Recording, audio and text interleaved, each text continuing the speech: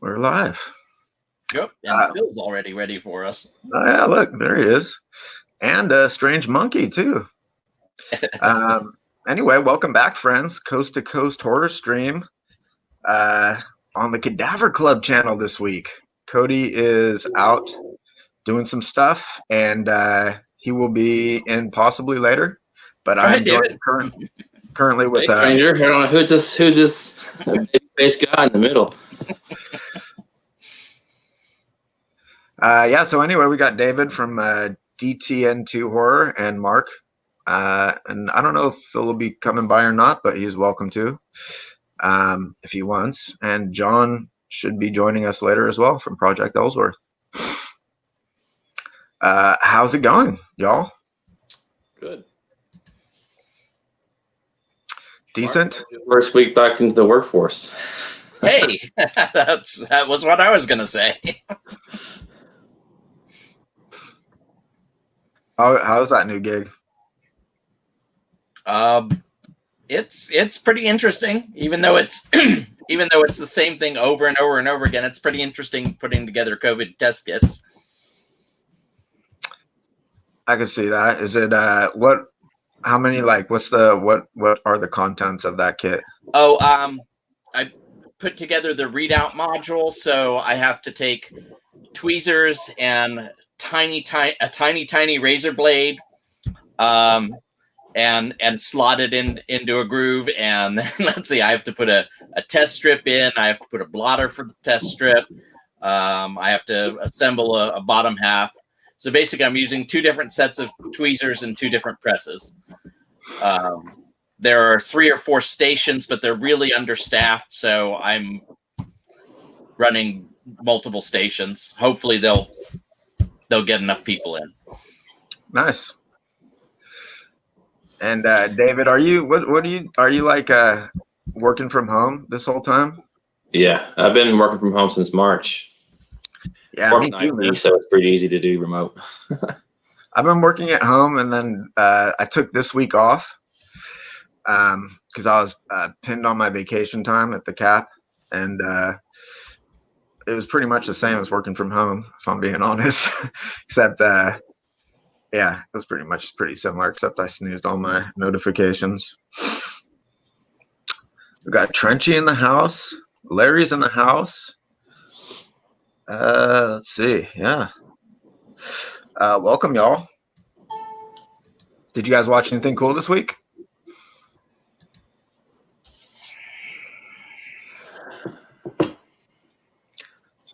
Ladrones de Tumbas. Wow. Well, Mexican horror from Vinegar Syndrome, and it was really good. What vintage is that? No, I don't actually know what the year is. That one. 1989. Oh, okay. Patrick watched. Hey, Patrick, how you doing? He said he watched 3 movies. What'd you watch? I started Lovecraft Country. Oh, how is it? I want to watch that.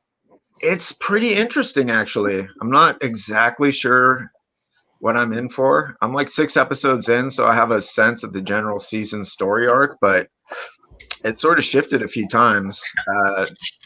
But it's done really well. It's an interesting, because it's a time. It's like a period piece.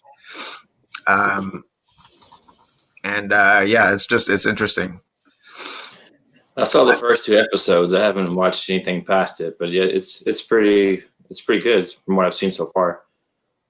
Yeah, I liked it a lot. I think that I'm maybe like 6 episodes in, I think. But the first couple episodes, things change up a little bit. Like when you get into like I think 4th episode, maybe there's sort of like a sort of separate little thing. It's like a little contained episode. It's a little different. Justin, how you doing, Justin? I watched one based on a suggestion from Corey at Gore Burial Ground. That was rough. I love it. That was very rough. I think I've watched maybe only one suggestion from him, and it was pretty good. It was The Pit, which he said was a childhood favorite of his, and a few other people have said that as well. But I hadn't even heard of it, and then I watched it. It was a fun movie. It's ridiculous. Mark, you seen The Pit? Yeah, I've seen The Pit. I enjoyed it. I haven't seen it in a while, but Shannon's in the house, resting willpower. How you doing? Shannon.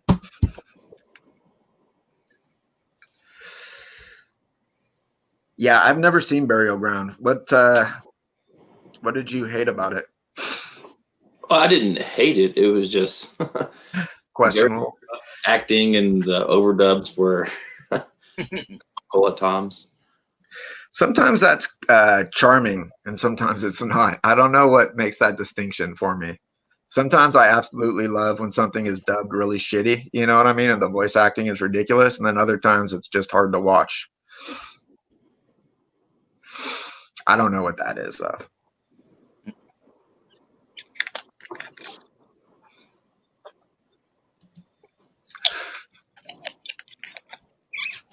I also watched the My Bloody Valentine remake, which I liked it. And a movie with Jason Bateman called The Gift. Oh, yeah, that's a good one. Yeah, that was a good one. That one's has a little bit of a disturbing twist in there. Yeah. Which I thought that was a good movie. When I saw it, I was kind of surprised by it, you know? I didn't really know what to expect. I've seen it a few times since. But I didn't recognize Joe Egerton. I mean, he was Gordo, the weirdo, but I didn't know it was him until I looked it up. Yeah, his mannerisms are different than a lot of his other roles, I think, where he's more like a dashing leading man type, you know? Mm-hmm. I like when an actor can disappear into a role. Yeah, for sure. And he actually wrote that screenplay and directed it, so I was even more surprised by that. I didn't know that he had directed it and wrote the screenplay. Mm-hmm. Huh. Yeah, the comment section saying the My Bloody Valentine is an excellent slasher and one of the best remakes. It was very obvious, though, that it had been filmed with the intent of being in 3D. Oh yeah. I love like Friday the 13th Part 3. I love all those cheesy ass gratuitous 3D shots. For me, they're just like they're hilarious. They're great, man. They make me like smile in my soul. And when they're juggling the apples and the eyeball and stuff. Yeah, yo-yo POV. What the fuck with popcorn with the yeah, just great. Seth's in the house and Crypt 6 as well. How you guys doing? Oh yeah, the red and blue glasses, man. I remember like one year, I think it's maybe like 1999. Shark Week was in 3D, and like I like picked up these like red and blue 3D glasses to watch Shark Week. It was not super great. Yeah, I can remember in the 80s. They were airing Jaws 3D on TV, and you could only get glasses like at your local gas station. Yeah, that was a fun watch. Yeah, I think I remember that in the 80s. I actually thought 3D was cool as fuck back in the 80s when I was a little younger. The red and blue 3D. I remember on Halloween they did like a 3D thing once where they showed like some old movies that were, I believe, converted to 3D. I don't think they were shot in 3D. But yeah, that was awesome. But I never saw My Bloody Valentine in 3D. I've heard that the 3D effects were actually pretty good in it, though.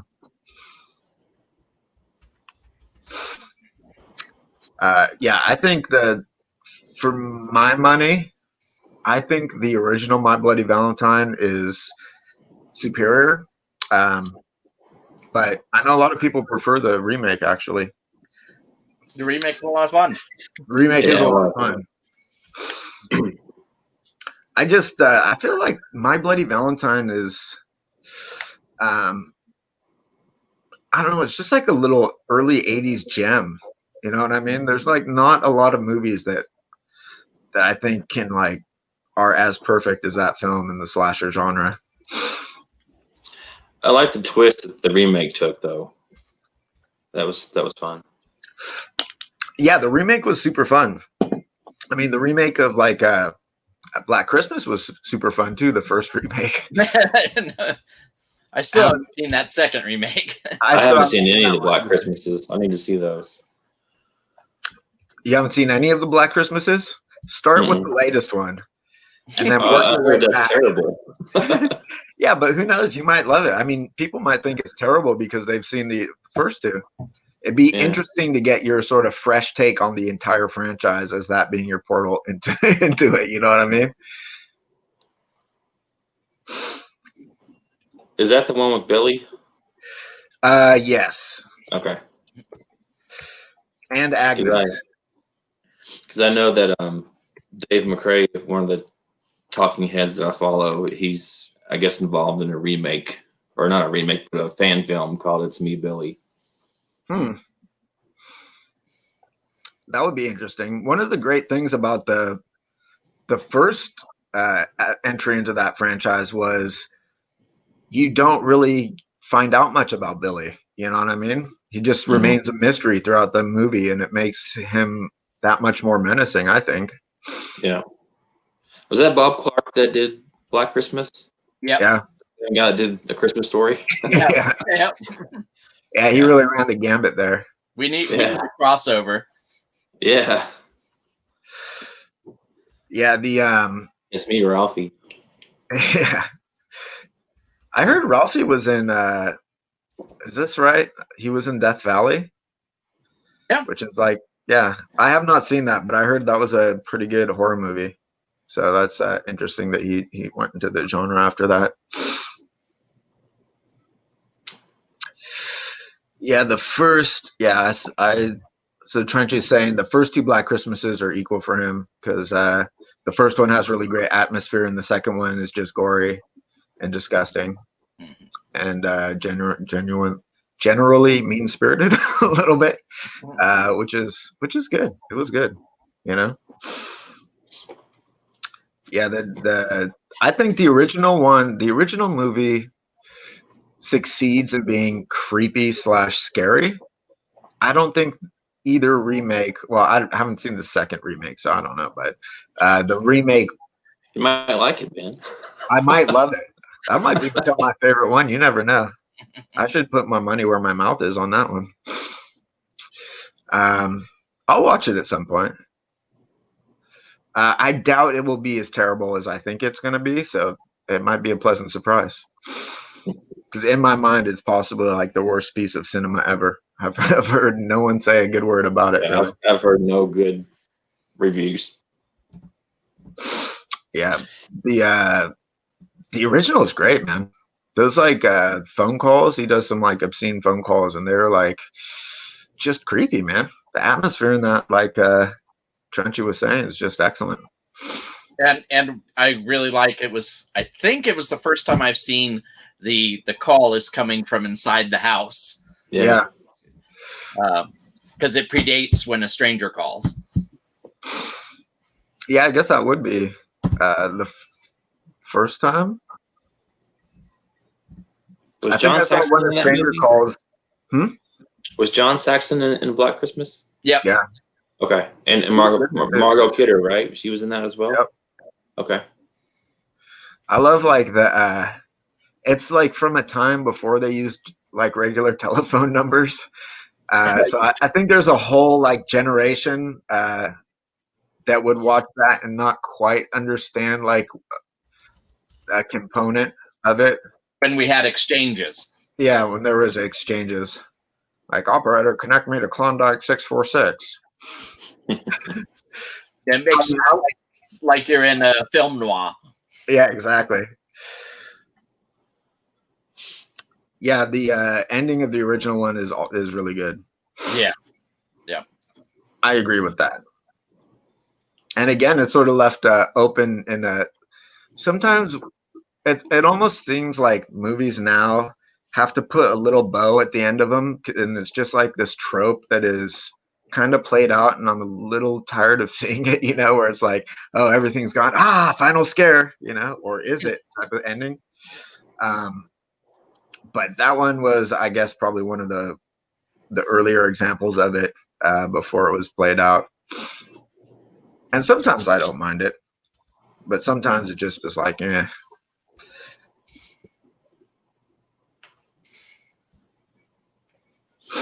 Some more paramedics in the house. How's it going, dude? I know Resting Willpower, she's watching. My Bloody Valentine is, I think, her favorite slasher movie of all time. Bro, it's pretty up there for me. The original, if you watch the unrated version. Yeah, I agree. Yeah, I saw the rated or the standard version. It's one, normally a few seconds of gore or whatever doesn't make that much of a difference to me, but in My Bloody Valentine it does. It's actually makes it a much better film. Like a much better. It's like, it's pretty crazy how just that tiny little bit of extra like seconds of like the gore and whatnot really has a big impact on that film in general. You know what I mean? Yeah. Yeah, Patrick's saying he gets tired of every low budget horror film trying to set up a sequel. There's a movie called Big Legend that's I think it might be a Wild Eye movie. I'm not a big Wild Eye fan, but this one was actually not too bad. But it's a Bigfoot movie, and at the very end, they like out of nowhere, Lance Henriksen comes in. He's like not in the movie at all. It's just like a weird cameo at the very end, and it turns out he's like from some secret society of like Bigfoot hunters or some such shit. And then it says like at the very end of the movie, they're trying to like open this like giant universe of like monster hunters or some shit. It's ridiculous.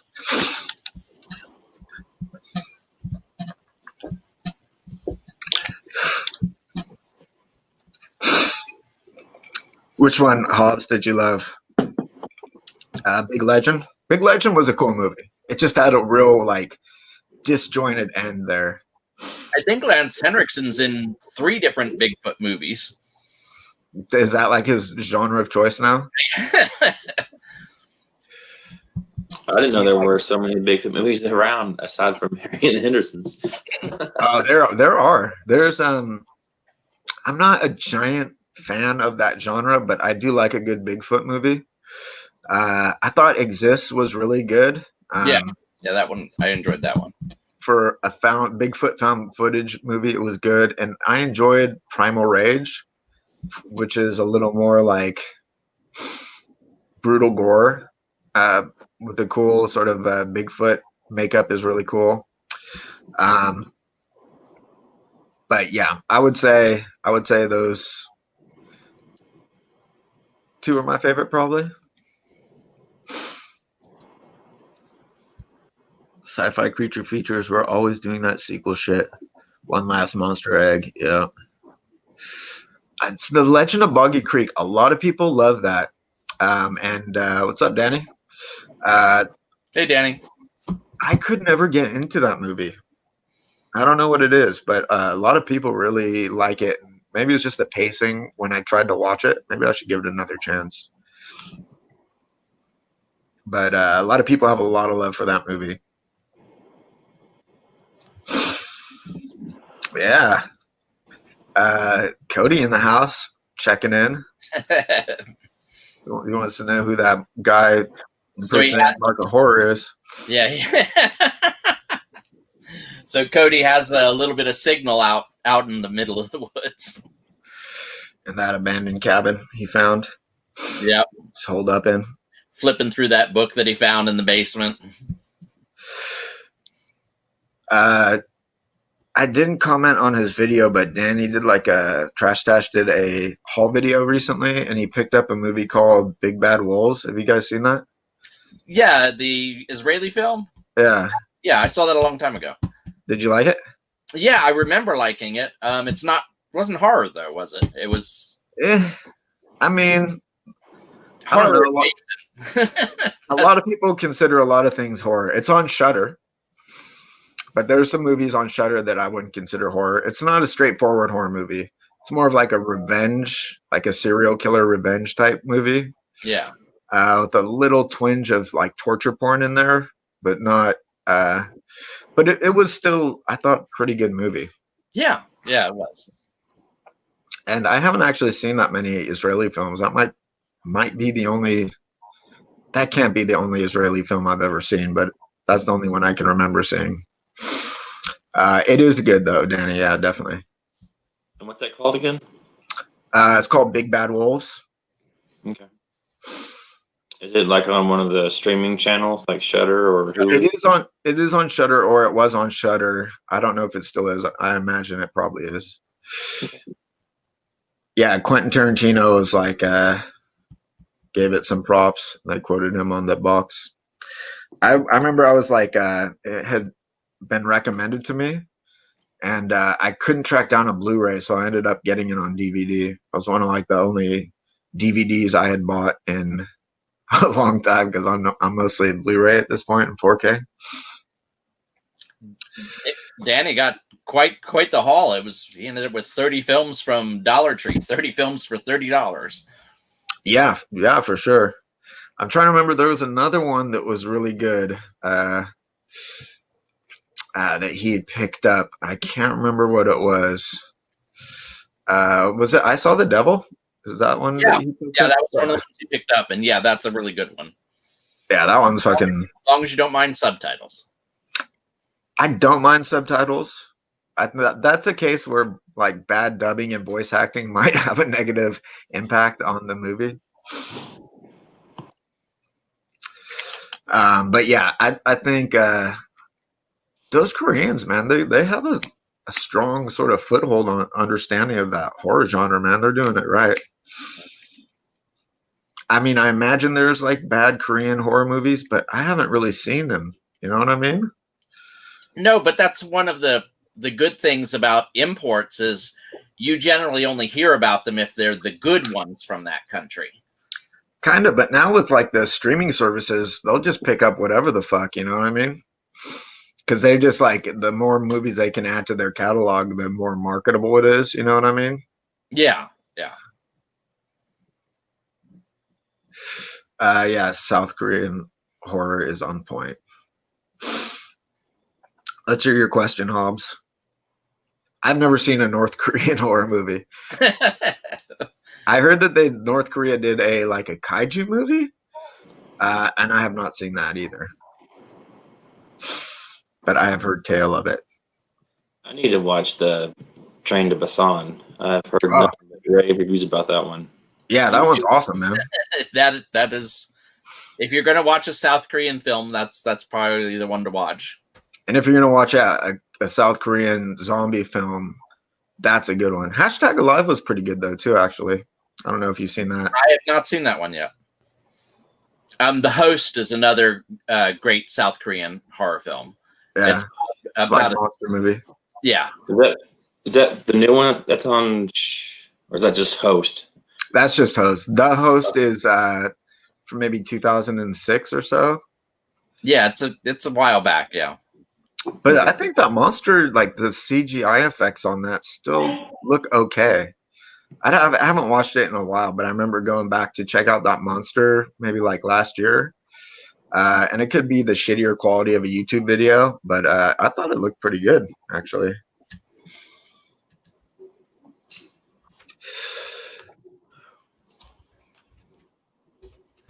Wait, Hobbs asked if he could ask a question, but then he didn't follow up. Yeah, North Korea is a horror movie.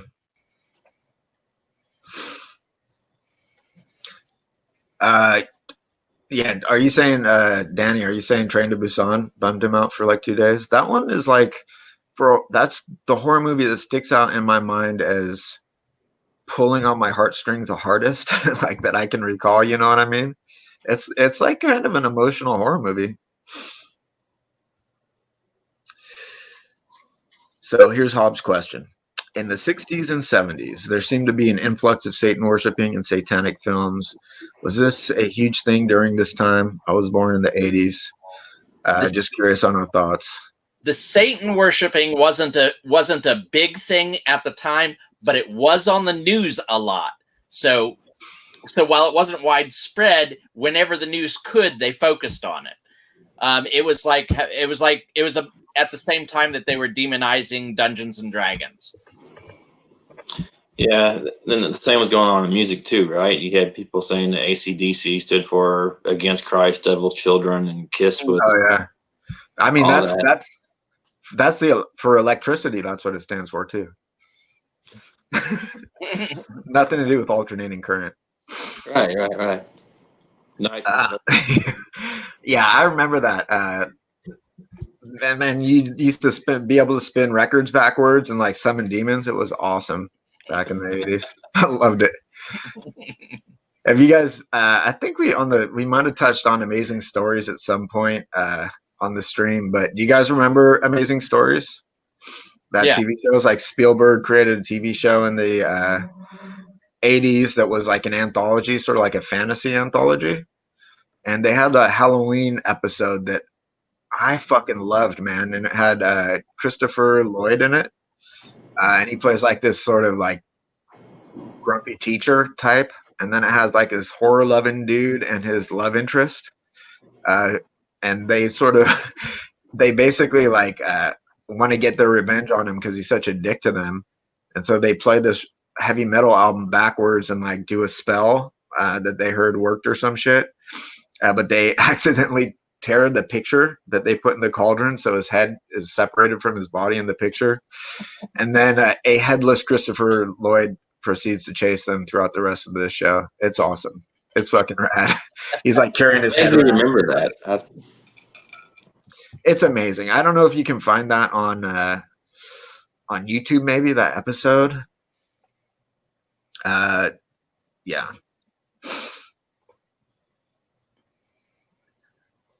So Interweb Kaiju said Pulgasari. That's the Korean one. Is that's the Korean kaiju movie I was thinking of? I think so. Thanks, Casey. Yeah, Satanic Panic was a thing. That was more 80s though, I believe. No, well, yeah, but it was big in the 70s too, but not. It's not that the cults were big. It's that the propaganda around them was really big.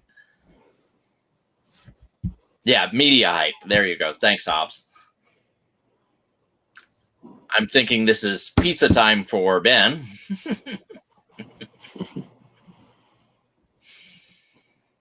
We'll get to see his $60 pizza tonight. Deep dish.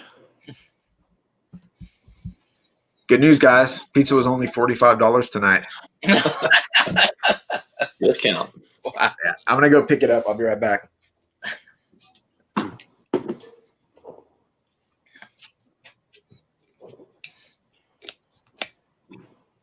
Yeah, I had. Martha, go ahead. Go ahead. Go. I was just saying I enjoyed your opening credits to all the Halloween movies.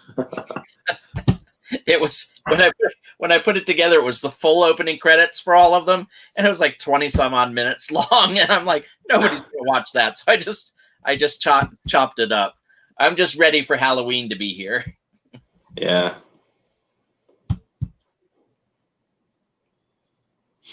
Yeah, Phil, I had to shave. I've got, or rather, I didn't have to shave, as it turns out, but I work in a clean room now, and putting together COVID test kits, and they told me I was going to have to wear a beard net, so I shaved off my beard, and they said, no, you have to wear a beard net whether you have a beard or not. Oh no, that stinks. So yeah, I'm in just short of hazmat gear when I'm in there. I have special boots, special gown, hairnet, beard net, mask, gloves. But how many kits do you all manufacture in a day? I think what was it last week? Last week I had a couple of people with me on the line, and we ended up doing about 900 in one day. Oh, But, wow. but they're not the full kits. It's the readout module. We actually, we actually do parts for other companies, and I can't say what companies because I'm under an NDA. So I can say what I do, but not who I do. Right. Yeah, I understand. But they just couldn't get people at our factory. Not enough people wanted to work, and of course, demand for COVID kits is through the roof. So they just can't hire enough. And my wife, so I came out of semi-retirement. And you're working 4 10-hour days, Mark? Four 10-hour days, Monday through Thursday. It's nice having a long 3-day weekend. It is. She set it up that way because that way we could both ride in. We can both ride in together because it's about 45 minutes away, and then come back together. Although she still has to work Friday. And you're in North Carolina, is that right? Yeah. Hiding up in the mountains of North Carolina.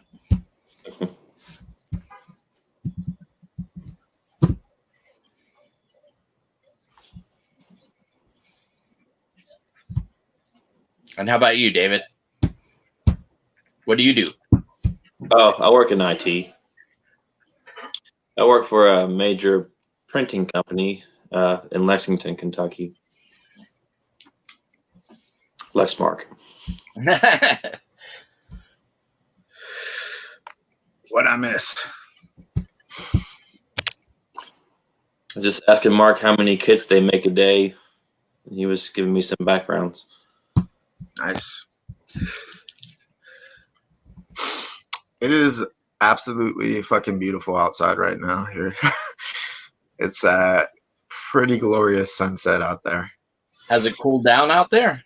No, it's hot, but it's beautiful. Oh, okay. Are the skies still that creepy yellow? No, it's the clouds are absolutely beautiful. They're kind of like like a blush, I would say, maybe like a light rose. I don't know how to describe it. It's fucking awesome looking, man. It's fucking gorgeous out there. Yeah, very nice sunset. Well, the weather out here's been great. 60s. Yeah.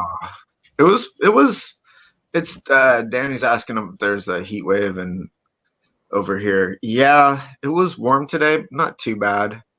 I think it was maybe like 85 degrees or something, but that makes my apartment hot as fuck.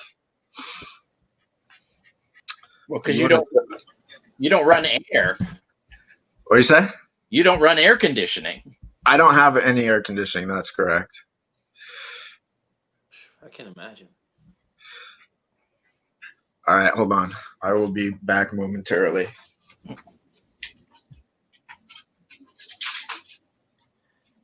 right, it's time to see Quilty do his telekinesis.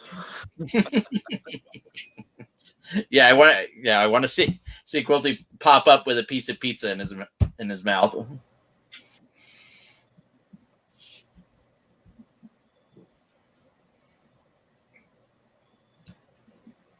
Yeah, 77 is a good temperature too.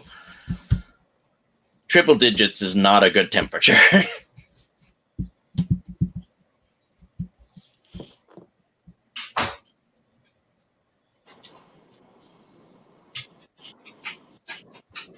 Excuse me, Carlton, you son of a bitch.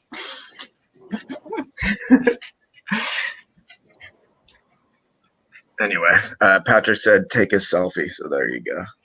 Oh. I don't know if you can see how nice it is. I tried to. Hold on. I tried to get a better picture. It's nice. Yeah. Geigen's on this very strict diet. Patrick's trying to get me to feed my Godzilla figures. You don't have any room to feed. Yeah, Quilty use some of his powers. Exactly. She can bring inanimate objects to life, so there is that. Puppet master style. She's good like that.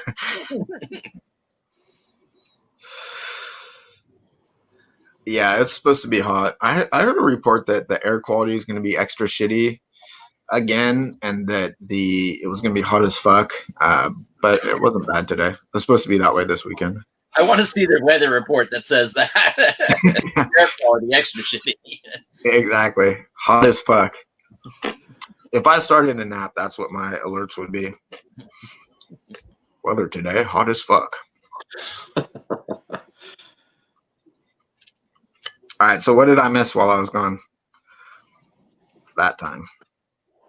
Nothing. Just talking about the weather. Ah, the weather.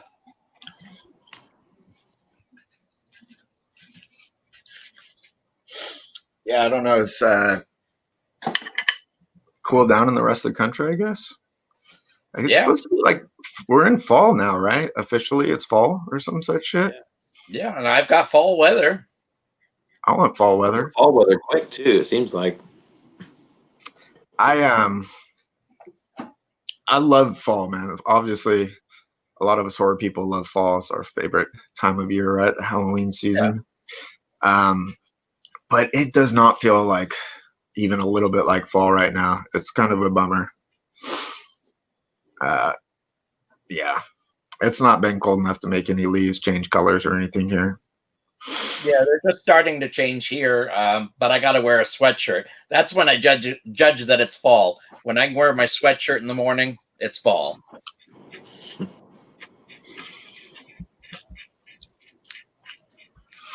Yeah, I don't know. It's going to be a weird Halloween this year, I think. Because there's not going to be any trick-or-treaters. I know people, David's, he really goes all out decorating his house. And he did this year, which is cool. Looks good, by the way. Thanks. I don't know if they're going to cancel trick-or-treat or not, but I mean, I've been seeing a lot of creative ways of delivering candy to the kids. Slingshot style. What's that? Well, like a chute, and then like dropping the candy in to let it slide out to the trick-or-treater. Yeah, I think you guys remember the bowl with the note that says "Take one, please." Has anyone ever just taken one? I mean, I know in the beginning of Trick or Treat, that kid sort of breaks that, and they say that's like I don't know, so sort of symbolizes one of the rules of Halloween that he broke, in addition to like kicking over jack-o'-lanterns and shit. But I mean, what kind of kid's not going to grab a handful of that shit? You know what I mean? Well, I haven't had a single trick-or-treater in a decade of being here. Oh wow. But we don't have any sidewalks where we are, so we have sidewalks, but it's a fourplex, so there's 4 apartments in this house, and so our like doors aren't easily accessible for trick-or-treaters. Could sit out on like the front porch and like hand out candy though. Yeah, I don't have sidewalks on my side of the street, but across the street there is a sidewalk. So that's weird. Yeah, that's a weird street.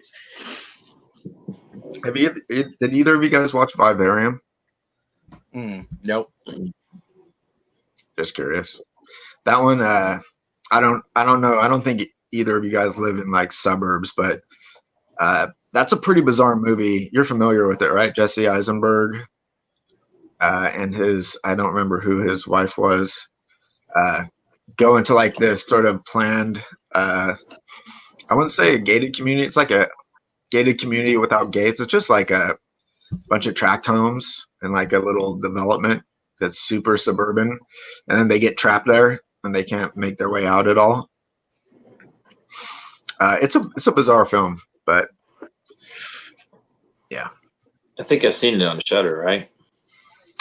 Is it on Shudder? They might have just added it to either Shudder or Prime. I think I did see it come up on one of the streaming services. Emojin Poots. That was a weird one. Oh yeah, J. Michael Olivia. I don't know if that's how you pronounce it. Sorry if it's not. Tremors coming out with a new Arrow limited edition 4K set. That's pretty awesome. Yeah, it looks really nice. They're Yeah. using a great job with the set. Yeah, I have yet to be disappointed. A few of their sets are in like flimsier cardstock. I think the earlier ones. A few of the earlier ones. But the ones they've been doing lately have been awesome. For like, I don't know, of all the ones I have, I think 3 of them are like that. Necromantic 2, Texas Chainsaw Massacre 2, and Bride of Reanimator for some reason has a kind of a flimsy box. They're still beautiful though. Yeah, I know that Scream Factory started off with really thin box sets, and now they're doing nice thick cardboard. And Shram too, actually. Have you guys seen Shram? Either of you guys seen Shram? Whoa, what a weird fucking movie, man. It's by the guy who did Necromantic. I can't pronounce his name. Buttergeist. But great. Yeah, something like that. But really weird movie that I didn't love, but I didn't hate. It was interesting. I will give it that. But the pacing was a bit slow. About a sort of loosely based on Carl Panzram, serial killer. I believe in the early part of the 1900s. But anyway, it's interesting. Michael Gross, man. My favorite sitcom father. Yep. Did you guys ever see Holliston? I think that's what it's called. The Adam Green like sitcom. They just added it to Shudder, and I watched a few episodes. Yeah, I didn't love it. I'm not a giant. I like Adam Green. I like his spirit for like independent filmmaking and his sort of like I don't know, get it done attitude. I'm not a huge fan of his work, and that sitcom it's real weird to see a sitcom these days for me. I think there's like a laugh track. It's fucking bizarre. But isn't there a lot of nods to horror in that sitcom? It's all nods to horror, yeah. Okay, yeah. Oh well, then it's like him and his roommate host like a horror show on the weekends on this small cable channel, and they have this movie that they want. I can't remember what it's called, like Shin Guards or some shit, something weird. That they've a screenplay they want to make for their first horror movie that they're always talking about. Yeah, and there's weird makeup effects and gore and shit in it in a weird way. I mean, I think if you like sitcoms and you like horror, you might enjoy it. My wife likes sitcoms and I like horror, so maybe that'll work. Yeah, your wife might like it, actually. Some of the comedy was pretty funny. A lot of relationship stuff. Yeah, I don't know. I thought it was interesting. I don't think I'll finish this series. I watched maybe 2 or 3 episodes. But I don't know. Anyone in the chat seen Holliston? Streaming on Shudder. Yeah, I heard Christian Dan Horror talking about it this week in one of his things. Another Tremors in production. Yeah, it takes place on an island now. Okay. They haven't done Tremors in space though yet, or in the hood. Those will be next. Yeah. Okay. Tremors X. Yeah, there you go. Ben Grimm in the house. Yeah, that's sort of how I felt. Ben Grimm says it was yeah, that's how I felt. I'm not a big fan of the Hatchet franchise. I think I've warmed up to them a little bit, but I was pretty disappointed when they first came out because the first one was marketed as like the return of the great early 80s slasher. Maybe it was American slasher, I'm not sure, but I was expecting it to be a little more less campy. So I was a little disappointed. They went with the considering that the campy slashers were the great American slashers. Yeah. But I really liked his Frozen, the one where they were up trapped on the ski lift. Yeah, and I like Digging the Marrow actually too. I would say it's probably not his best movie, but it might be my favorite movie from him. I like movies where they sort of, it's like kind of like a found footage mockumentary style movie that has some truth because Adam Green is playing himself and he's like, hanging out with Kane Hodder and shit. But then like there's a fictional component to it, and it's fun to see that played with. I think it's interesting conceptually.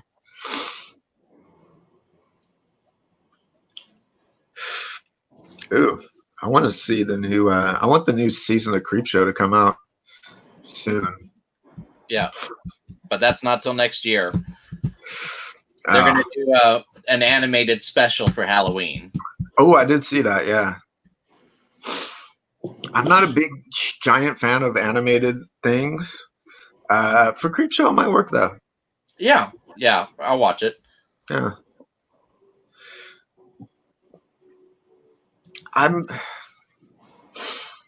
There's not been that many great Cabin Fevers. I like the first one a lot. Yeah. The second one I thought was almost unwatchable. And then there was like a prequel that I actually thought wasn't too terrible. And then there was a remake. Like I don't know, 10 years after the original, like you remake it. That's like shot for shot remake. What? Why? And yet isn't as good. Isn't not nearly as good. Yeah. Yeah.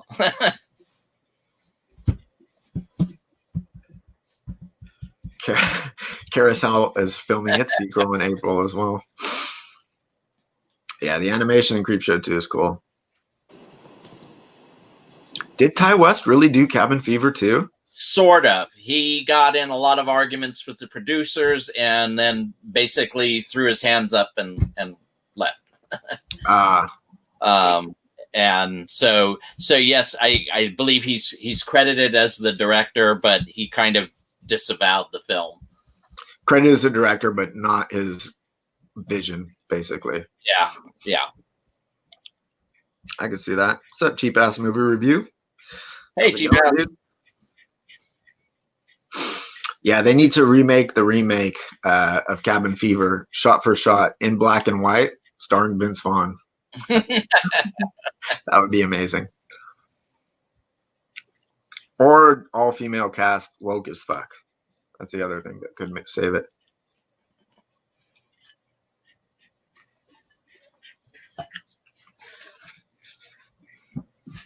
Yeah, that's just too meta for me. Yeah, they did replace the funny cop with a hot cop in the remake. I watched the remake. If there was no, I think if that was just released without any previous Cabin Fevers being released, it might be okay movie. You know what I mean? But you have to compare it to the original, and it's just not as good.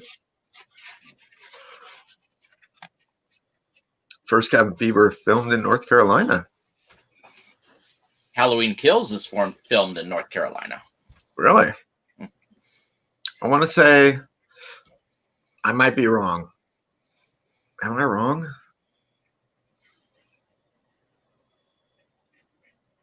I'm not even going to say it. I think I'm wrong. Let me fact check myself real quick. Was I Know What You Did Last Summer set in North Carolina? I think it was filmed here, but it wasn't set here. I think it was set there. And it was shot, the beginning was shot up here in Northern California. And then all of the town stuff was shot in North Carolina, I think. Let's see.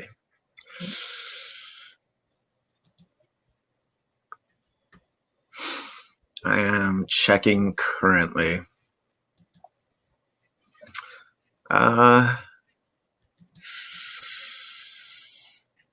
Southport, North Carolina.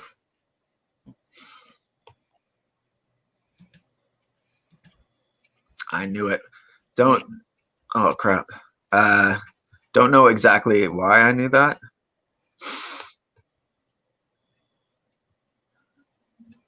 But I might do I might end up doing like a horror movie location visit for that at some point. Go to the beach where they have that little bonfire in the beginning. That's just more because I want to go on a motorcycle ride up the coast, up to Bodega Bay. But Winston's Party Fever. I like that one. Had a very sort of like Night of the Living Dead ending to it, sort of, right? Where the guy survives but then gets shot by the people. Spoiler alert if you haven't seen a 15-year-old movie or whatever. Or spoiler alert if you haven't seen a 40-something-year-old movie.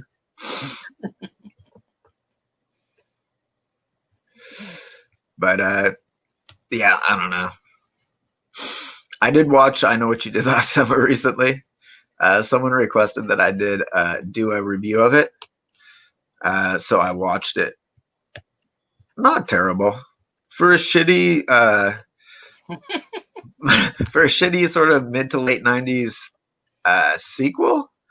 Yeah. Or, sorry, I'm not sequel, like a slasher that's I don't know, sort of derivative of Scream. It's one of the better ones, I think. I think it was basically, it came out a year after Scream, and it was rushed through production because of Scream. And then it was written. The screenplay was written by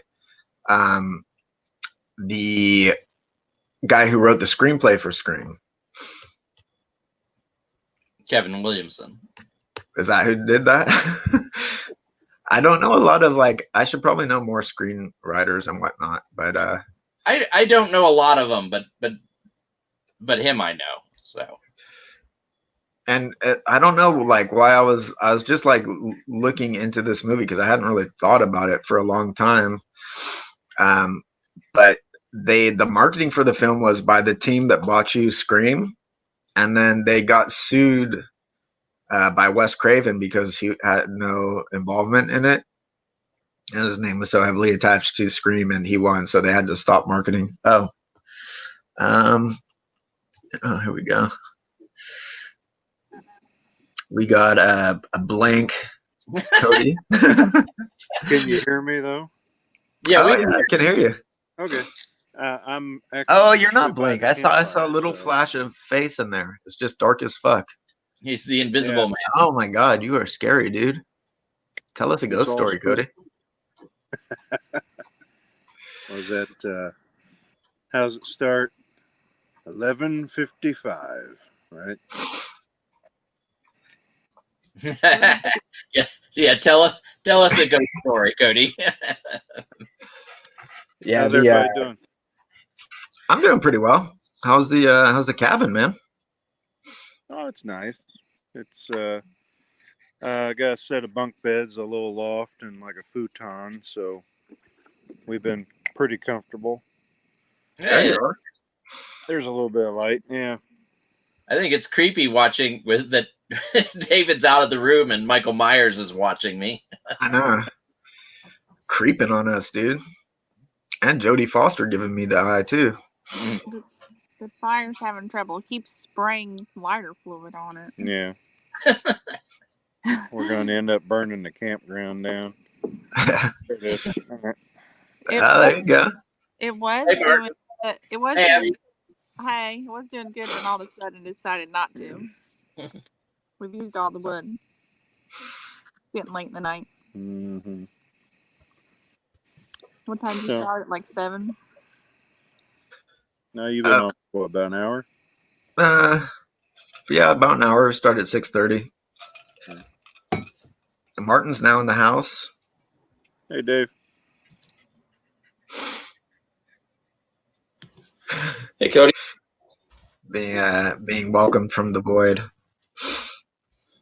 Have you guys all seen The Void, by the way? I know you must have, Mark. Cody, Yeah. have you seen The Void? Yeah, I've seen it. Hey, John. I watched it last.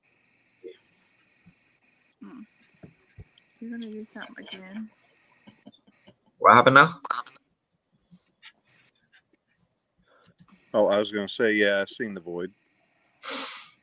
I really like that one. That was the one in the hospital, right? Yeah. Yeah. Yeah, I love that, man. From the even until like it gets all cosmic and shit, just like the crazy cult people like just looming around that fucking hospital was creepy, man. I thought that one movie was excellent. Yeah, good practical effects, good atmosphere. Yeah, I liked it. absolutely. So what was that? What was that movie you got, Mark? It had something tuned horned. From your Vinegar Syndrome video. Sorry, something what? I heard the word tomb. Oh, okay. I heard the word quarantine. They had Ladrones de Tumbas. Oh yeah, yeah. I heard that one was pretty good was from 1989. Mexican horror. Way to go, Ben. Recap. No. Yeah, it's a good one. And Vinegar Syndrome's putting another one out by the same director next month. I haven't really seen that many Mexican horror movies. The Del Toro ones. But yeah, I don't know. Arrow just put out that box set of the director who I don't even know. His name, I can't remember. Did like movies from the 70s. Jose Larraz. Yeah. I don't know too much about that, but what's up, Sean? Sean Blue Digital in the house. Hey, Sean. I saw one, I think from the 70s, called Night of the Bloody Apes. Mexican horror film. Oh, you talk about bad. It was the basic premise was that a guy gets a heart transplant from an ape, and then afterwards he ends up basically turning into an ape, and then he spends the next 45 minutes running around raping women. Well, yeah, he's got the heart of an ape now. Wait, did you say the heart of a rape or ape? Uh-huh. It was high class stuff, let me tell you. Yeah, sounds amazing. Our boy Rick isn't here from Us Only, but I know Atroz is one of his favorites. That's a Mexican sort of extreme horror movie. Haven't seen it though. Martin says he's seen some pretty trashy Mexican vampire movies. Night of a Thousand Cats. Danny says he's seen that movie and he thinks it was Mexican. Okay. I've seen a few of the wrestling horror movies. Have you? Yes, yeah, of the Mexican ones. They're entertaining. Are you a wrestling fan, Mark? No, no.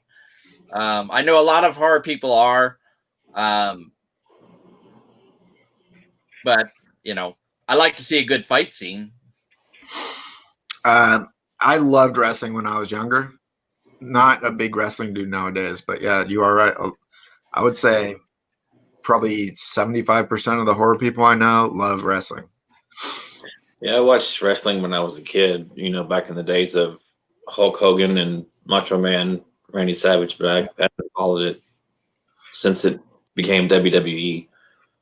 Yeah, me neither. I was back WWF days. That's when I think it was good, and honestly, about the time I quit watching was when the Undertaker came in. I mean, everybody had their shtick, but the Undertaker and Paul Bearer were just too much for me to handle. Now, one thing sticks out though. I've never seen you and him in the same room at the same time. Mostly Paul Bearer did me in, and then once The Rock and them came in, I mean, I loved got into. Now, I don't know my wrestling too much, so I can't remember. Is the Undertaker the one that you look exactly like? That's what well, yeah. There he goes. Craig was saying that. Craig, I think, messaged me on Facebook a picture of Cody and a picture of the Undertaker next to each other in like the same pose. They look pretty similar. Yeah, John says MMA ruined wrestling for him. Yeah. I mean, yeah. I'm not a big wrestling dude. Do you guys watch Bones from Bones and the Necro Zoo? That guy's a genuine wrestler. Yeah. Awesome dude. Great channel. Been doing like he just ranked the Texas Chainsaw Massacre deaths in a video. I don't think I've ever seen anyone rank the deaths from a franchise before, so I thought that was really interesting. Have you guys ever seen a video where someone ranks like the deaths in a franchise? I have, yeah. Maybe I have. Maybe I'm just spacing it. I don't know.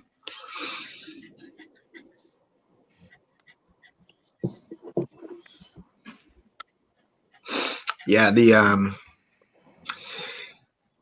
I watched a movie called what the fuck, Penance Lane or something. I can't remember what it was called. Something like that, with Taylor Maine as like the dude, and then I think the Undertaker had a cameo in it. But I think it was a WWE film or some shit. I was gonna say, See No Evil. That was a WWE film, wasn't it? Yeah. Yeah, big show. Yeah. Wrestling Willpower says she loved Sting and Ric Flair back in the day, and the JYD. Yeah, those were the days. Cody Leach does sometimes. What does he do sometimes? He ranks the kills. Oh, okay. Hey, Shinobi. I always liked a lot with ranking the kills, ranking masks, ranking kind of what you all have been doing with ranking the movies in a franchise. Ranking videos. Everyone likes ranking videos. I've actually never done a ranking video.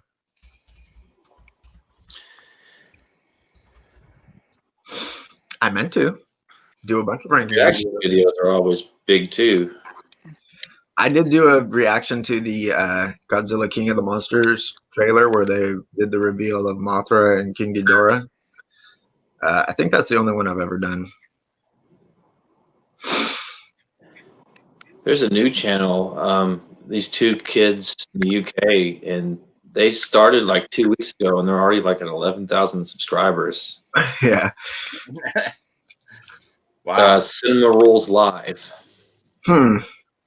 Some people, I mean, I don't know. My channel grows slow as fuck, man. So I don't know how people do it, but some channels just blow up. I'm almost to 100. Dude, it took me like I think almost a year to get 100 subs. So you're doing well. Yeah, I don't know what it is, but in the last week, I've gone from like 76 to 96. Oh, that's great. Shout outs and appreciate it. I think I went from 430 to 431. Yeah, that's me. Up 2, down 1. Yeah. Patrick says he's at 60. Yeah, so Cody's having issues with his signal. And I guess so he's gonna not keep trying to stream. But anyway, it was good having you.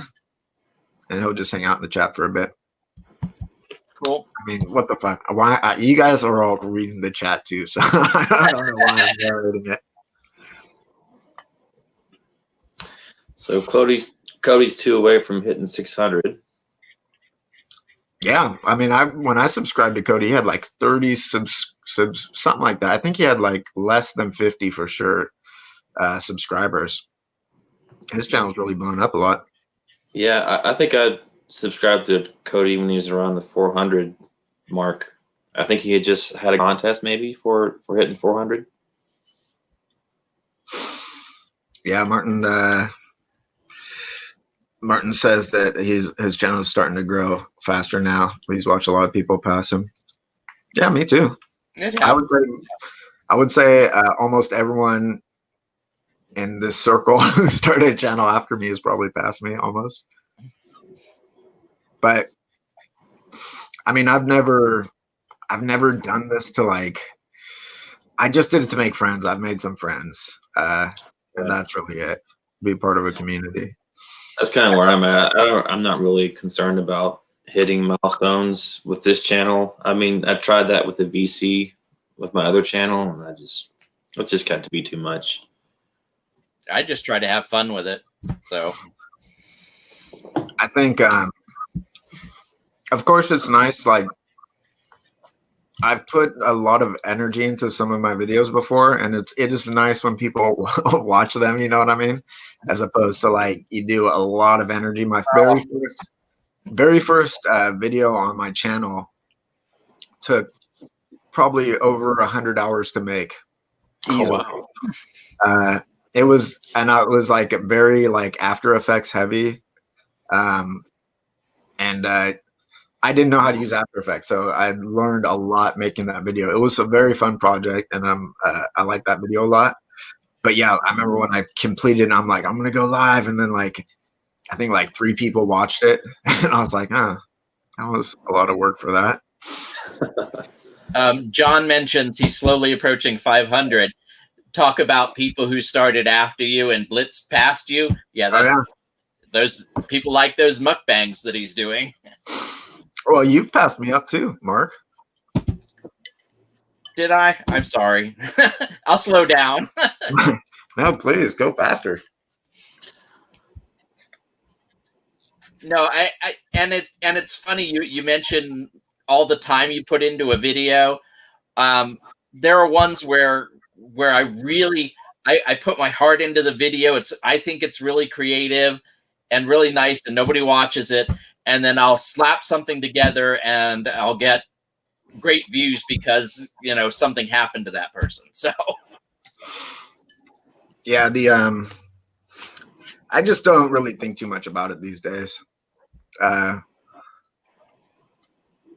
am planning on getting some new equipment, and so I'm planning on doing a bunch of, because I don't see any end to this fucking quarantine. To be honest with you, it's just like keep going on. At least from my work perspective, like we're done for a while going into work. So I figured I'd do fun creative projects from home. So I'm going to invest in some equipment, and I'm going to be doing some pretty high production value videos soon coming up. I think I'm not expecting a lot of traffic through, but it's going to be real fun to make. So good. So Ben, the ones you've been posting on Instagram, are those from some of your older videos? Yeah, on my Instagram, I just sort of have been. Those are all from old videos. Yeah, I just sort of went through and did like some of the intros with Quilted and just random bits from the channel. So go check out my Instagram, y'all, if you haven't. Yeah. I like Instagram because I can keep up with people's Instagram channels. I can't keep up with. I love all of you in chat. I can't watch all your videos. Yeah. I've noticed one thing about the horror communities is that there's a lot of live streaming that goes on, and it's just it's hard to keep. Oh, yeah. Yeah, Phil does like 3 a week. Yeah, he did like 2 a day last week. And he's entertaining. I just don't. Yeah, Martin saying all hail quilted. I think I want to say it was it Slim Carity or was it Rob S. Gray? One of those guys did a post about like a Satan worshiping dog, and he said, how do you know? Now you know how to tell if your dog worships Satan. I was like, well, how can you tell if Satan worships your dog though? Because Quilted's pretty powerful, and he just said, yeah, he worships her. So,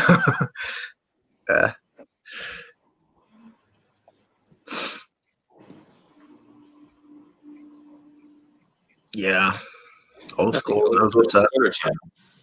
Now, old school Shinobi, is he in Japan? Are you in Japan? I know Titus is in Japan. Titus is in Japan. Okay. I don't think old school's in Japan. Yeah. I was wondering what the I don't really know what the quarantine stuff is looking like in other countries, if I'm being honest. But yeah, Shannon says she was going to make a video tonight. Decided to do this stream instead. Shannon did a survey video that I meant to comment on. I'm shit at commenting, guys. I'm watching a lot of videos and commenting on very few of them. But she was wondering if we'd like the videos where she talked about a single movie, did like a review like that, or when she goes over a bunch of movies. And I'm just going to comment on her video here live on the stream. I'd say go either way. You know what I mean? She has a podcast that I listened to and it was her talking about all the movies. I thought it was great. I liked it. And I like her single reviews as well. So I go easy going. Pennsylvania, old school, Derek.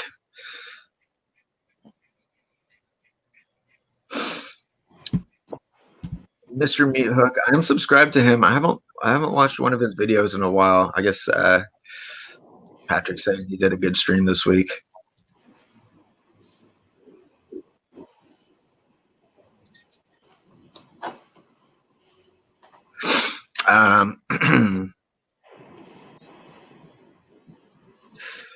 Yeah, sorry, Shannon took that video down. Yeah, I'll sometimes watch. I'll watch John's videos on YouTube, and then I'll comment on Facebook for some reason. I don't know why. Like I'll see like I'll have watched his video, and then I'll see him had posted it up on Facebook, and I'll go, oh yeah, by the way. Yeah, I'm the same as John. I don't comment a lot as much as I do. I'm watching on TV and stuff. Yeah, that's the thing. Like, depending on what device I'm watching on, I'll comment more or less. You know what I mean? Like if I'm watching on the computer, I'm likely to comment. If I'm on my phone, I'm not likely to comment. I try to at least acknowledge that I've seen their comment by giving a heart or something or a thumbs up. I still will heart and reply like all of the people that comment on my videos, just because I just always have. But the heart is funny because I don't love all of the comments, but it is like just an indication. Like, yes, I acknowledge that you commented and I saw it. Sometimes I love them, but on my other channel, I'll heart comments that I just couldn't give a fuck about random people. You know what I mean? Just to go like, listen, I saw it. But yeah, I try to go to people's videos and comment there, but not on my own videos. I'll just give them a heart or whatever and just let them know I read it. Reply sometimes, depending on the comment. Yeah, I need to. I should really start commenting more on the videos I'm watching.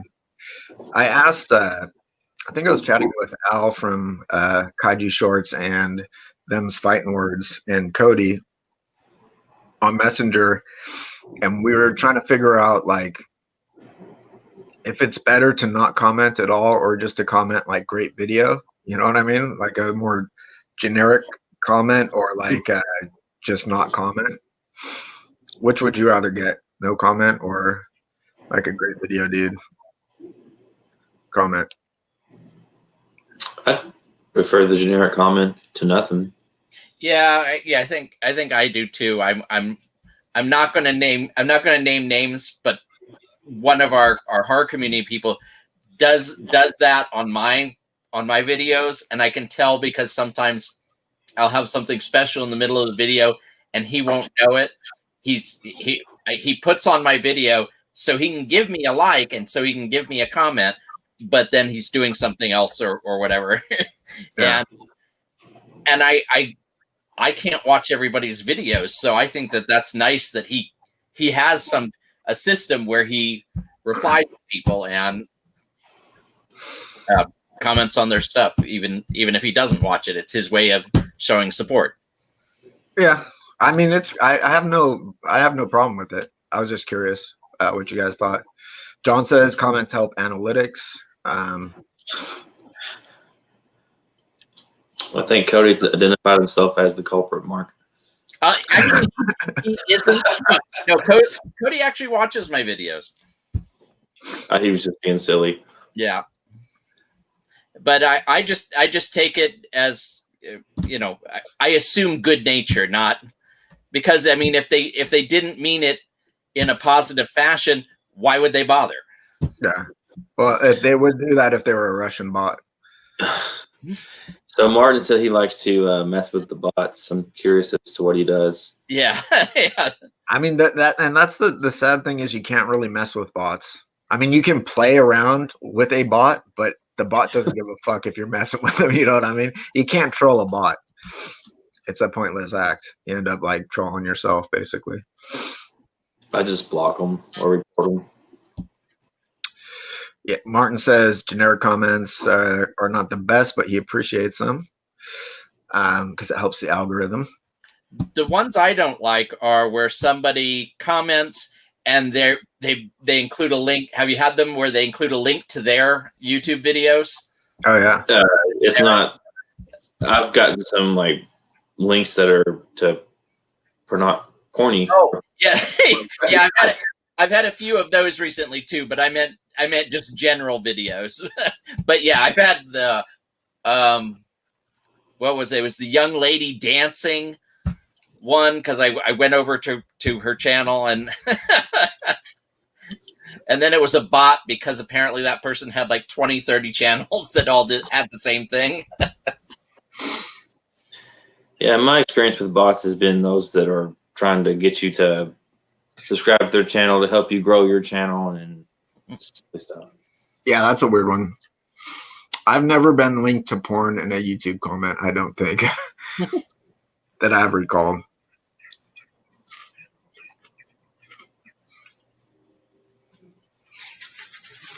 But what do I know?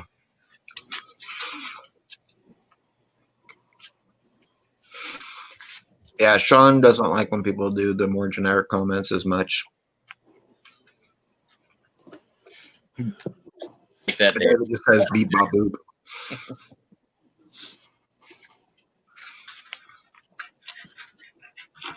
Yeah, I think I mean I haven't really made a video in a long time. I mean it's been a little bit. I need to break through that wall and make one. I have a couple haul videos I'm going to do soon, but yeah, I don't know. I think there's been like a rash of bots lately that have been hitting up people's channels. So I haven't really gotten too much of that. Yeah, what Danny's describing is like what I've seen a few times. And if I don't know them, I just delete it. Martin says he professes love to Tim, and then Tim changed his name to Tom, and he was heartbroken or betrayed. Aww. I love Al from Kaiju Shorts someone said, "Hey, do you want to be YouTube friends?" And he like answered in all caps, like, "Only if we can be best friends." And it was really funny, I thought.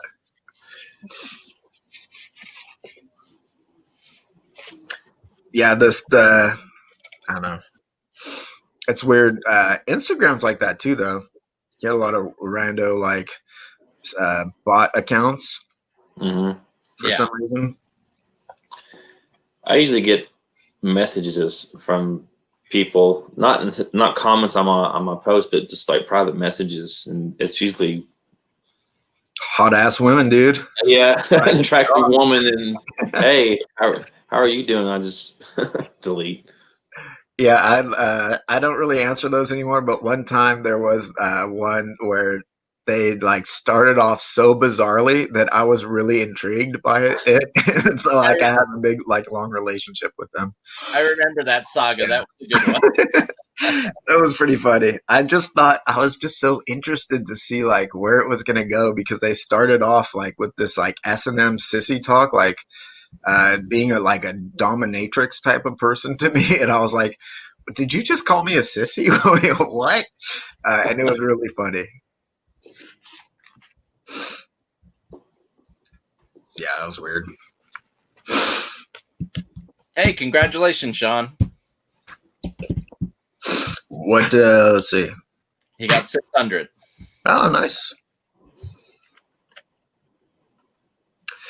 Yeah, old school Shinobi. I haven't put out a video in a long time. Yeah, Martin, that's the one I've been seeing a timestamp with like, ooh, I like this, or like the heart eyes emoji with just some random timestamp. I saw that on one of Al's videos, and I was like, I wonder what the hell happened there. And it was just like the middle of a sentence. Nothing happened. It was just like, oh, okay, that's cool.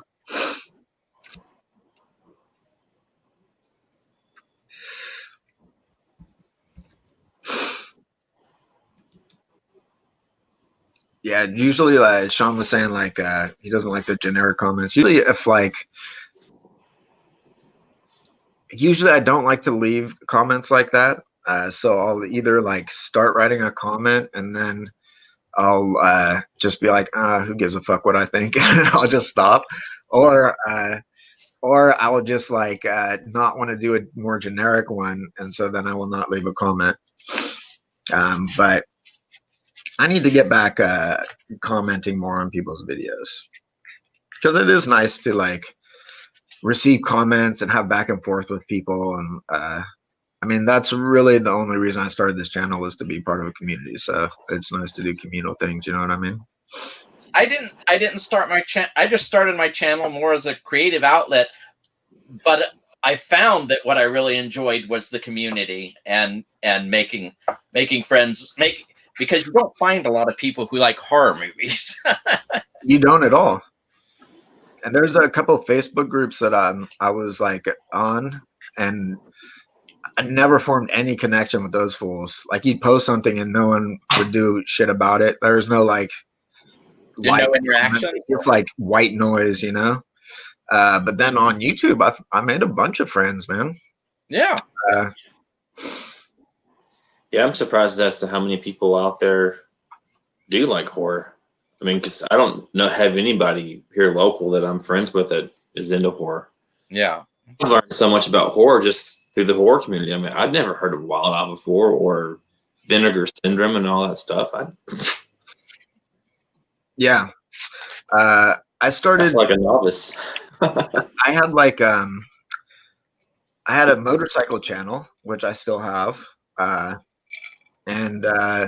But I was watching a lot of horror content, and I was like, fuck this. Fuck it. Motorcycles are cool. I love motorcycles. I have 4 motorcycles, love riding motorcycles. But the motorcycle community in real life, there's a lot. And you're on a ride and you see someone, you wave, you stop at a restaurant, there's people on motorcycles, you talk. It's like a sort of a brotherhood in that way in real time. But on YouTube, it's not. YouTube's full of like assholes talking a bunch of shit. So but the horror people are awesome.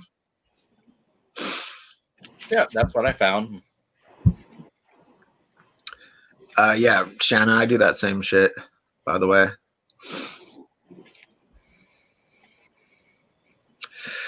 Yep. Martin says he started his channel because he saw there was a community of cool people that love horror movies and wanted to connect with people. Yep, me too. Yeah, same here. 100%. In fact, I used to be subscribed to a lot of the big YouTubers. Like someone mentioned Cody Leach earlier. I used to be subscribed to him and Drum Dums, Wolfman's Got Nards. Like, yeah, same here. Like those channels. But like, I never watch their videos because I'm busy watching my friends' videos. You know what I mean? Like, I don't have time to watch some dude's fucking horror video that, you know, is like, I'd rather watch some dude that I know their horror video. You know what I mean? That knows me.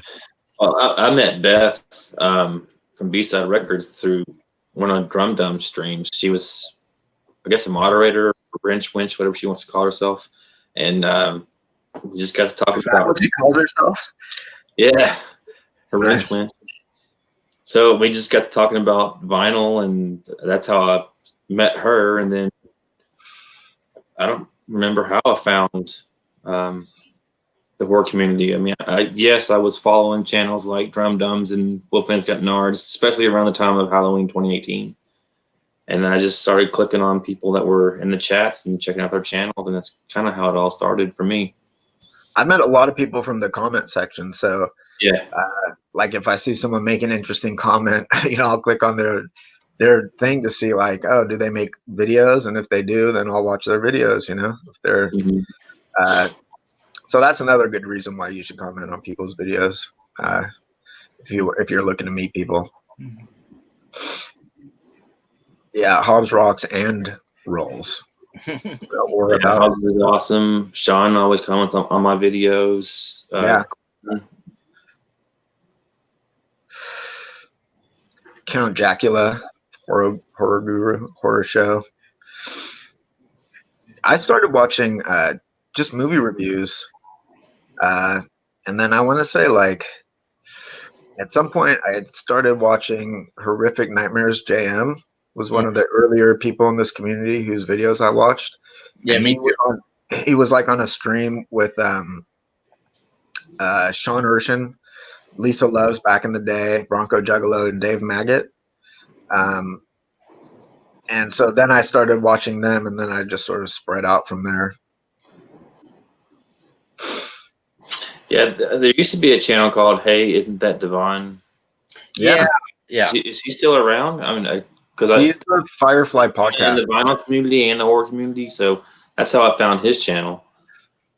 Yeah, he's that's Drew. He's a cool dude, and I think he changed his name and changed all the comment, so he's now like the Firefly podcast. Okay, so he was the one that was streaming with Christian Hannah Horror last night. Then, okay, yeah, but he doesn't do the collection videos anymore. Which were always really good. I liked his collection videos a lot. Yeah. And he did the Throw Me Thursdays, which were fun. I actually found Cody through the vinyl community. I mean, he was posting some of his Mondo releases, and I didn't realize he was a collector, and then started going through his back catalog and saw that he collected figures as well. So that's kind of how I met Cody. Yeah, I met Cody from the comment section of horror and monster collectibles. He did a video on like art on like a alien print of Ripley that he got, and Cody said something about how prints were like a big part of his collection. I was like, oh, let's see this dude's collection. So that's how I found his channel. So there you go. Yeah, Danny says Sean Urshan was the channel that made him want to start a channel. And Dave Dave was Martin's first subscriber. Yeah, Dave's awesome. Dave was an early one for me too. He was like the first person that asked if I wanted to do a collaboration on his channel, and it was like the 30 Days of Horror that he did. And that's when I made that Friday 13th Part 7 French fry video with Quilted. I think I found you, Ben, through maybe it was a live stream with Andrew and Art of War. Is that who it was? Yeah, Kev. Yeah, in Australia that draws. Yeah. That is awesome. Yeah. I entered your contest where I said Psycho. Yeah, I remember that. Yeah, that was good. Alfred Big Cock, Psycho. Yeah, that was one of the best entries. I even made a poster for it. Hey, Rick. We missed you. We commented about you earlier. Yeah. Yeah, we were talking about Atros, dude. Mexican horror movies. See, yeah, Dave Maggot was Lauren's first subscriber from the horror community. Ben Grimm says he's met some YouTubers in real life. Oh, Amy. He met Amy from Amy's Autopsy Report. Jamie from the Horror Show. Dead Meat James. That guy's blown up. And he met them at Texas Frightmare Weekend. Yeah, Dead Meat is another giant YouTuber that I used to watch all the time and don't watch anymore just because I don't have this type of back and forth with him. You know what I mean? Mm-hmm. His content's really good though. I like his kill counts a lot.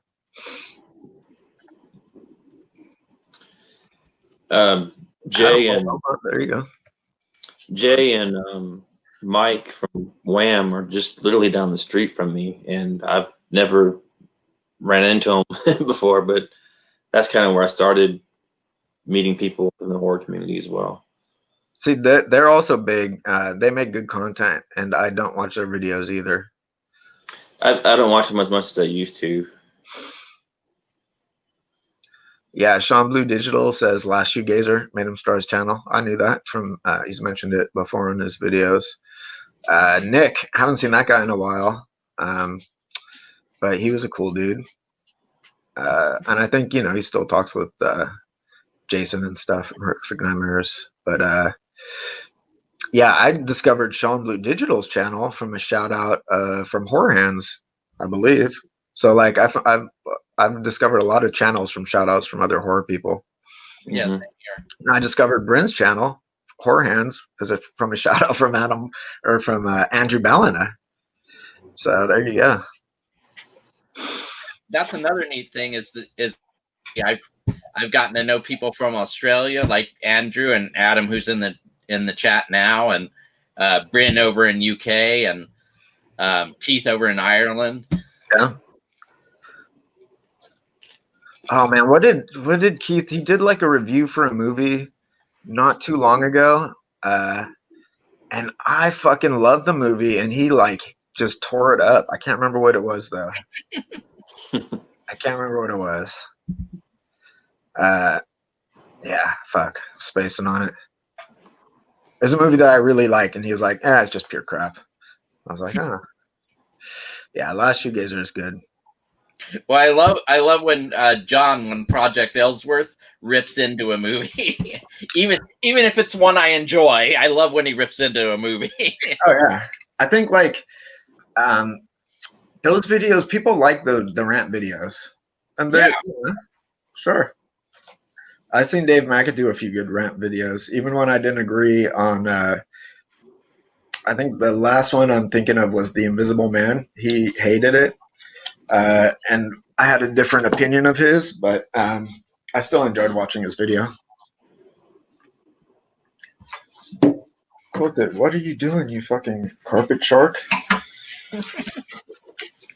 She's like haunting me because I haven't been eating this pizza and it's just been sitting here. Sorry, dude. I've never actually heard Nick's music. I know he was a musician.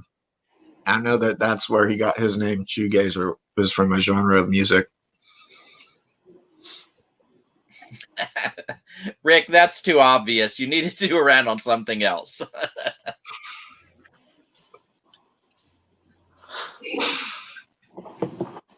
Rick just did a horror room tour. I don't know if you guys saw that, but you should check it out. His room's looking good. I love seeing other people's horror rooms. Yeah. Phil did one recently, maybe a couple weeks ago.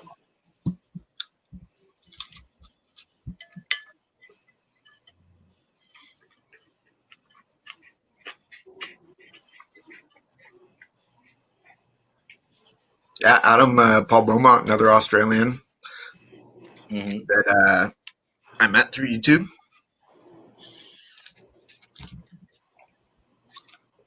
There's actually a fair number of Australians in the horror community, I would say. Like QTube, another Australian, Al, obviously. Kaiju Shorts. Say again? Horror and Tosh is one. He's British. Oh, he's British? Okay. He actually got together with Bryn before in a couple of videos. Yeah, Tony and Bryn went shopping. That was pretty cool. Yeah, the room tours are good. John's getting his big neck and be joining us soon. Nice. Fillet of fish, man. Ouija shark. What's the let's see. I know there are people that absolutely love Wild Eye in the chat. Well, Hobbs likes Wild Eye. Brad's not in the chat, but Brad likes Wild Eye. Yeah. Jason loves Wild Eye. Jason loves Dave Wild Eye. Maggot likes Wild Eye. Yeah, well, I guess all the people doing Wild Eye once say like Wild Eye. Yeah. I'm not a big Wild Eye dude, though. I'm curious, like, what the percentage of horror people that love Wild Eye versus are just not as into it are. Yeah, I don't care for Wild Eye movies, but I think they're a great company. Yeah, sure. They certainly they send out freebies to all those guys to review, and I hear nothing but nice things. It's just not my style of movie. Yeah, I agree. Cody says he's bowing out, by the way. I just noticed in the chat and wants to know if we should rank the Phantasm movies next week on the stream. Sure, let's do it. Yeah. Night, Cody. Good night. Enjoy the camping. And good night, Q. Yeah, Bryn makes really good content too. I always enjoy his videos, and I actually rarely comment on his videos, but I watch like every video of his. I think they're great. He used to do the comments on like everyone's videos. So I need to get back to it. Rick likes Wild Eye. He'd buy them for $1.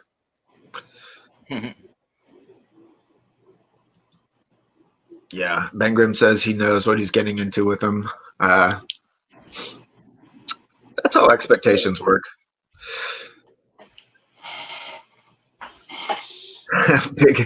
Martin. Martin, did you guys see his review on Bigfoot Blood Trap? No, but I think I want to now that I know that he feels strongly about it. Well, because Evil Stevel did like a rant review of it, and then like he sent it to Martin, who then did less of a rant review. He didn't absolutely hate it. He didn't like it really, and there was like some stuff that was. He thought like some of the acting was okay, but the sort of general concepts were like pretty offensive.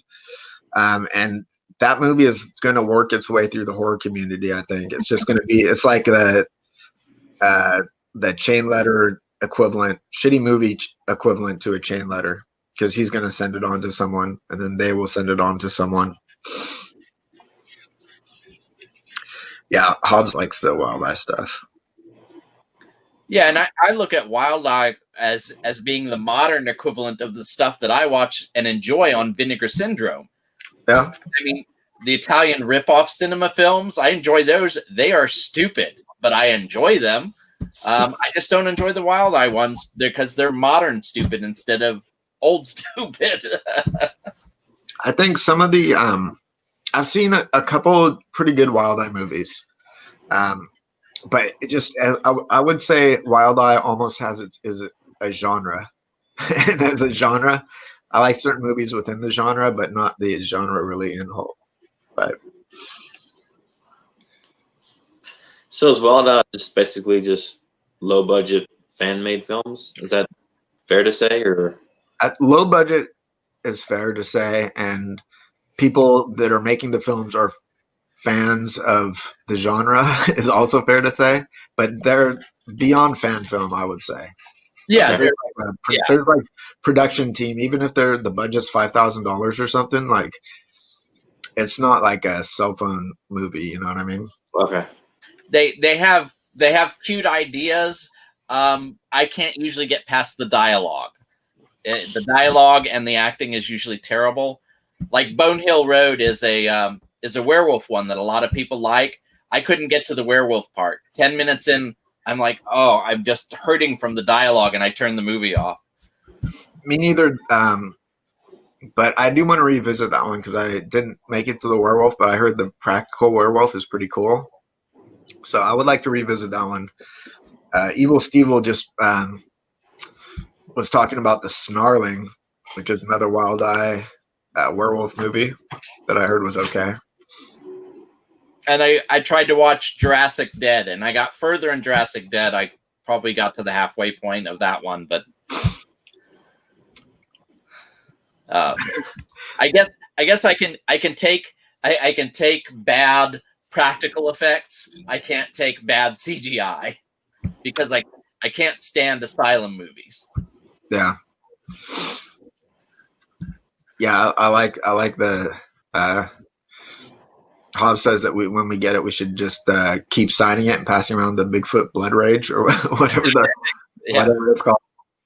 And Martin says, yeah, he got it, or Steve got it from Dave Maggot. So long tradition there. So Hobbs says that they do have high budget movies, but those tend to suck more than the low budget ones. Oh, okay. Yeah. I saw one. I want to say it was called Frozen Ground. And this is another sort of Sasquatch style movie, but it was really interesting because it was a period found footage movie where a documentary film crew in France was shooting a wildlife documentary. So it's all shot on like 16 or 8 millimeter or some kind of film stock. And it's just an interesting concept. So I did like that one actually. And Velocipaster, I've heard good stuff from my nephews. So I would like to watch that one. So it sounds like what I should do is get Frozen Ground a try. I think it's streaming on Prime too. I thought it was interesting. I liked it. That's probably my Bone Hill Road. Yeah. And Big Legend was another Wild Eye one that I actually enjoyed. Cold Ground. Sorry, it's called Cold Ground, not Frozen Ground. Oh, okay. But yeah, I guess all of the Wild Eye stuff I like is Bigfoot. So I don't know. Ooh, Rick hates Jowlo, except for the Quack Quack movie. Nice. I can understand that. Jowlo is a weird. It's a weird little subgenre in there. I think it's kind of a little polarizing too. I say I like the majority of Jowlo films I've seen. Yeah. But I can see how they're not for everyone.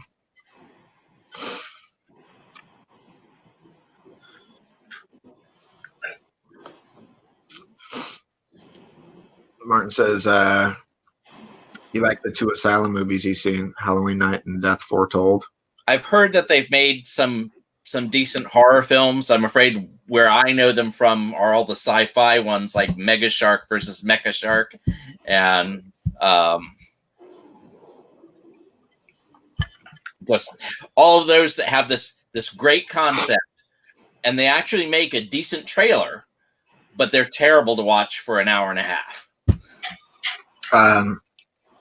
Who the hell's video was I just watching that was talking about Mega Shark versus Mecha Shark? I watched it today. Do you think Danny picked it up in the Dollar Tree video? Was it Danny? I'm not sure. Eight-headed shark attack. Yeah, I saw 2-headed shark attack, and so I didn't need to watch 3, 4, 5, or 6. Movie Central. Which one? Movie Central. I don't know. They did one a day ago. No. Let me see. Let me see. I will tell you momentarily. Danny, maybe it was Mega Shark. Let's see. I think it might have been Undead Nightmare 24. He's got a cool channel, by the way. If you like the physical media collection stuff, definitely go check out his channel. It's cool. I like and current YouTuber, horror tuber of the month as well, actually. So I'm sure everyone knows him.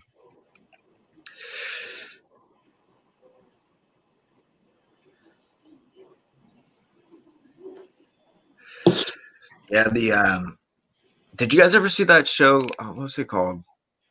Well, there was a cool show called Making Monsters. That was a reality show about the Distortions Unlimited people. Mm-hmm. Yep. But then there was another reality show about a guy who did the practical effects. But he did the practical effects for Two-Headed Shark, for the Two-Headed Shark Attack movie. That show wasn't as good, but it was still okay to watch. Making Monsters was really cool. Yeah, I always enjoyed that. And then was it the Sci-Fi Channel Face Off? Oh yeah, that was awesome. Yeah. Yeah, Face Off was great, man. Yeah. Absolutely love that show. That was one of the shows, even though I didn't have TV, I would make it a point to watch every episode of. I'd love to be able to make a mask and do that kind of stuff.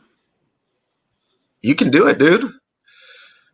Nowadays it's so easy to, I mean, it's not easy to do shit perfectly and whatnot, but it's easy to learn how to do stuff. Definitely do it, dude.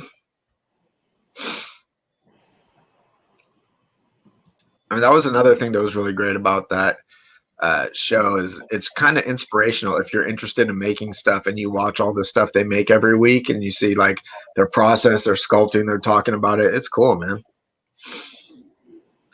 Yeah, John Misses Face Off. That was a cool show.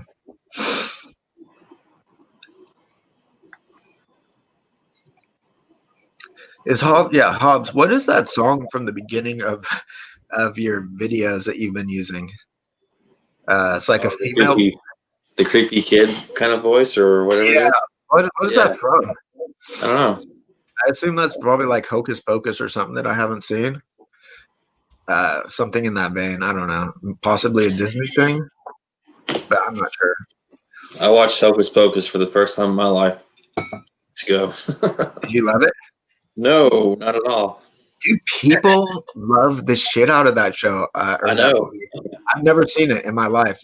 I'm too old for that movie. When it came out, I was like, I don't know, like 800 years old or something. And was it 95 or like 90s when it came out? Something like that, yeah. I was in high school. I don't remember ever watching it. Yeah, my girls both love Hocus Pocus. They're talking about old Fangorias. I love those, man. Yeah. When I was a kid, like my parents, I don't know. I think nowadays it's something else, but back then, I must have like raised so many red flags with my parents, like just being all into gore and fucking like metal and shit. Like, yeah. But I remember like I used to have like pictures from Fangoria like up on my wall and shit. Loved it. Yeah, see, Ben Grimm loves Hocus Pocus. Danny says no one cared about it until the last few years. Yeah, I mean it's all over Spirit Halloween. I just watched it to see what the hype was about. The girl that played in the movie was in one I watched recently where she was bitten by a vampire, and the kid that played Eddie in It Chapter 2, he was also in Sinister as the deputy. He was the vampire. What was that movie called? Blood Family or Family Blood or something like that. Yeah, I don't know. Yeah, I love that shit. Old school Shinobi says he was like that too. But folks like that often grow up to be good people. It's insane. Like horror people are like the kindest, like literally like the most kind, like nicest, supportive people that I've met. You know what I mean? And it's pretty crazy when you think that the thing that like binds us together is the love of fucking like brutal gore and shit. It's really crazy. But it's super interesting. It was Vanessa Shaw, and she was in a movie called Family Blood. Family Blood. Yeah.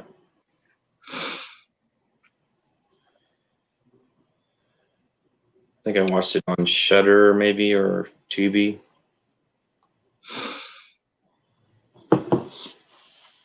Rick says that Hocus Pocus was some really good weed back in the 90s.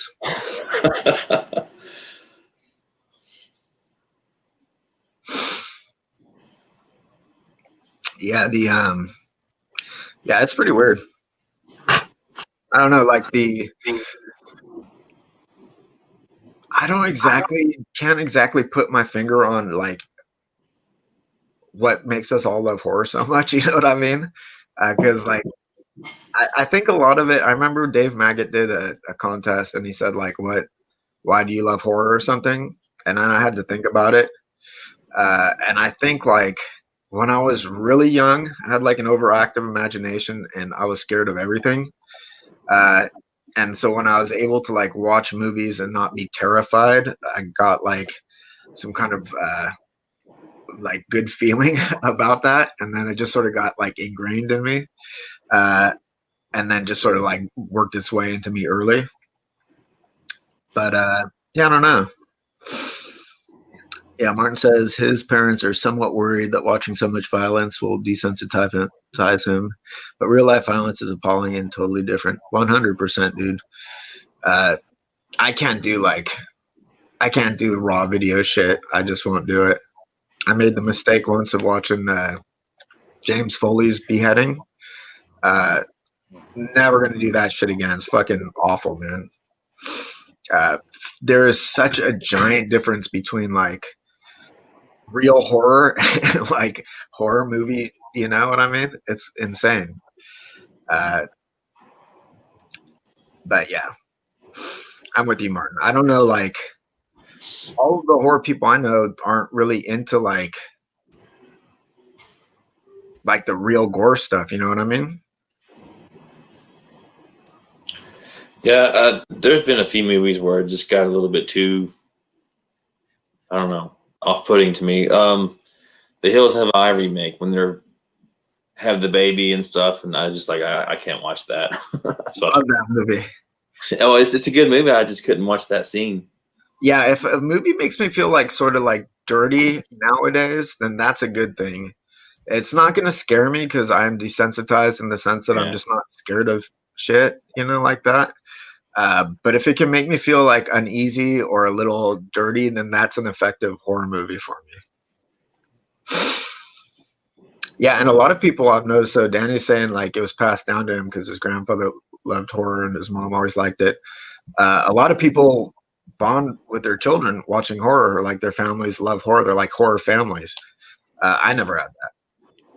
But my mom watched horror, and that's how I got exposed to it.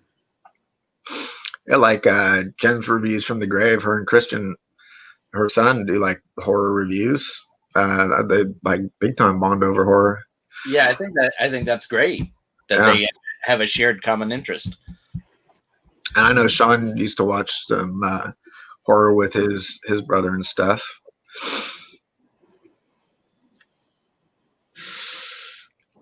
Horror Hands has done videos with his dad. I mean, so they a bond.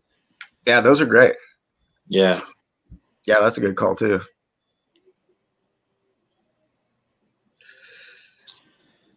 Yeah, Adam was saying like he started off as a game channel, but turned into more of a focus on movies because the gaming community is so much fighting and shit. That's what how the motorcycle stuff was. But I kept that channel and just started this one.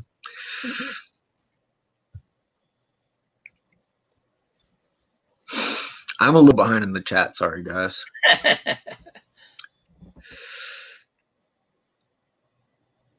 Yeah, so Martin now is talking about the concept of the other. When he was little, he was so scared of the world, identified with monsters, because monsters can't hurt you if you are the monster. Yeah, I remember I don't know, I can't remember what the class was. Maybe it was a literature class in college, but we did we were talking about like Frankenstein, and there's we're just always talking about like the monsters and how people are afraid of like the other, and that's like a big component of a lot of these scary stories and whatnot.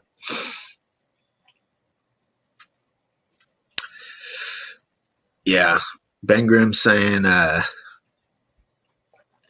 he was in the military. Not into that shit. August Underground, not a big fan of August Underground. Now I know my boy Rick loves that shit, but yeah, I'm not into it.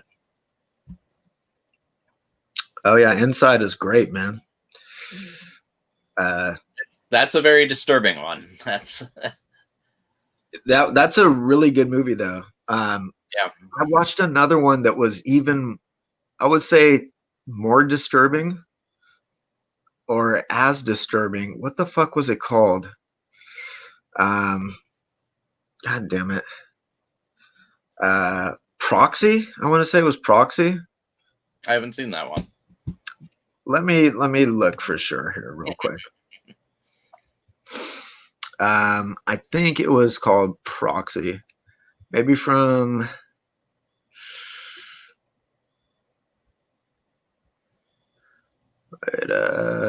Proxy from 2013.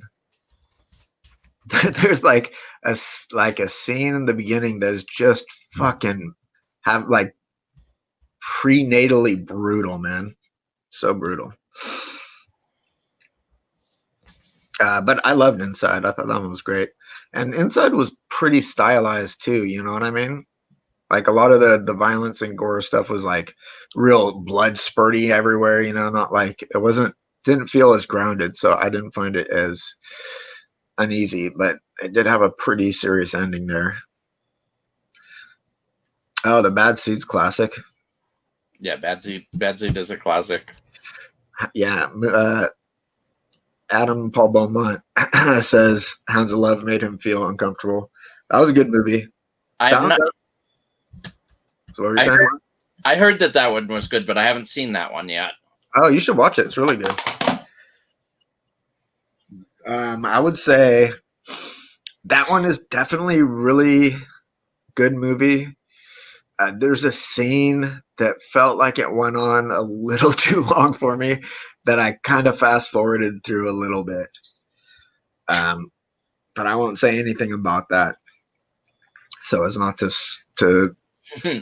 spoil anything for anyone.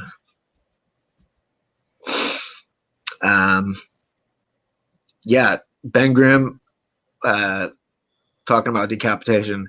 Exactly my experience. The noise was more shocking than the visual, I think. Terrible. Yeah, Martin does not like extreme stuff, especially with the sexual violence. Yeah, to me, I don't care for any of the rape ones, because to me, murder is something that's not really going to happen to you in real life. It's a very small chance that you know somebody who is murdered. You know people who have been raped. You may not know that they were, but you do know them. I know people that have been murdered as well, though. If I'm being honest, yeah. Not lately, though.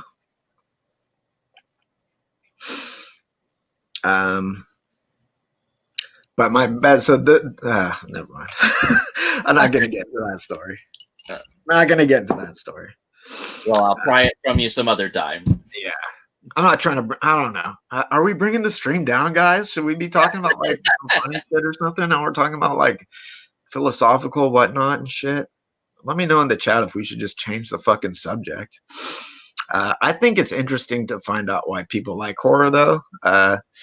And I think, like, at least all the people that I know, hey, Demented Pictures, all the people I know in this chat are all like good, decent people, and it's interesting that to me, that we're bonded over horror as a genre, which is about so much terrible shit, and we love it, every bit of it.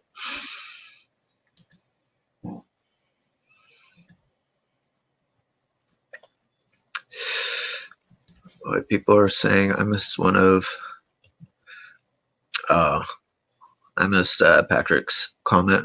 Yeah, that sucks, man.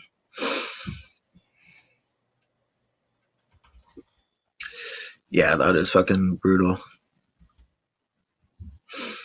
I'm sort of sorry. I'm a little behind in the chat. I've never heard of Crestwood House Monster Books.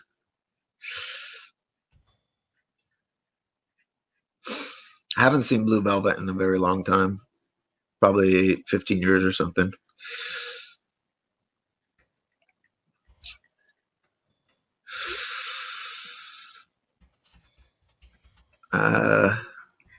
Ever seen the Inside remake? Evil Dead remake. Yeah, that's a great remake.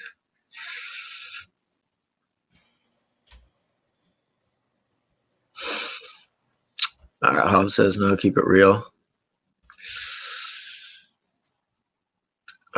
Old School Shinobi has worked with victims and murderers. A guy he worked with was America's Most Wanted. Interesting. An old drinking buddy of his died of COVID last week. That's fucking awful. Yeah, he says he considers those deaths murder at this point. Yeah, but he's saying let's just keep it keep it on fantasy. Fair enough. Gateway movies that got. Wait, what happened to David? Why is he in the chat now and not like on the on the thing here? Oh, yeah, that's a good question. Yeah, I would say gateway movies is a good, interesting thing. I would say, like I mentioned, Amazing Stories earlier.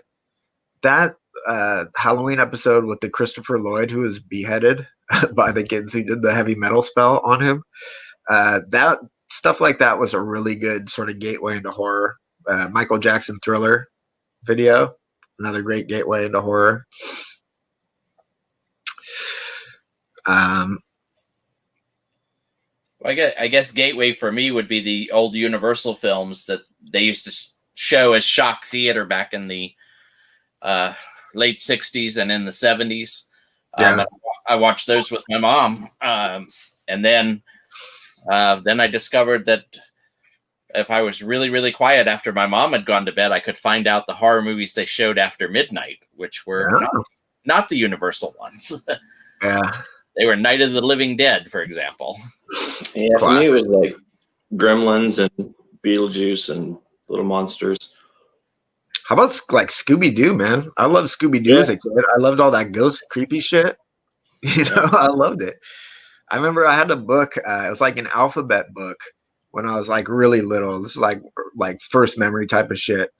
And I remember that for S, it was like Spectre was like what the S was. And I thought that picture of that fucking like Spectre was the coolest shit I had ever seen.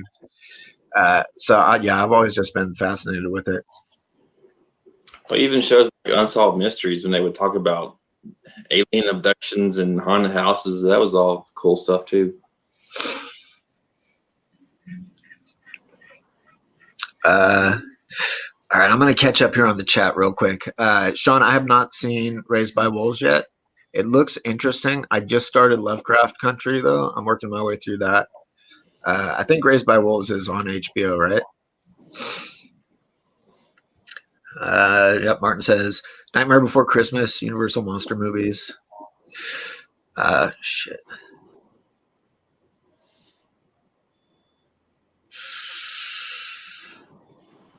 Ew.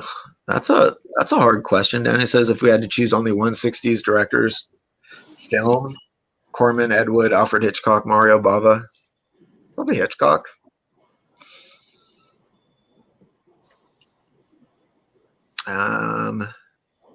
CBS Mystery Theater on the radio. Interesting. The Gate classic with a little Stevie Dorff. Yeah. I haven't watched that one in a while, but I love that one. I watched that one last year. On the Vestron? You picked up the Vestron? Yeah. Blu-ray? Yeah. That's one of Phil's favorite movies, I believe. Yeah, it's classic, man. Super good. Unsolved Mysteries is scary. I don't know if they brought it back or something, but yeah, they did. Patrick's asking if we remember Geraldo Rivera opening Al Capone's safe. That was like the very first thing that I can remember being that anticlimactic, where it's like so much build up and they open. It's just like, okay. That was the definition of anticlimactic. Yeah. I remember seeing Marilyn Manson on like Phil Donahue. Nice. Oh, good old Donahue. Oh, John's backstage if you want to. Oh. Hey, John. Hey, John. Hey, folks. Hey, John. How's it going? All right. Going well. Goosebumps and Are You Afraid of the Dark for Ben Grimm got him in. I watched those as I have never seen even a single episode of Are You Afraid of the Dark, but in the 90s I watched Goosebumps as an adult because I love that spooky shit. So I have nostalgia for Goosebumps even though I wasn't the proper age. There was a TV show that came on Nickelodeon called The Third Eye that was kind of scary to me as a kid. It came on right after You Can't Do That on Television. I remember Tales from the Dark Side was scary for me as a kid, and the TV show, not the movie. And Monsters, remember Monsters? I love that show. It's like a little anthology that would come on Saturday evenings. That sounds familiar to me too. Yeah, it would start off with like a monster family, and it would show them like gathering around the TV to watch monsters, and they were like, I love that show, man. It does not hold up quite as well, I don't think, though, if you watch it. But yeah, I guess Twilight Zone too, Outer Limits. I mean, Addams Family, the Monsters. I mean, that was all cool stuff I too love as a the kid. Monsters. I've always been a fan of the Monsters. Heck, I even remember an episode of the Brady Bunch where they were like, the brothers were scaring the sisters by like projecting a ghost or something like that. That was always fun. Vincent Price was on there a couple times. Yeah. Have you guys all seen Hell Night? That movie, Hell Night? Yeah. I think so. With Linda Blair. There's a scene where she's like, the frat people like rig up a bunch of scary shit, and one of the things they rig up is like a 3D hologram of a ghost like approaching her, and it's like the craziest shit that doesn't exist. And watching it now, I'm like, how that's technology doesn't like exist. It was weird. Derek says he remembers an episode of The Waltons where the house was suddenly haunted. I used to love the scary Halloween episodes of shows too. I think my wife used to watch the Waltons. The Waltons when the Waltons came on, that's how I knew I had been up too late. It would be like, I was like, oh shit, the Waltons are on. Yeah, I think she that's Little House on the Prairie. Is that what that was? No, those are two different shows, right? Then I'm very confused then. The Waltons was John Boy that played in it, the original series. Yeah, so I think she did watch that. I don't know what she watches.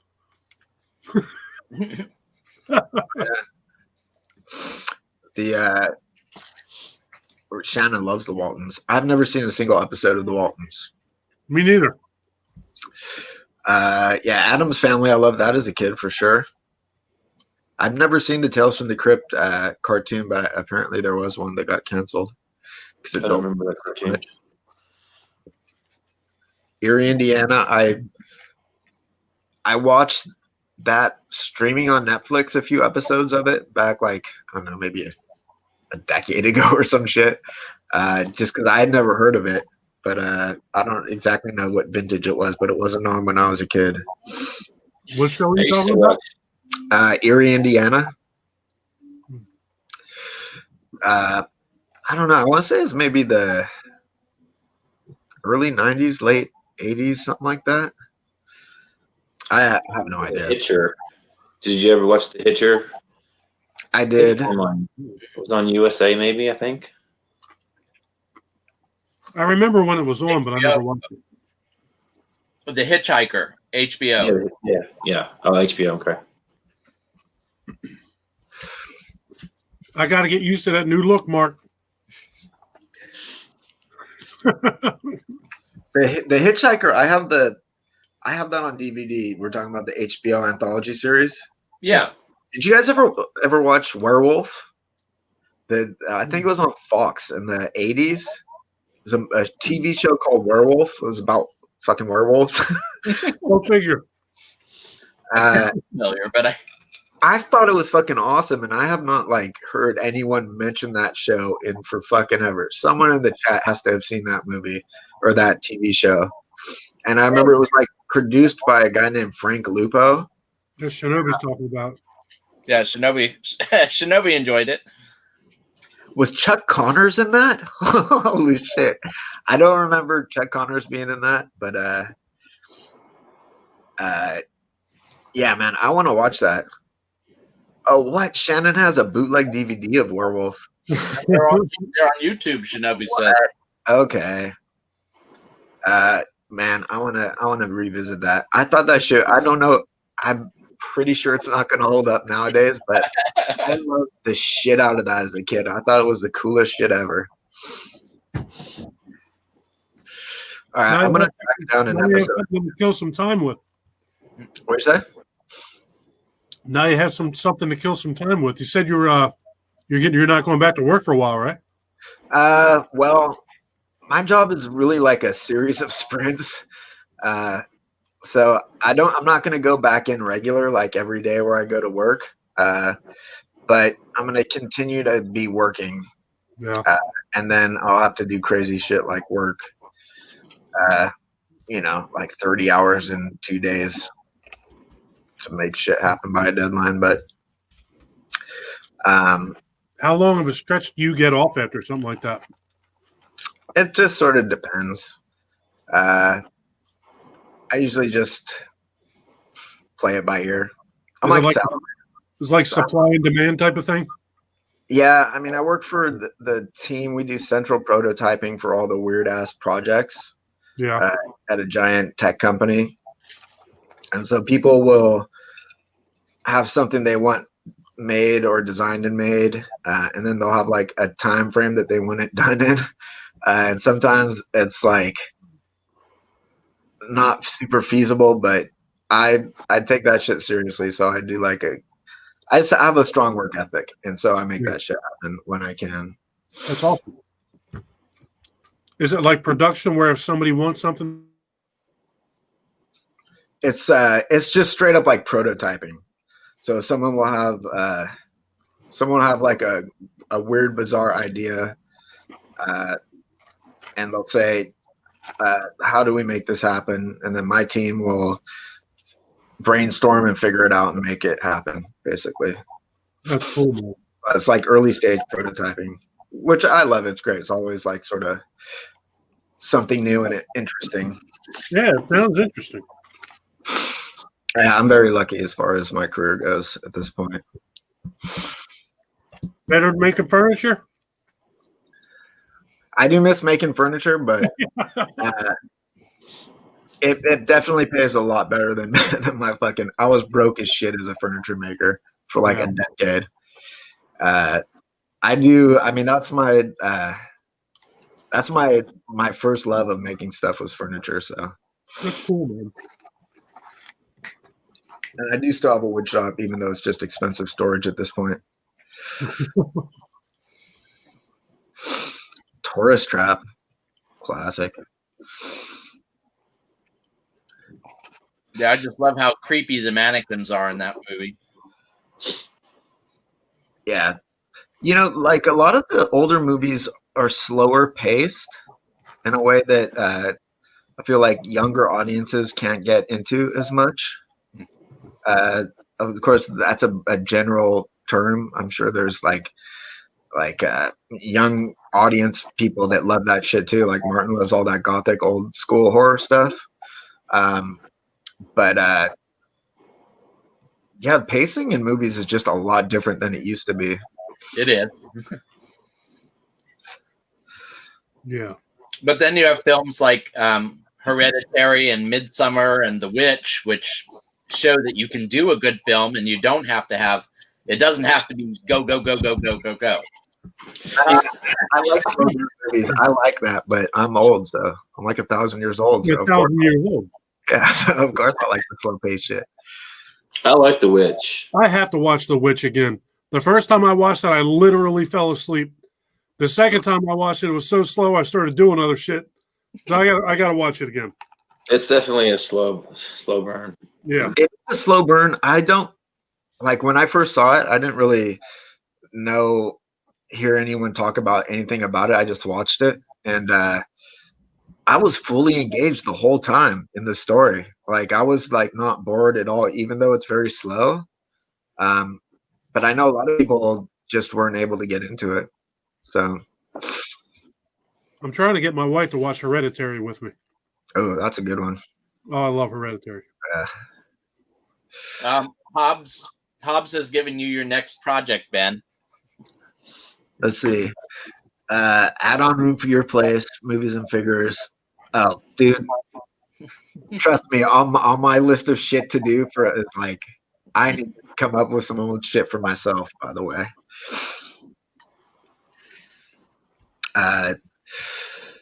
Yeah, I definitely need to do that. Ben, you can come out here and frame in the carport, and then that can be my new horror room. I'll do that if you buy me a carport, so I can frame some shit in.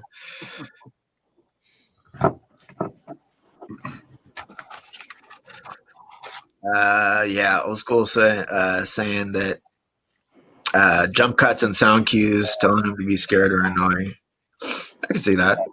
Danny says he matured into the slower pace stuff. When I first saw The Shining a long time ago, I thought it was very slow, and it took repeat watches for me to really appreciate it. That's super slow, but I was engaged the whole time. Yeah, it's definitely a slow movie. It's one of my all-time favorites, though. Yeah, it's one of mine too. Hey, has anybody done one of your tag videos yet? What you say? I was asking Dave if anybody replied or did a tag video yet. Not yet. I watched it last night. I haven't had a chance to do one yet. I know it's 13 questions. That's kind of a lot, but that's all right. I'm kind of, for those of you that are on the stream, I'm going to use it as kind of a secret contest. So those that do a tag, I will have some kind of drawing at the end of October for a prize. I'm going to try and do one for you. Yeah, seeing as I don't make videos anymore, I'm still going to try to get into video making. You're retired from video making. You just do live streams now. I'm like literally, guys, I need to start making videos again. You were probably, well, I don't know who was around earlier, but yeah, I got plans for the channel. I will be making videos very shortly. And you said you're going to get some new equipment, right? Yeah, buddy. That's awesome.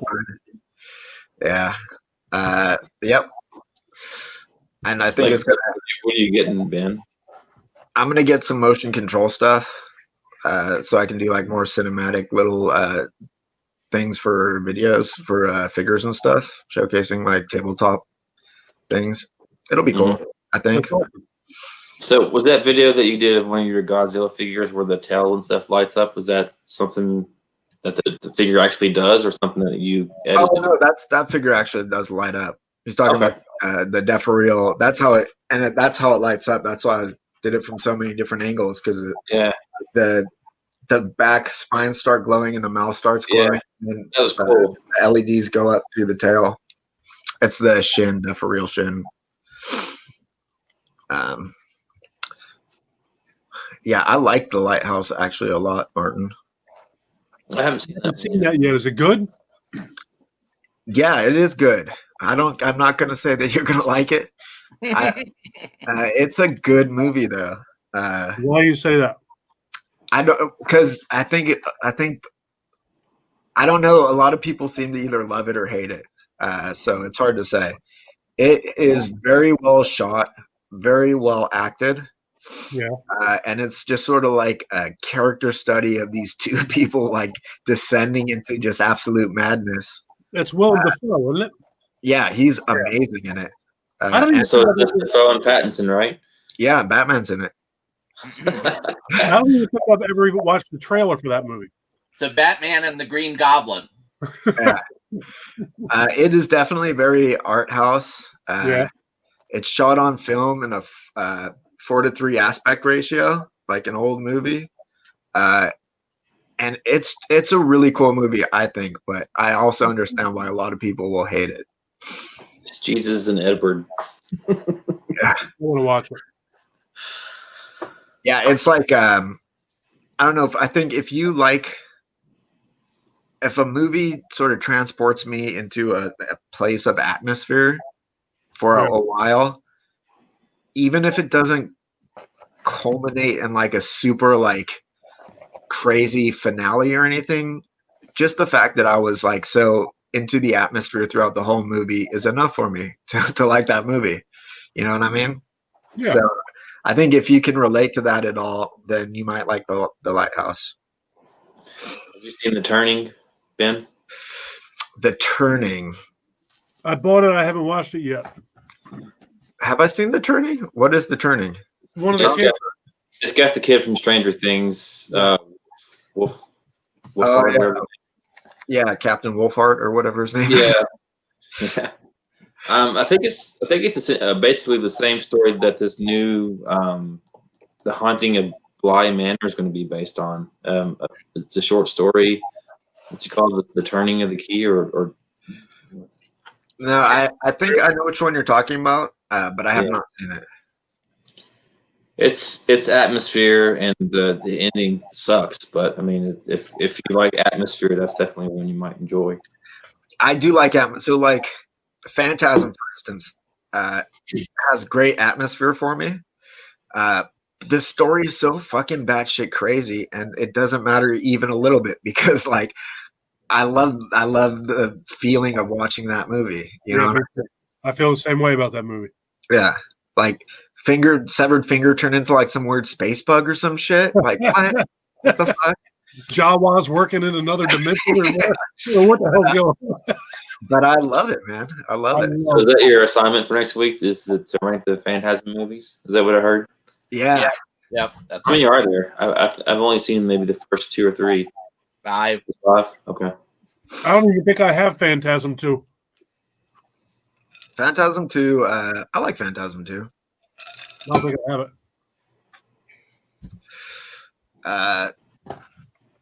Yeah, I am back on the chat. Sorry, guys, if you were chatting and I'm missing it. Kubrick slow burns are great. Yep. Dave, where did you get that Michael Myers that's standing behind you? It's a mannequin I got from Amazon, and then I had the coveralls and the masks from Tots. It's a part 2 mask. Okay. I have that mask, but I was going to say that's the best looking animatronic Michael Myers I've ever seen in my life. It's just a mannequin. Right. It's creepy when you leave the room and it's just there staring at us. I thought about sneaking in and make it move a little bit, but I didn't.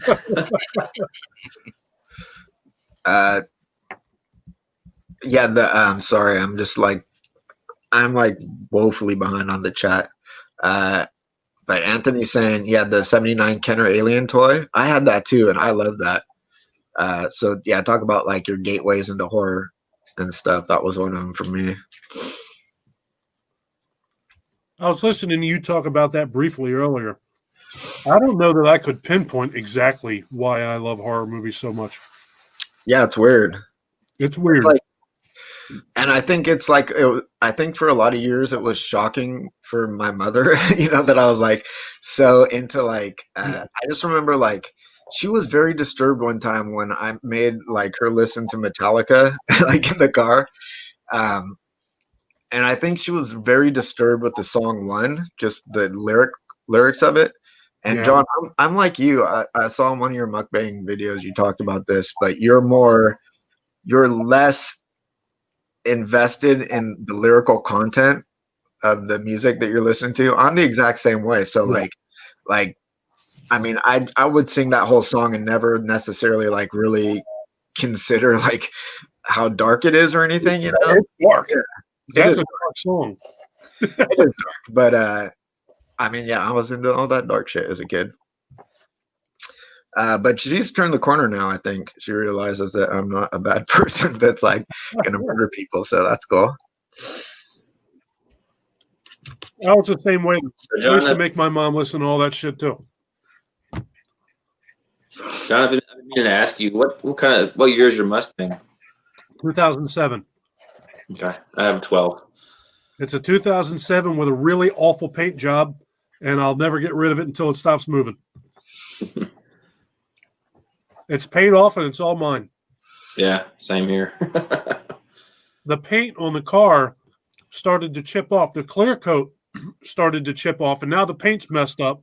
So one of these days, I'm actually going to save up money and paint it. Yeah, mine's doing the same. Mine's black, and it's like you can see the clear coat starting to. It's terrible. Yeah. I don't really have a car, guys, but I do have 4 motorcycles. You have 4 motorcycles?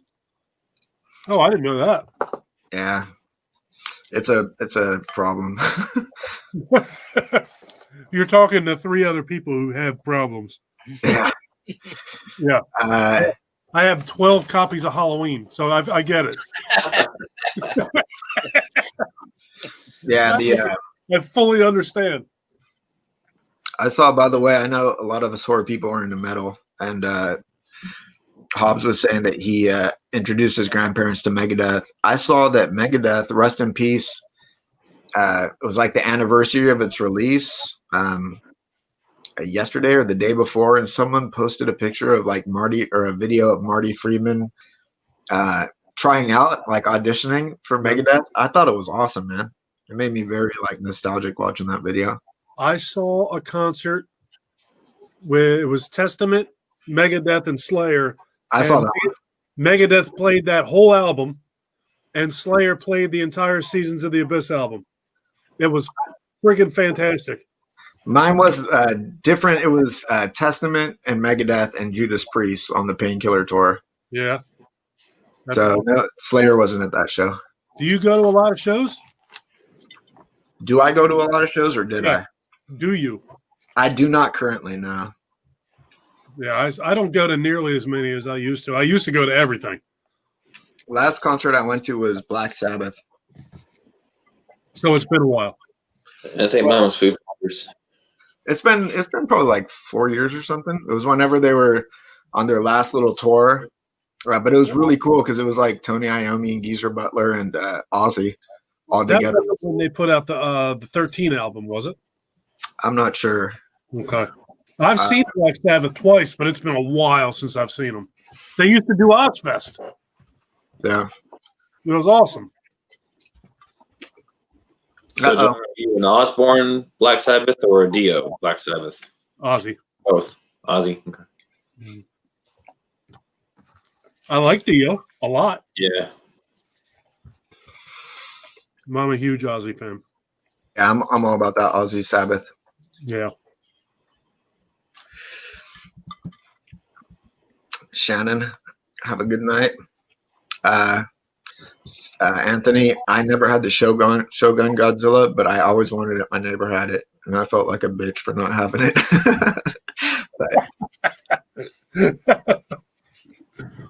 I don't know that they had like a little trigger. You could shoot this little fire tongue out, and there's like a fist that would shoot. I don't have any Shogun Warriors figures.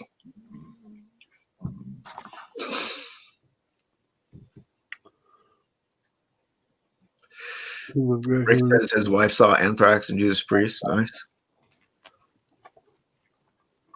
I've been listening to Anthrax for about 35 years, roughly. Yeah. I've seen them once. I've been listening to them, forever. Don't think I've ever seen them. One time, they opened up for Lamb of God in Camden, New Jersey. Okay. Like 4 or 5 years ago, and it's the only time I've ever seen them. I've been listening to them guys forever. I've been caught in a mosh before. Does that count? No. Kind of.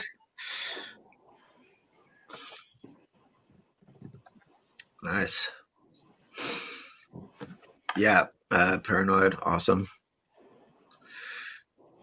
The Iron Maidens is, I don't know. I don't think I've never heard them, but that sounds awesome. Dude, when you're done with this, I know you don't sleep.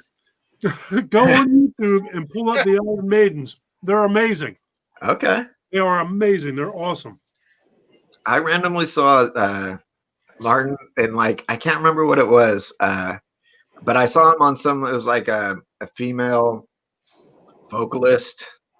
Just randomly saw him comment in a section on some totally unrelated video, and I was like, "Hey, I know that dude. Fancy seeing you here." I typed in the comments. It was bizarre. Can't remember what it was though. So apparently, Shinobi's a metalhead too. Say that again, John. It looks like Shinobi's a metalhead too. Oh yeah, Married with Children. I remember that. Bud Bundy was all about the Scottian. Mm-hmm. It's always weird. Like Scottian is the face of that band, right? 100%. Have you read his books? I have not read his books. They're good. I believe it. He's a character. He's cool, man. But like, I can't think of another rhythm guitarist who I would consider being sort of the main component of the band. You know what I mean? There's bands that are sort of built around drummers or, the vocalist or even the lead guitarist or whatever, but not the rhythm guitarist. Yeah. And yet that one is him. Yeah, 100%.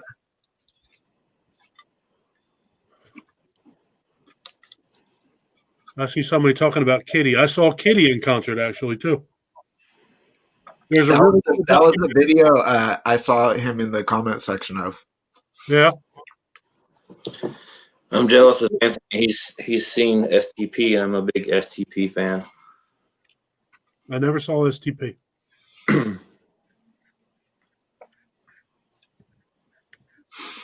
Sean wants his F-13 box set. I saw someone post a picture on Instagram of a bunch of the box sets together. Yeah. Looked on like it was on a pallet. So they're coming. Yeah, I saw that too. Did you see I finally broke down and ordered the damn thing? Yeah. Is it still available? Yeah, on Amazon.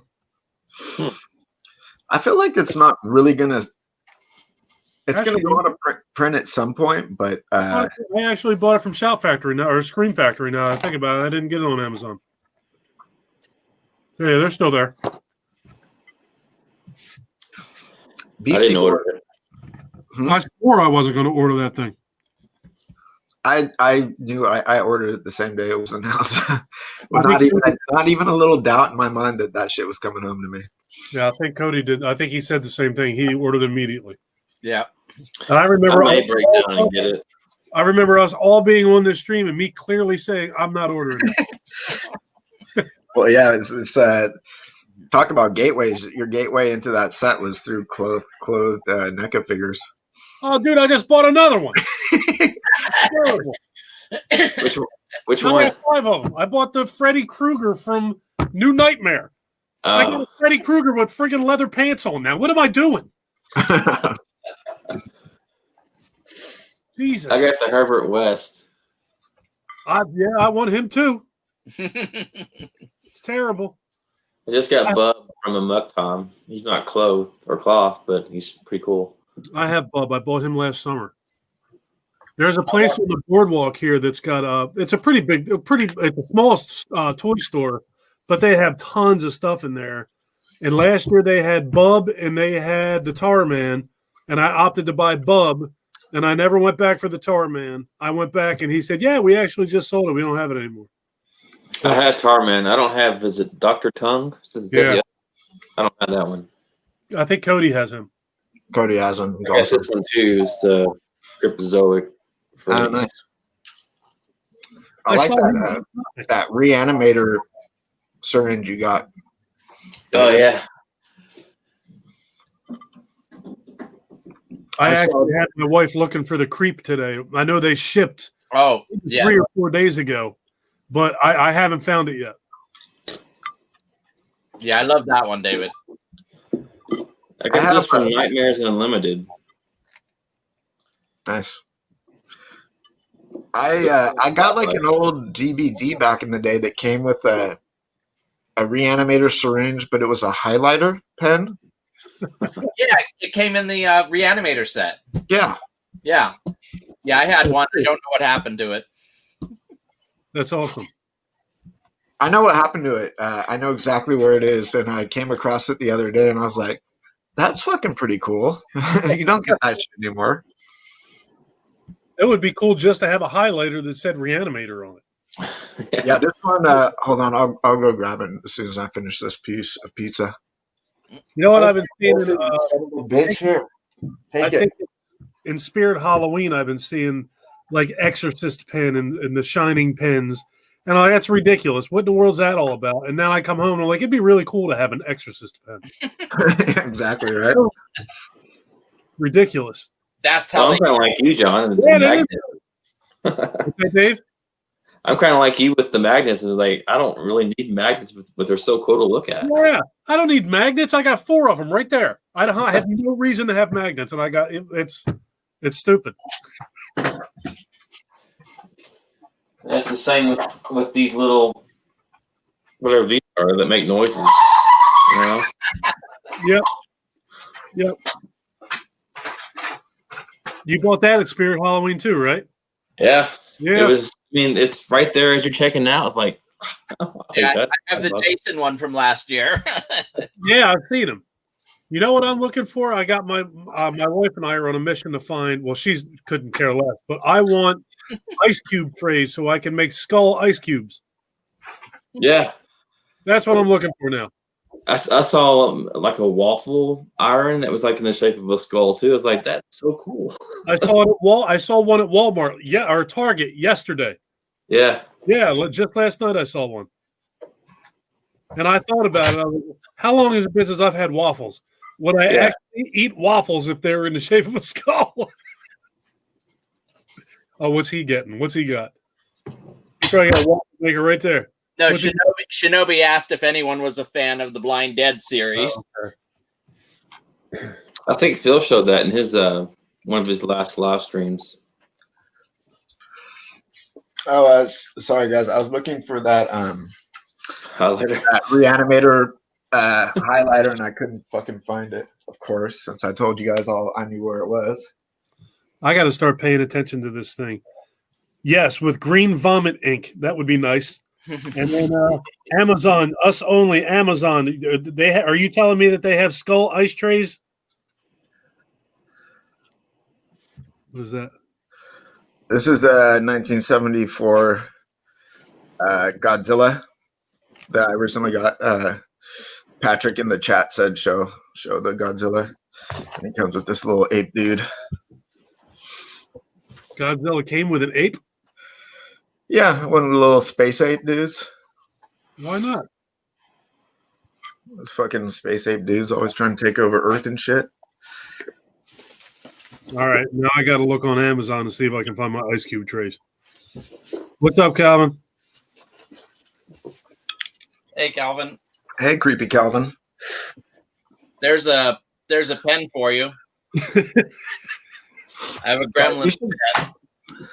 Oh, there you go. I know the next time I go to Spirit Halloween, I'm going to be buying me a damn Exorcist pen. What the hell do I need that for? I don't need that, but I'll have it. Creepy Calvin says he has the Walking Dead ice tray. Here's a pen. You guys should go check out Creepy Calvin, by the way. He's got less than 10 subscribers. You guys need to go show him some love, man. I think I'm subscribed to him already. Yeah, I think I'm one of the 10, but I'll go check. I think I am too. I'm going right now. Wait, I don't know. Maybe he has like 500 subscribers. I don't know. When I subscribed, he had less. He had like 6 subscribers. Yes. I'm subscribed. Now he's got 7. Nice.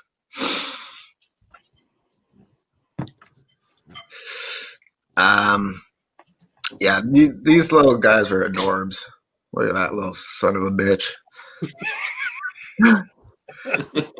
Cute little motherfucker. Is that the one that lights up, Ben? This one doesn't light up. He was sort of like the exclusive from the manufacturer, so he came with this little guy. But I will show you. Let me grab. I got my fancy lighting on, so let me show you. Anthony has me intrigued about this Exorcist poster. What Exorcist poster? He said that he got a poster on Mondo Tees of an Exorcist poster. It's one of those 3D ones. I want to see what it looks like. I'm always interested in Exorcist, pretty much anything. Yeah. There's not enough Exorcist stuff out there. All right, there we go. Motherfucker.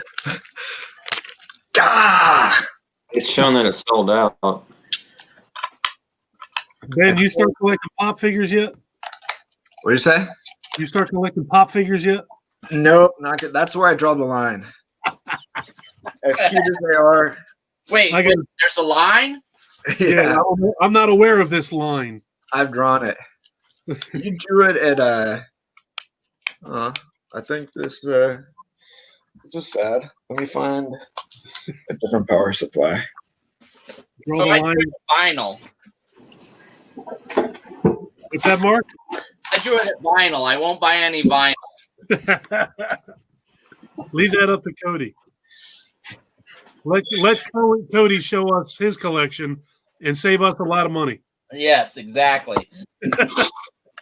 except Cody texts me and he goes, "Hey, this store's got laser discs. You want some laser discs?" And I go, "Yeah." All we got to do is send Cody some flash drives, and we'll get all those records for free. I do have like a pretty good soundtrack collection now because of him. It's just on CDs though.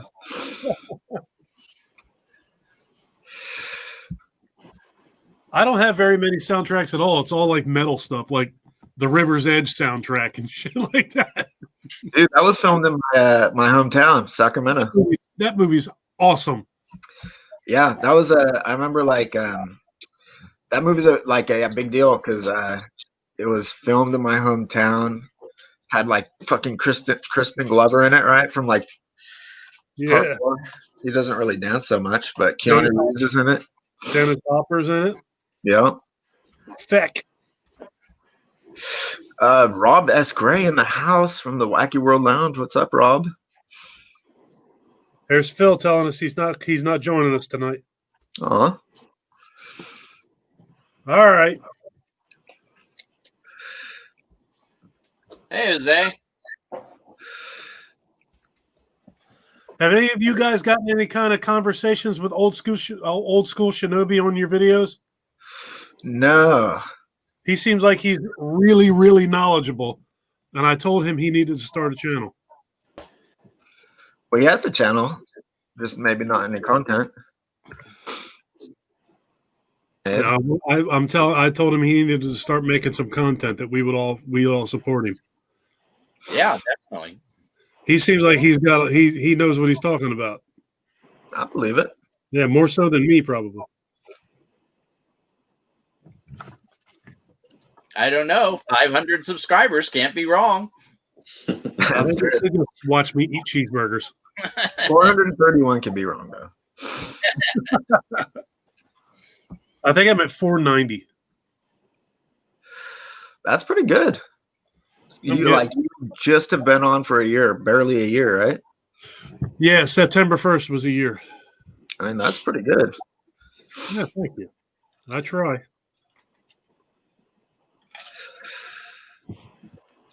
I put way too much time into this. I forget what my family looks like sometimes. Yeah, there for a while you were doing a video every day. Now you're just the weekdays. I did a video a day every day for like 155 days. Wow, that's a long time. Now I'm doing Monday through Friday. I guess you probably have more videos than me now at this point. 346. What? Yeah, that's a lot, dude. Wow. That's insane. I don't know. I don't know when the fuck I'll get to that point, but it won't take you long if you're going to start doing videos again. How many videos do you have? Like 100 something, 120. So it's not like a little. It'll take you 250 days. You'll get there. There you go. I just keep doing one a day. Yeah. Do every day. But that's what happens when you make a video every day for 150 days. Your number jumps up. Now, if I could get my subscribers to jump up, my watch time, I just passed 2,600 hours. Nice. I'm getting there. So John, are you hoping that you'll hit 1,000 subscribers and be able to do live streams, or I'm going to start doing live streams soon, very soon. I want to start doing it. I think that I would have a hell of a good time doing live streams. I would just like to hit 1,000 subscribers so I can start making some money. I'll be honest with you. It would be awesome to make money doing stuff that I love. It would be great. If I don't, I don't. I'm not going anywhere, but money, I'm never going to turn down money. Yeah. Yeah. I don't think I'll be like monetizing my channel unless I had like 100,000 subscribers or something, you know? And like people wanted to like, I don't know, it became like a real job or something. Well, that would be cool. That's far from reality for me right now, but that would be awesome. I was watching some video. I was watching some guy was talking about camera gear, but he was talking about how much he makes on YouTube. And his channel's not monetized, but he does affiliate links. Yeah. In the description. And he was making like, I want to say he had 3,000 subscribers and he was pulling in like $1,200 a month or something. Yeah. From affiliate links. Excuse me. There's a girl that I watched called The Content Bug. Oh yeah, I've heard of her, but I haven't seen her. She just passed 100,000 subscribers, and she's making between that and affiliate marketing, she's making like $12,000 a month. It's ridiculous. Wow. Yeah. Wow. That's outrageous. I don't see that happening anytime in this lifetime, but that's pretty damn cool. Dude, I was just out of curiosity. So I don't know if you guys ever saw, there's a rash of videos where someone would order a mystery box from the dark web and do an unboxing on their channel. No. But like I went down that rabbit hole watching people do like those things that are obviously staged, like totally fake. Like, oh my God, I got a picture of like a little kid and there's a bloody fingerprint on the, like spooky stuff. But there was this guy named J Station, and like one of his videos like went viral. And I watched his channel grow from like, I don't know, maybe like 30,000 subscribers. He has like over 6 million subscribers now. And I was like, that's insane. I looked at his videos like to see what he'd been doing, because he was only doing, I got this shit off the dark web, or I did this thing at 3 a.m. in the morning, And I watched him like do this video where he had purchased this werewolf serum off of the dark web, and he like incubated it into a chicken egg and then ate the egg and then became like a werewolf. And I swear to God, like obviously he went like so far from like kind of pretending it was real into like this other side of things. And then the whole comment section is like, yeah, right, fake. It's like, oh shit, dude, why do you even have to comment that? Obviously the dude can turn into a fucking werewolf. No, what do you mean fake? I know. Why are you disillusioning me? My neighbor's a werewolf. Exactly. Oh my God. Anyway, that dude's making a lot of money, I'm sure. Oh yeah, 6 million subs. Of course he is. I watch a couple people that got a lot of subs, but My favorite one is a couple dudes called the Bell Life. Hmm. I watch these guys religiously. They're nuts. They're a couple 100,000 subscribers, but they eat all kinds of crazy shit. They beat each other with stuff. It's just ridiculous stuff. It's like Jackass. 3 redneck jackasses is what it is. It's great. It's so much fun. I watched. Have anyone here heard of Davey 504? No. Mm-mm. He has, I think, 8 million subscribers now, and he's a bass player. He makes bass-related content, only bass-related content, and he rarely plays the bass. And he has 6 million subscribers, and his videos are like wildly entertaining, even though they're just like only about bass. It's pretty crazy to think about. What's he doing that's so entertaining about bass? He'll do different shit. Sometimes he'll like go on Fiverr and he'll pay a bunch of different like bass players to create like to play a bass line for him or something, and then he'll go through and like sort of rank them in a funny way. Anyway, I was really impressed that he was making such weird specific content for people that obviously aren't only into bass. Yeah, Martin knows what's up. He loves Davey 504. That's cool, man. He is in a feud with Dragon Force. He was in a feud with these violin players. He's in a feud with Dragon, the guitarist from Dragon Force. So good. That's awesome. Hall just coming up with some good pickup lines. Because I'm liking you. It's horrible. I love it. Yeah, at the point, so Martin says he couldn't deal with the getting monetized level of success. At that point, you don't really have this back and forth with like your friends. You know what I mean? No. So for me,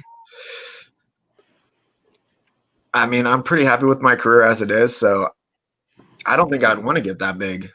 So we need to be friends with John while he's here. Yeah, exactly.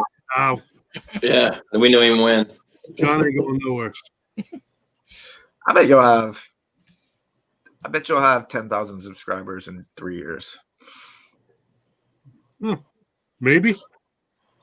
That'd be cool. I mean, I got almost 430. It's been close to 3 years. I want to start doing my movie reviews again.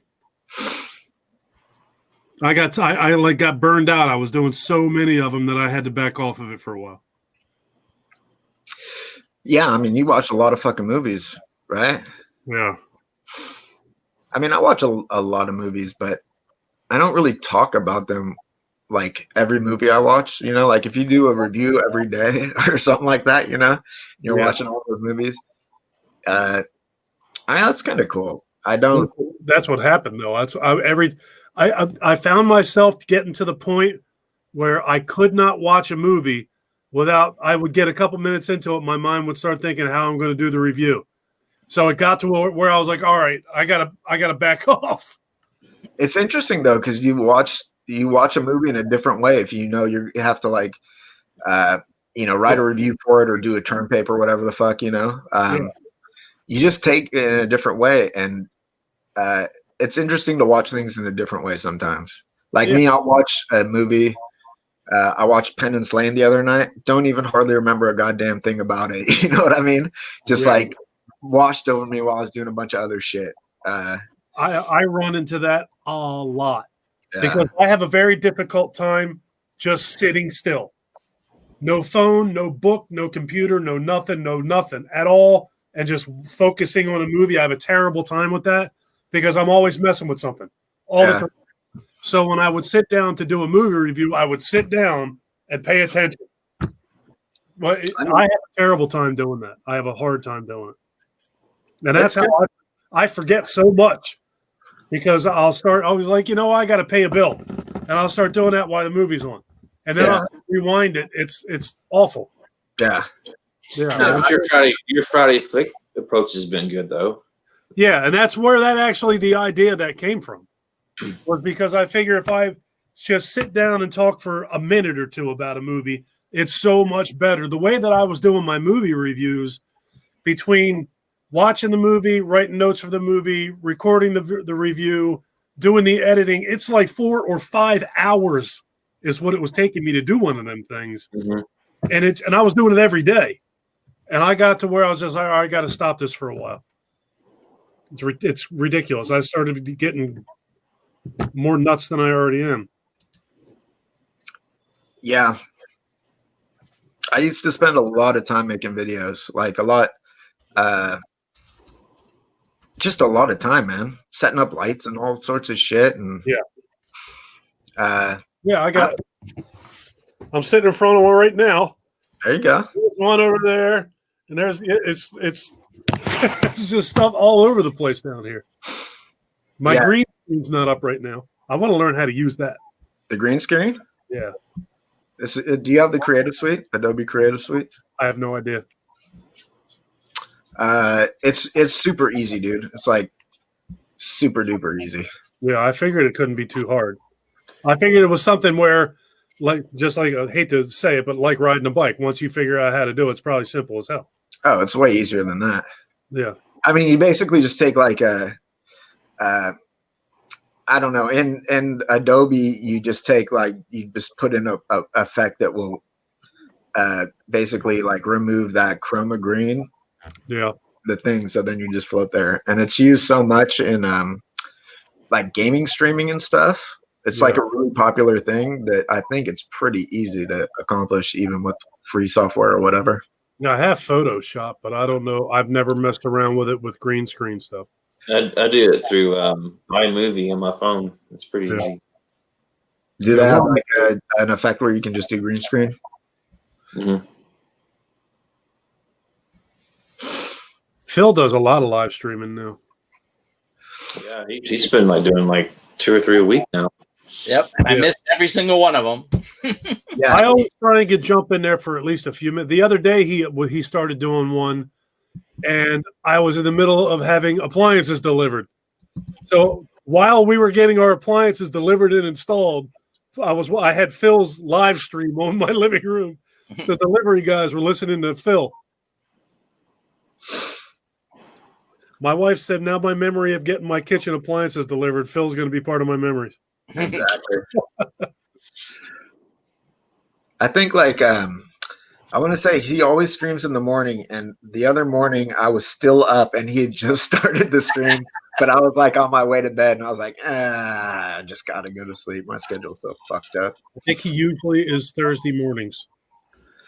Thursday mornings at 10, maybe 11. I think it's 10. Yeah, it's usually around 10:30 because I'm usually in a meeting or something like that, and I'm like, I'll join when I can. Well, yeah, your 10:30 is mine 7:30. Yeah. Hi, Janae. How was your We're just talking about your appliances.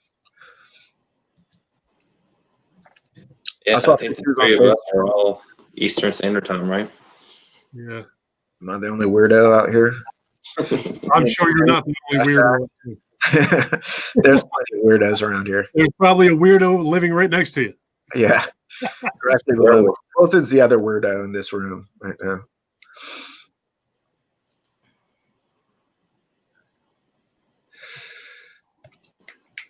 Yeah, 10 Eastern Standard Time. That's some early ass shit for me. You don't go to bed till like 6 o'clock in the friggin' morning. My schedule's so stupid now. Yeah.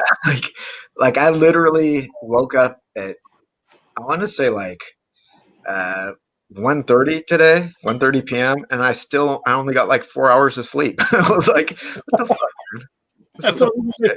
That makes no sense. Yeah, I don't, my schedule's so jacked. That happened basically as a direct result of this quarantine? Yeah. Really? Like, yes. It's like really fucked me up. Yeah. Like big time. And then I have like I'm in a weird cycle. Yeah. Like I have some mid-morning meetings that I have to wake up early for, and then I get tired as fuck, and then like it's just a weird cycle, and it's not good for my sleep, and I'm all jacked up. But Yeah, I'm an early riser, man. I've been working night shift for the last 3-4 months, and I sleep in the morning until like 8 or 9 o'clock, and I feel like my day is fried when I get up. Yeah. Typically, I get up between 5 and 6 every day, and I've been doing that for years. And now that shit just don't happen. I feel like I'm like burned out. My day's messed up as soon as I get up. I think my natural rhythm is somewhere like go to bed at between 2 and 4 and wake up at 10 to 11. That's mine. Yeah. But I've gotten so jacked up, man. Janae's like that. Janae will stay up all night and then get up and go to work in the morning like it's nothing. I would die. I can't do it. Yeah. What's your sleep schedule like, Mark? What are you an early go to bed, early riser? No, I'm not an early riser. My wife will sleep 5 hours, and that's plenty for her. Dude, how crazy is it that I was going to just say that your wife strikes me as the type of person that sleeps about 20 minutes a day? Yeah. Yeah. And she gets up. She'll get up at 4 a.m, and I'm like, God, let me sleep another. But now I have to get up. Now I have to get up at 5 to go work in the clean room. Yeah. Oh, that sucks. The clean room. What are you talking about? So, my wife works for a biotech firm here.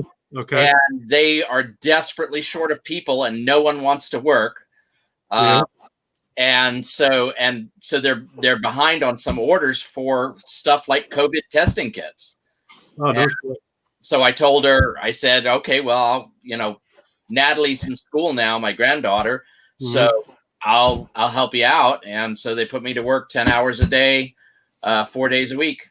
Oh, dude, that's awesome. Monday through Thursday. That's why I shaved all this off, because I was told I was going to have to wear a beard net. You have to wear a whole bunch of gear in the clean room. Yeah. And I shaved it off, and she goes, no, you have to wear a beard net whether you have a beard or not. Wow. Your granddaughter is adorable, by the way. Oh, thank you. She doesn't want to show her face on camera. But she wants to be there. Yeah. Well, I saw her on camera. What trying to remember what video that was. I've done a couple of them with her. Basically, if she's here when the mail arrives, she wants to open it. It was definitely an unboxing video. She was trying to pull a book out of your hand. That's right. And I think you got pieces that you got or something like that, because it was like, you can't see this one. Yeah, something from Severin. It actually had nudity on the cover. Yeah. I'm telling you, I watch videos in bed almost every night. And every time I get in bed, no matter which one of you guys posts a video, I watch it as soon as I see it. And then I don't comment on it because I'm in bed. Oh, yeah. I do that all the time, yeah. We were talking about earlier, like if I watch something on my laptop, I'm much more likely to comment than if I'm like watching on my phone. Me too. My eyesight's not good enough to do it on my phone. When I'm at work and I'm watching the live stream and I'm trying to type on my phone, I start to type and then I have to erase it. Then I start to type and I got to erase it because my eyesight sucks and my hands are not small. And that's just a problem.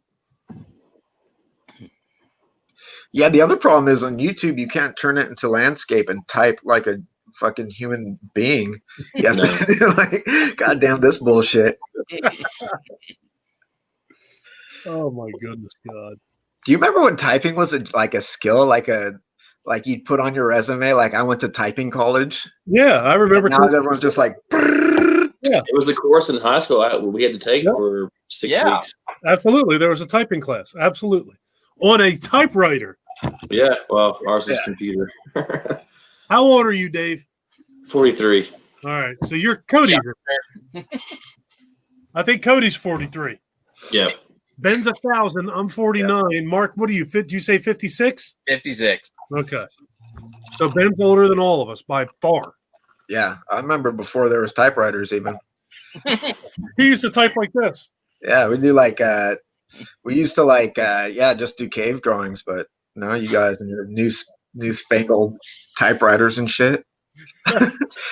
Well, what a time to be alive. You need to write with a pickaxe and monkey blood. Exactly. This was the one she couldn't see. I can show it on a live stream, just can't put it in a video. Isn't it like, it's so weird that like how puritanical America is with nudity versus like other totally random shit like violence or whatever. Yeah, I show a lot of bloody scenes when I show clips. Yeah, it's crazy. It's mind blowing to me. Some of the stuff that you would see in horror movies, like older horror movies, that you would never be able to do now. Like I was just talking to my older son who has never seen The Exorcist. We were talking about that today, and he asked if that movie could be made today. And I said, I don't think that there's any way. If you try to put that movie in a movie theater, no way in hell. No way. Yeah, the crucifix scene itself would be hard to get. Oh, that's exactly what I said. I said she takes a crucifix and jams it in her, and he was like, "Oh, okay." Wait, in her what now? Yeah, no way. Have you seen the she was 13-year-old when she made that, right? 13 years old? Something like that. I want to say. And there's like a scene of her you can find it on YouTube, and it's basically like her doing that whole scene, or like a whole scene in the bed with the dialogue, and it's her voice. So it was before they did like the thing, and it's crazy, like the shit she's saying. You know what I mean? Like a 13-year-old kid. Yeah. Was it her, or was it the double Eileen Dietz? No, it was her. It's yeah, Linda Blair in the bed saying the lines with her voice. It's like it's a really interesting video. I'd check it out if I were you guys. I would definitely watch that. Janae Cody is camping. I'm definitely older than 38. Thank you for everyone who's saying that I look young. I appreciate that. You look good to be deceiving. What's it say? What's he said? Martin saying? It's so weird. Death and destruction. Short PG-13. A nipple. God forbid. It's insane. It is. It's crazy. It's stupid. I remember like and you know, like countries like England, there'll be like nudity, or European countries there'll be like nudity on TV. It's not like quite it's not like quite the same fucking big deal. His best friend was stationed in Germany for years, and he said that it was like second nature over there. Not a big deal. Yeah. Oh well, yeah, Germany is just like shit porn all over the TV. No, I'm just kidding. I just thought I'd slide that one right on in there. Sorry, Tom. What are we talking about? Age over here. Hobbs is 38. Now I want to see how old people are. Hobbs is 38. I talk to Hobbs on here almost every day, so it's good to know how old he is. Jose's 38. How old is Martin? 18 or 19? Yeah, he's young. Yeah. He's like the next generation. Yeah. He gives me hope that kids are like the youth, they're going to be okay. They do it like Martin. My son watches a lot of horror movies. Linda Blair's voice was done by a male actor, right? I'm not sure. In The Exorcist? Mercedes McCambridge. Yeah, I thought it was a woman, wasn't it? I guess it is a woman then. Was it? Why did I think? Smoker. me and 7 more paramedics are the same age. Yeah, and Patrick's my age. I didn't think anybody was my age. Man, 18 years old. Can you guys imagine? No. Those were the good old days. Martin is currently living in the good old days. I had 19-year-old twin daughters. Oh, man. Do you like live vicariously through them? No. 7 more paramedics says he's in the same state. I'm more of a kid than they are. Are you up in North Jersey? 7 more paramedics? My son's 22. He's got a baby. He's getting ready to buy a house. It's disturbing. It's disturbing. Wait till you have grandkids. I do. Wait till they're grown up. No. Yeah,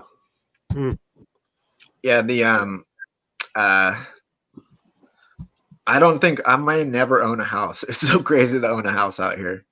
It's got to be crazy expensive. Yeah, it's ridiculous, your prices. I could probably afford to get like a 1-bedroom condo. A 1-bedroom condo here is probably the more expensive than like a 3-bedroom house in most places, I would say. My God. Probably like twice as expensive. That's pretty crazy. Oh man, Martin learning to drive a car. Oh, I'm gonna live vicariously through Martin from now on. yeah. It's funny because when I was 16, I could not wait to get my license, but my daughters, they didn't really show a lot of interest until they were, 18, 19 years old. It's just it's a generational thing, I think, because I know a lot of people, like in my family, for instance, a lot of my younger nephews and cousins and all that shit. None of them care about driving, fucking like Uber or some shit, or whatever, Well, just think, I mean, this is social now. This is being social. Oh, yeah. What we're doing right now, and that's children's social lives anymore. This is why we can't watch the movie without doing things. It's crazy. I do. Go ahead. Martin had said that he puts his phone in another room when he watches a movie, and I have to do that too, because even if I'm enjoying the movie, just my hand will start creeping over, and then pull up the phone. I'll just check a few things, and then wait, what happened on the screen? Yeah, rewind. Yeah, it's terrible. But it's also kind of a different way to watch them. Just a different sort of mode of watching stuff, though, because I watch a lot of movies on my laptop through the streaming stuff, especially late at night. Now that I'm up to all fucking hours, my neighbors are downstairs trying to sleep and stuff. I just like watch on my laptop, and it's I'm able to do like fact check shit and whatever. Like just pull up a window and like Google, is that true? Fucking what? Janae is I'll be watching the movie like, what was he in? And I'll just pull my phone up and I guess he was in this or that, or she was in this and that. It's I don't know that I would quantify it as being worse than actually just sitting there and being engrossed in the movie, because you're just engrossed in a sort of different way. Yeah. But I do like movies like the slower burn movies that are able to draw me in. Like that's an experience of watching a movie. You know what I mean? Like if I get drawn in and I'm like totally engaged in a story, I appreciate that a lot. Janae does a lot of fact checking when we watch movies together. Yeah, man, you got to. She is our fact checker. Yeah. She has a black belt and iPhone. Nice. Yeah. Who is that guy who was in that thing? Yeah, exactly. She'll tell me inside of 60 seconds exactly what I'm talking about. And who he's married to and what other movie he's been in.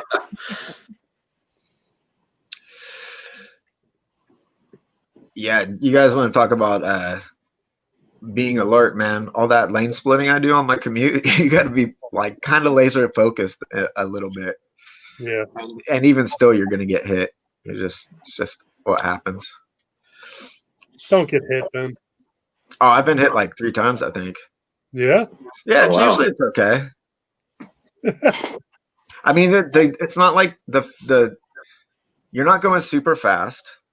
You're sort of hit from the side, so you usually don't fall off the bike. It's more dangerous to ride around in town where someone's going to turn left in front of you than it is to be on the freeway splitting lanes. Yeah. Jesus. Bay Area drivers are nuts. Are you wearing your leathers when you're out? I wear full gear, yeah. Not always leather. I have like crazy Kevlar reinforced Cordura shit with fucking like laser welded ceramic discs to the super fabric, but but I am wearing protective gear, yeah, for sure. I only wear leather at home. Yeah, only in the bedroom, right? I only wear around my waist. I only wear leather underneath my actual clothes. Yeah, truck driver from Duel. Fuck that dude. I've not seen Duel in a long ass time.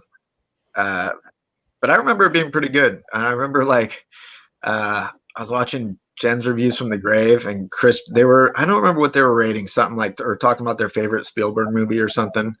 And he said he preferred Duel to Jaws for some reason, which on the surface seems a little ridiculous, but different strokes, man. Duel is like freeway Jaws. Duel is like Jaws with a big rig. But it's a good movie. And it predates Jaws. So it's like the proto Jaws with the big rig.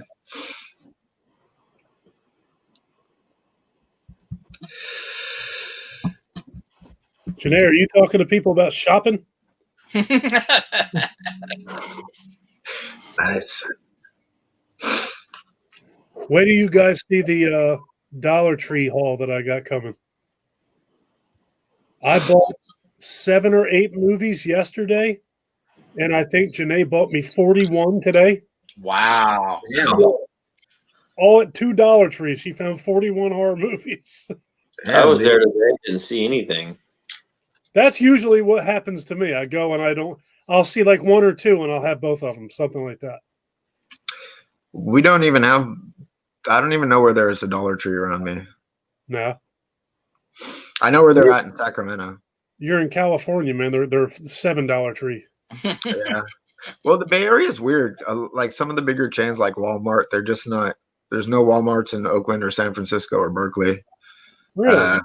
Yeah, there's no like FYEs or anything. You have to like go out. There's a lot of other shit, but some of that stuff's weird. Do you guys still have like physical media stores, like really cool record stores and shit like that there? Yeah, there's like 2 record stores within like a 3-minute walk of me. Yeah. Wow. And there's like 3 different used bookstores like within 4 blocks. So there's weird shit like that. And that's the kind of shit we do not have. Yeah. Yeah. Is it like I don't know how what'd you say? Is it Amoeba Records or like? No, like small privately owned vinyl places. Yeah. Mm-hmm. Which is really cool. I don't know how they're gonna fare with all this COVID shit, man. Yeah, today was record store day. I don't know. There was a lot. I used to go out every year for that. Yeah, I did. Yeah, I used to make it a point to go buy stuff, and now the one record store that I used to go to every year is gone. There's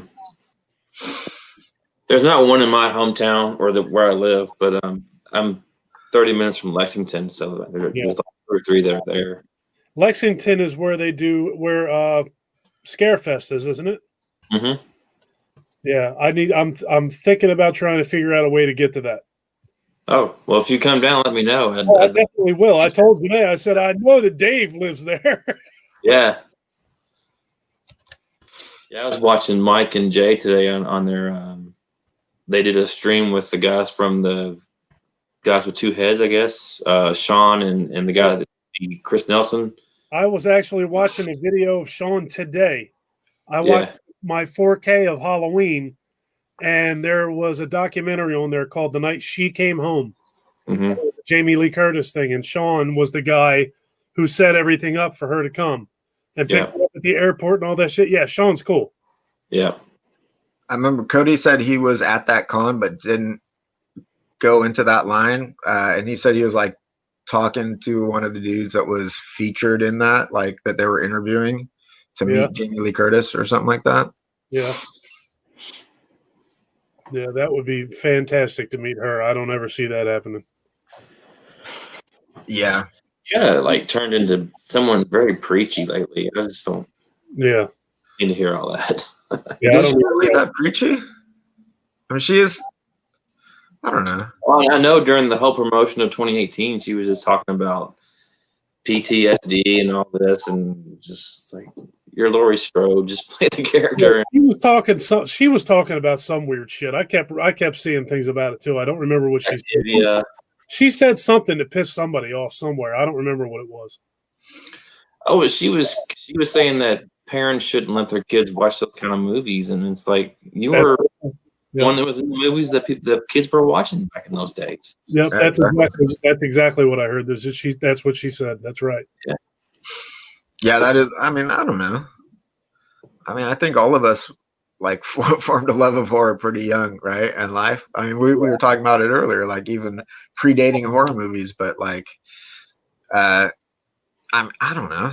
I mean, there was movies when I was first started watching horror movies. They scared the shit out of me, man. My first total horror movie that I saw the entirety of was Sleepaway Camp. And I was scared that Angela was going to fuck me up for weeks, dude. She was definitely preparing a beehive to come drop in my fucking bathroom or some shit. That was what me and my son got on the topic of The Exorcist today. We were talking about 70s horror movies. I said when the 70s ended, I was 9. And some of my favorite horror movies of all time were movies that I saw as a way too young kid in the 70s. Halloween, Phantasm, Jaws, The Exorcist. Those movies are like some of the things that shaped me, for God's sakes. Yeah. Yeah, I love that stuff. Yeah. Way too young. But I mean, there are, I understand, like, I don't know. There's people parent differently nowadays too. Yeah, oh yeah. So I don't know. Who knows, man? A lot of you guys have kids. That scared the crap out of me when I was a kid. Dude, that scared the living fuck out of me. That movie scared me to death when I saw it. I was like 7 or 8 years old when I saw that. Like I had a living fuck inside of me, and it scared it out of me. And he literally died from that movie. So there you go. That movie scared me tremendously when I saw it. And then the old minister in part 2 that around. That movie I just mentioned a little while ago. My son watches a lot of horror movies with me. He's I know Ben and Mark have seen him before. He's 13. He just turned 13, so he's still pretty young. That movie is one of the only movies that I've played for him that scared him. That he literally got up out of our theater and left. Wow. Yeah, scared him to death. Rated PG. Yeah. Scary. Yeah. Love it, man. I think who was it? The Dagler, I think his contest, one of the questions was, what's your favorite Tobe Hooper movie? Yeah. And a lot of people said Funhouse. I didn't hear a lot of people saying Poltergeist. I think Woody might have said Poltergeist. You might have said Poltergeist.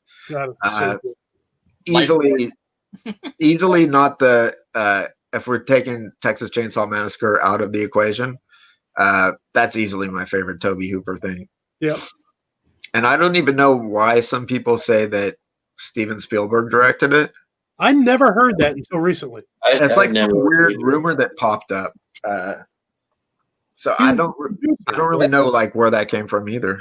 Wasn't he just the producer of that movie?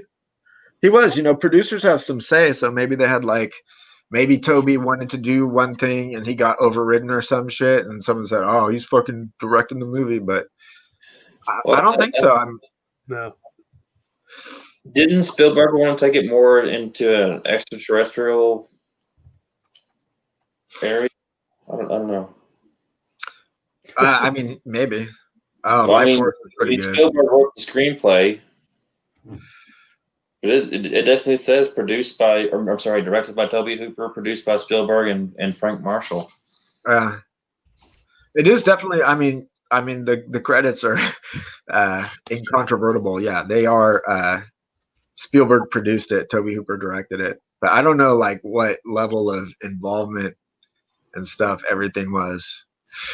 Hobbs is saying Life Force, man. That's a good Hooper movie. Hobbs is Eaten Alive.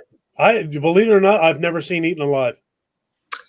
I have seen Eaten Alive, and it's not even my top 10 or top 5 Tobe Hooper movies. I don't think.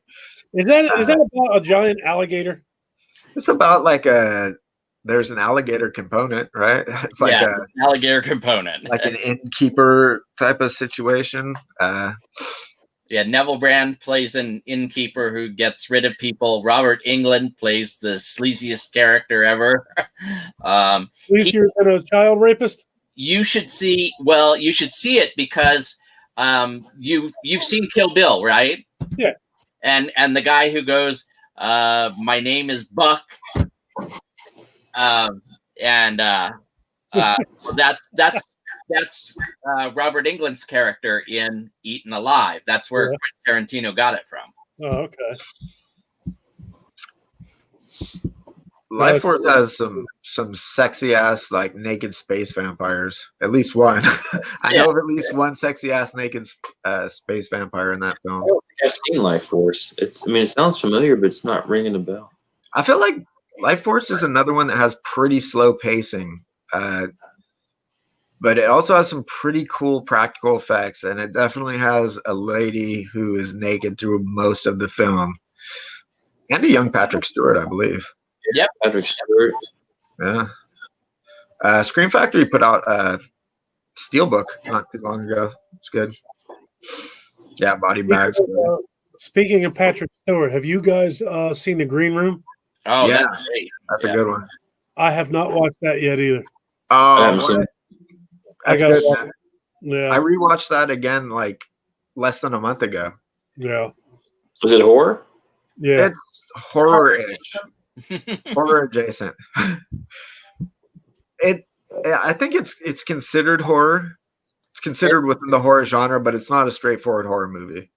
Yeah, a band is playing a venue, a neo-Nazi venue, and they happen to witness something they shouldn't have witnessed, and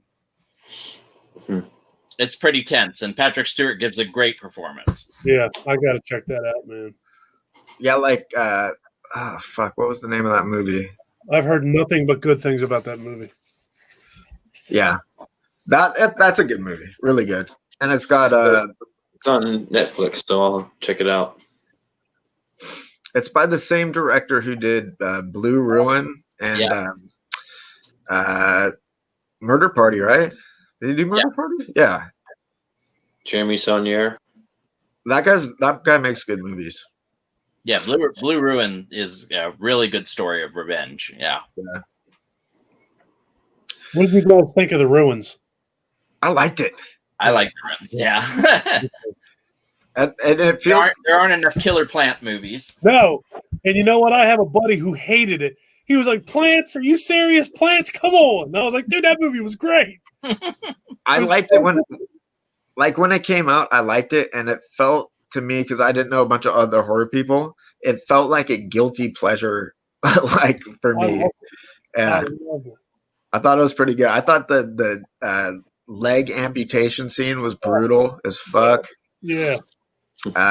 Smashing his leg. Yeah. That's not the way to do it. That was a good movie, man. Sean knows what's up. Blue Ruin is amazing. Yeah. It's amazing to me when I think about how many horror movies I watch and how many horror movies I've seen. And then I think about how many horror movies I have not seen. It's ridiculous. There's always more. There's a lot that I feel like I should have seen, but I've never seen. Yeah. There's a lot of it. Anthony likes Night of the Creeps. Night of the Creeps is one that I had a poster, a Fangoria poster, on my wall for years in high school, and I never was able to find it until Scream Factory released it. I didn't see it until that, which was a year ago, maybe. Yeah. Even though I had like this picture of a defleshed face like on my wall for years. I have not seen Neon Demon. I haven't either. A lot of people really liked it. It just didn't do it for me. I recently put it into one of my streaming lists, but I haven't watched it yet. And I also haven't seen Velvet Buzzsaw, which is one that all reminds me of that for some reason. I think they came out around the same time, but I think I can't remember which is which. But I think I'll. So I've heard people say that I'll probably like Neon Demon. So Martin's asking for some recommendations on other killer plant movies. Yeah, Little Shop of Horrors. Aside from Little Shop of Horrors, Day of the Triffids, and maybe Evil Dead, because there were some trees. What are some other evil plant movies? Well, there's Sleepy Hollow has a possessed demon tree, sort of. It does. Right. Dr. Terror's House of Horrors. One of the stories is about murderous plants. Creep Show. Creep One Show. of the segments there. Meteor shit. Yep. God, I love Creep Show, man. Yeah, that's a good one. That Fluffy video is coming soon, guys. Yeah, I want to see that. Here's the thing, about making videos. I go down these weird rabbit holes where I'll learn to use software for hundreds of hours. The Creep Show, the Fluffy Bust video. Now I've just gone down some rabbit holes, man. And it just takes a while to make this stuff. I learned a song, and so there's a little musical number in the beginning of it with a little I guess we're just close friends here, so it's not going to spoil anything. But yeah, there's going to be a love montage with me and Fluffy, and all that shit just takes so much time. So it's oh, I love it. I was just going to say, please, actually, you're singing the Fluffy. Actually, the songs I selected was inspired by a comment you made on Messenger. I don't even think you probably remember that comment, but you quoted a song when I think Phil showed a picture of one of his lamps, and I was trying to think of a good sort of love song, and that was one that I totally spaced on, and I was like, okay, that's the one. I said something? Yeah. So this is the thing that's beautiful about all this. Someone can say the most random little passing thing, and it'll have an impact on something. It's great. It is fun, man. This is it's a blast.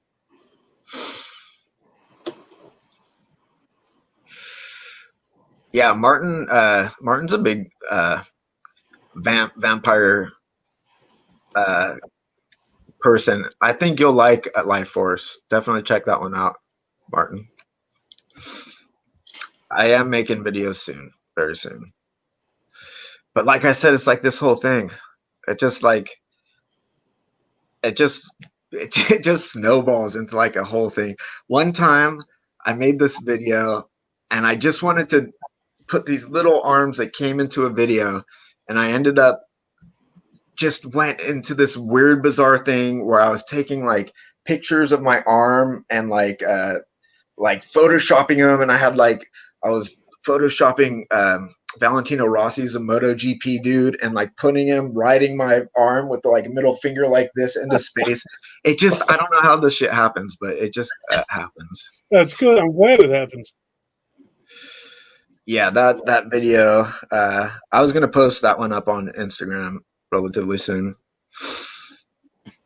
I don't think I've seen Bloodfest, Jose. I have Bloodfeast 2. No, I think he's talking Bloodfest. Oh, yeah, he is talking Bloodfest. Okay. And I heard that came out. I remember hearing some people talking about it, and it came out around the same time as Hellfest, and some people were saying it was better than Hellfest, which I thought was perfectly mediocre. I didn't love it. I didn't hate it. I liked the ending of it. I liked some stuff about it, but it was whelming. I'll say it was whelming. I was not underwhelmed nor overwhelmed with its awesomeness. So yeah, I was perfectly whelmed by that movie. This Shinobi's talking about the tree from Evil Dead. I was thinking the same thing, but I was reading something. I didn't want to sound like a fool. I figured you guys mentioned it. Poltergeist had that tree, right? Yep, Poltergeist had a tree. Yep. Oh yeah, that's a good call. That was a scary scene. Someone mentioned the Wizard of Oz had trees. That's incredible. There were trees in Friday the 13th.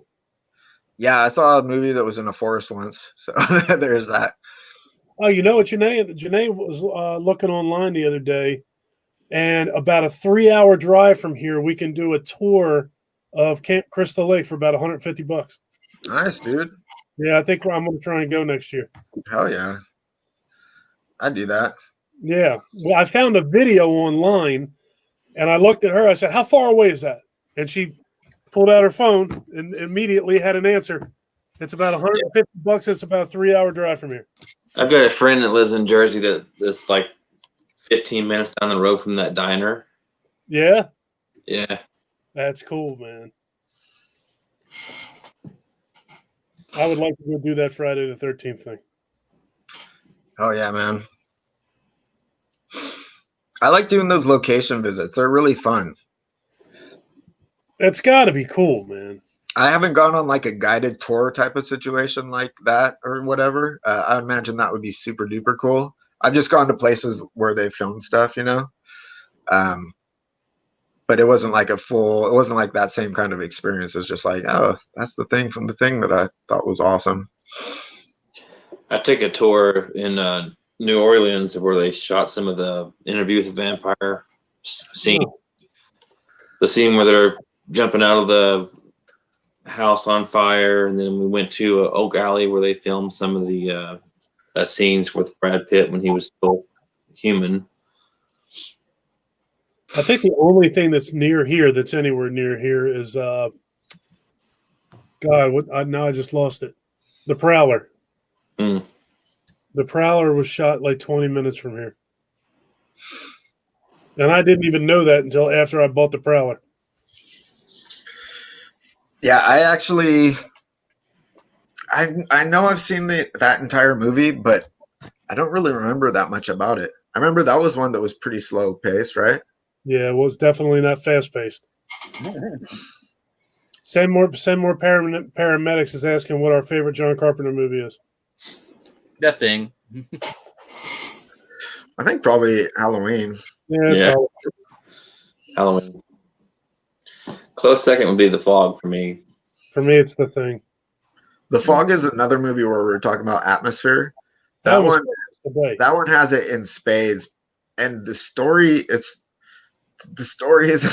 super. It's not the best part of the movie. You know what I mean? It's just the atmosphere, the feeling of watching that movie is the best part of that movie. I like Halloween more. It's definitely my favorite horror movie ever. But I honestly think, as weird as it may sound, that The Thing is a better movie. Oh, yeah. It probably is a better film. It's a better movie, but I'm just a bigger Halloween fan. Oh, I mean, there's obviously way better movies than Halloween that I don't love nearly as much as Halloween, right?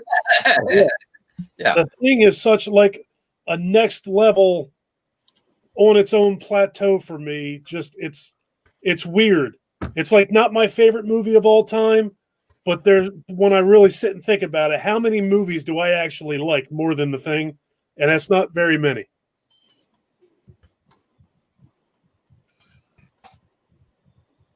For a long time, The Thing to me was one of those movies that I felt was overrated, but I've since gone back and watched it and had an appreciation for it.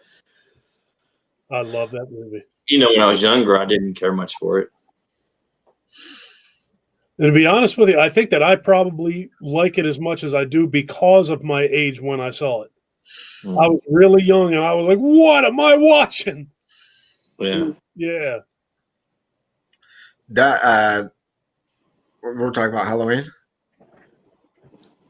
The Thing, yeah. Did you guys like the prequel? Yeah, I haven't seen it yet. Yeah, I enjoyed it. I liked it. I liked it too. I hear a lot of people talking shit about it based on the CG. Yeah, a lot of people hate that. But I mean, what you gonna do? It's like the time it was made. Yeah. It really is, that all that technology that they use now doesn't even hold a candle to what them guys did back in, what was it, 83? 82, but yeah. Yeah, it's amazing. Janae, one. That's a hard question. Jose's got a hard question. Where is he? He says, what's our favorite modern horror movie from the year 2000 to present? Oh. That's fucking hard, man. What year was The Descent made? 2005, maybe? That's up there for me. Yeah, I would agree with you, John. That's up there. That's a great friggin' movie. Yeah. There's a couple movies that I would consider like that have stuck with me that are modern horror movies. I don't know that I could quantify one as my favorite, but I did love The Descent. High Tension was another one that I loved. That's a good one, man. That's a good movie. That was like these are movies that came out and they felt like they made an impact. You know what I mean? For me, another one is definitely Martyrs. Yeah. I love Martyrs. I like Sinister a lot. That was good. Sinister was great. Sinister scared the hell out of one Mrs. Ellsworth. It was creepy. It's real creepy, man. It was effectively creepy. That is a scary movie. Yeah, that's a good Part two didn't really do much for me. I mean, it was good, but not as good. I thought Definitely not as good. it was nowhere near as good as the first one. What years were Twilight movies? Yeah. Have you seen We Are Still Here? I really like that one too. I haven't seen that one. I have that, but I haven't watched it yet. Yes, if you guys like, it's like it's sort of like an old school haunted house movie with Barbara Crampton in it, and it's just brutal as fuck though. Yeah, and it has real good atmosphere. It's a throwback, so it's like I think it was made 2015 maybe, but it's like definitely feels like a 70s film. It's awesome. Somebody says The Conjuring. Yeah. How did you guys feel about The Conjuring? I liked it. I liked it. The first one. I liked it too. Like, clap their hands. That was. I thought it was good. I like The Conjuring, but it isn't special for me. Yeah, I thought that it was definitely the best of the, what is there, 75 of those movies now? Yeah. Between The Nun and Annabelle and all that. I thought that all of those movies were good, except for The Nun. I didn't like The Nun. I didn't like The Nun either. Yeah, I liked the figure of the nun. Yeah, she looked created awesome. But the film, you know what? The Conjuring, the first Conjuring movie, I thought was really good. My experience with The Nun was it came out and people talked so much shit about it, about how fucking awful it was, that when I finally watched it, I had such low expectations. And I was like, that wasn't too bad. That was pleasantly not too bad. So my experience is a lot different than everyone else. When the most recent Annabelle movie came out, Michael wanted to go see it in the movie theater. So inside of 2 afternoons or 2 mornings and afternoons, we watched every single movie in the Conjuring universe leading up to that what was it? Annabelle Comes Home? Was that the most one? All the way up to that, we watched all of the Conjuring movies, the Nun, the Annabelle movies. We watched all of that stuff. And both of us felt the same way. We liked all of them except for the Nun. I still haven't seen La Llorona yet. That's not a bad movie. I liked it. It's better than The Nun. You should see a Mexican version of it. Yeah. Because it's a Mexican tale. There are Mexican horror movies about it. They just kind of ripped it out and made a generic horror movie out of it. Yeah. I love. I hate to recommend this one again because I say it all the time. Train to Busan. That's one of my favorites. That movie's fabulous. Martin, I need to see it. Martin mentions Tucker and Dale versus Evil. I love that one. I just bought that for $1 not all that long ago at Dollar Tree. I just watched that one again. I don't know how many times I've seen it, but I just watched it again like a week or 2 ago. Yeah. Did you watch Devil? The M. Night Shyamalan movie Devil? I enjoyed that one. I liked it. How about House of the Devil? That's another one that sticks in my mind. House absolutely. When that came out, I was like, that one is awesome, man. And that one is all about the atmosphere because almost nothing happens till the very end of the film. But that one also has a pretty good payoff too, as far as things that happen. It does, and one of the violent scenes is very shocking. Yeah. How about I Saw the Devil? Yeah, Sean was just saying that one. That one's awesome, man. That's a good movie. That's a really good movie. That is grim, but yeah, I like that one. It is grim, but there's also a dark comedy about it because of how the secret agent do their little cat and mouse game. There's also like a little bit of a humor element, even though it's so fucking dark and heavy subject matter. Yeah, man. Yeah. I like Color Out of Space. That's a great one. Yes, that was really good. I really like that one.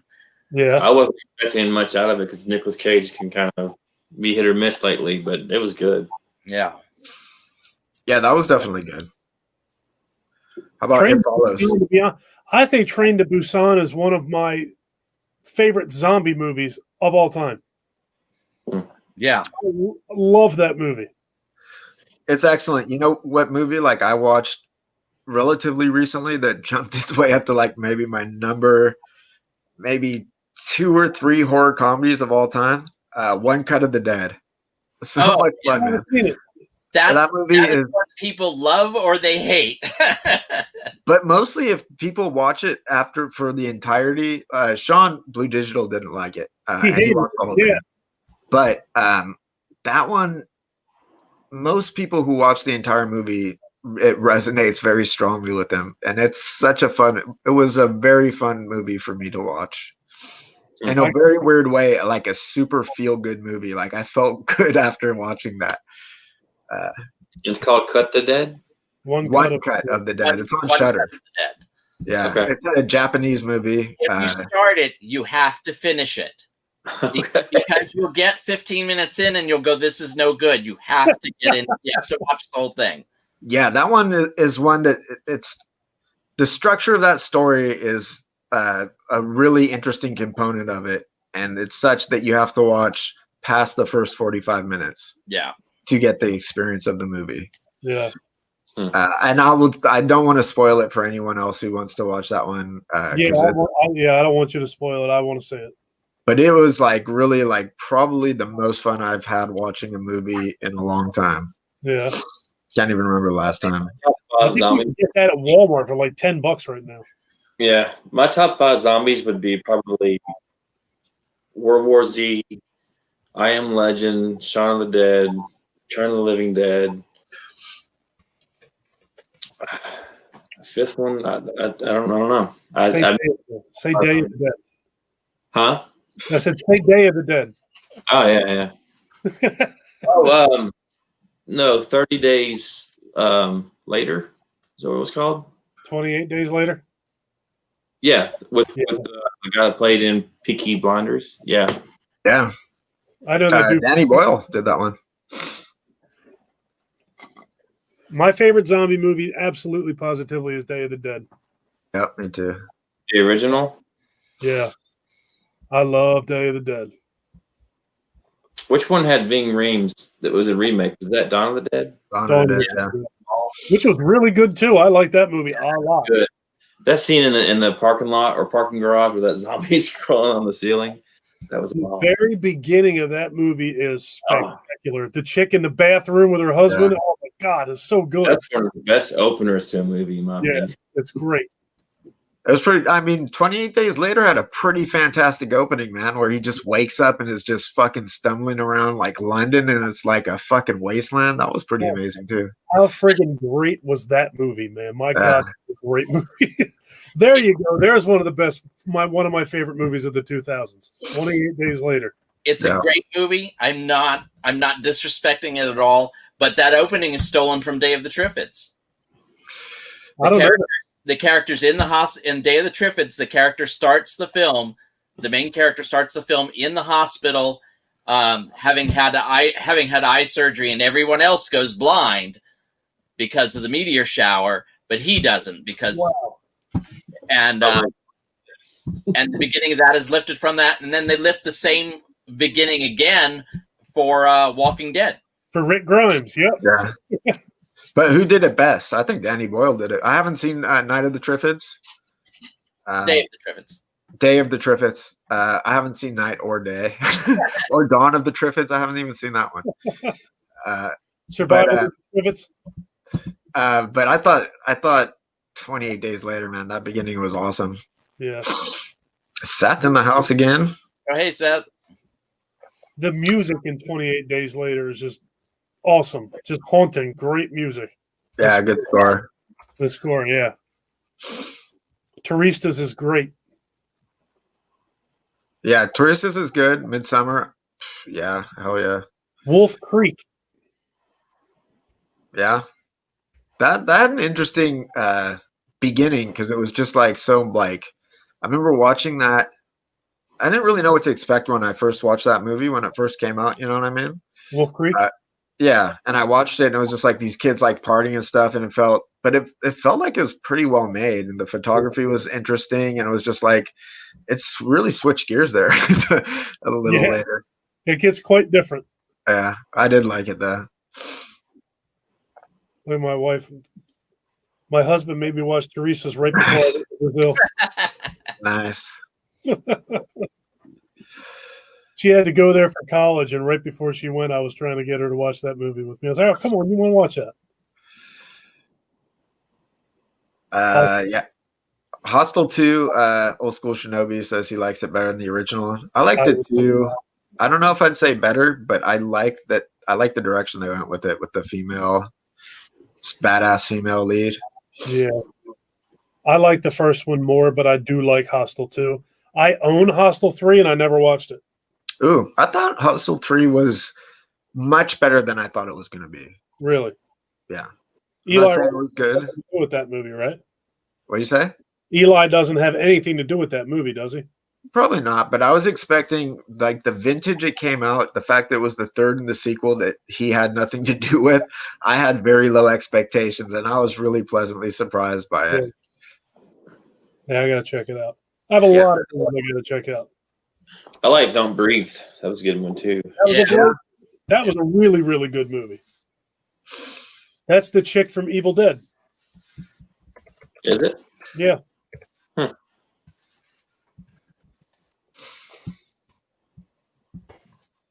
Night of the Living Dead, the original Night of the Living Dead, yeah. Old School talking about your favorite possession of Michael King. I love it. I absolutely, positively love that movie. In fact, Innkeepers was good. Innkeepers was a lot like The Conjuring. That was cool too. Yeah, I thought The Innkeeper was good.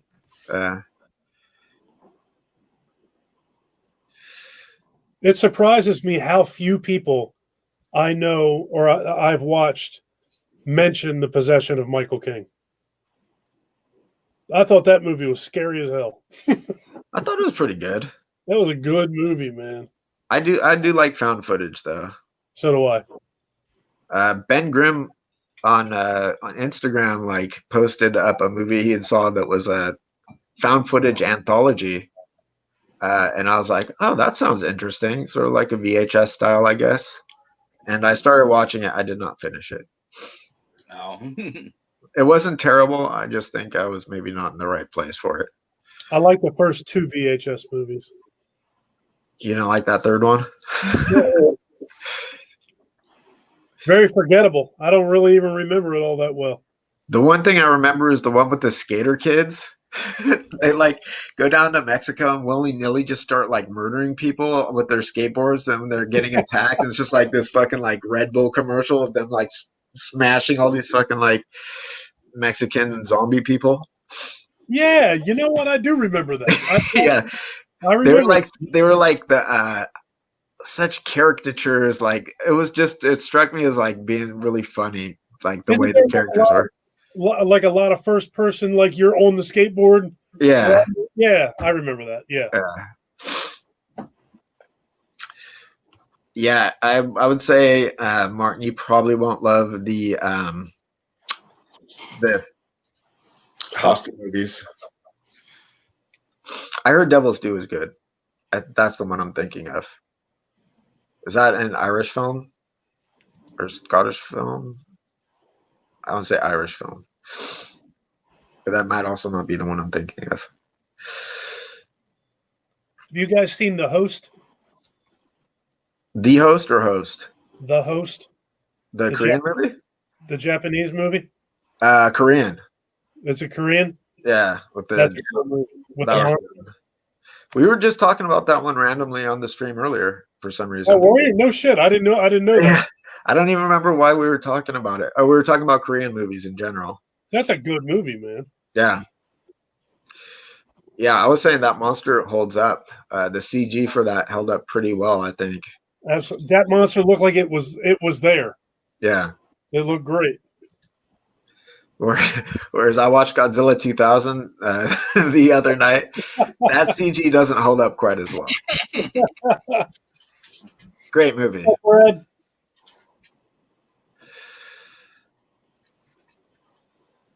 Yeah, the host is good, man. I actually only have it on DVD, and my DVD is scratched. I gotta find it on Blu-ray. I just pulled like all my horror DVDs, not all of them, a bunch of my horror DVDs off of a shelf and replaced them with a bunch of Blu-rays, and now I have like a bunch of these DVDs on the floor, and I'm like, where do I fucking put those things? I don't know. I need to do some serious shelving situation in here. Where in the world, Dave? I don't know what kind of collection you have, but I know Ben and Mark, you two have to have ridiculous collections. Where do you keep your movies? This is my overflow room. Okay. Yeah, I have like this credenza. You can maybe see it in my video, some of my videos, and it's got like a TV on it. And it's got some drawers, some big ass drawers. Those are filled with Blu-rays. I have this bookcase over here with Blu-rays. Some over here on this shelf, and then I have a bunch of boxes in my closet. Mostly the non-horror stuff is in my closet right now. Yeah. But I need to. You guys do the movies. What did you say? I don't have near the collection that you guys do in physical media. It's a blessing and a curse. Yeah. Yeah. I have it in records. There's nothing wrong with that.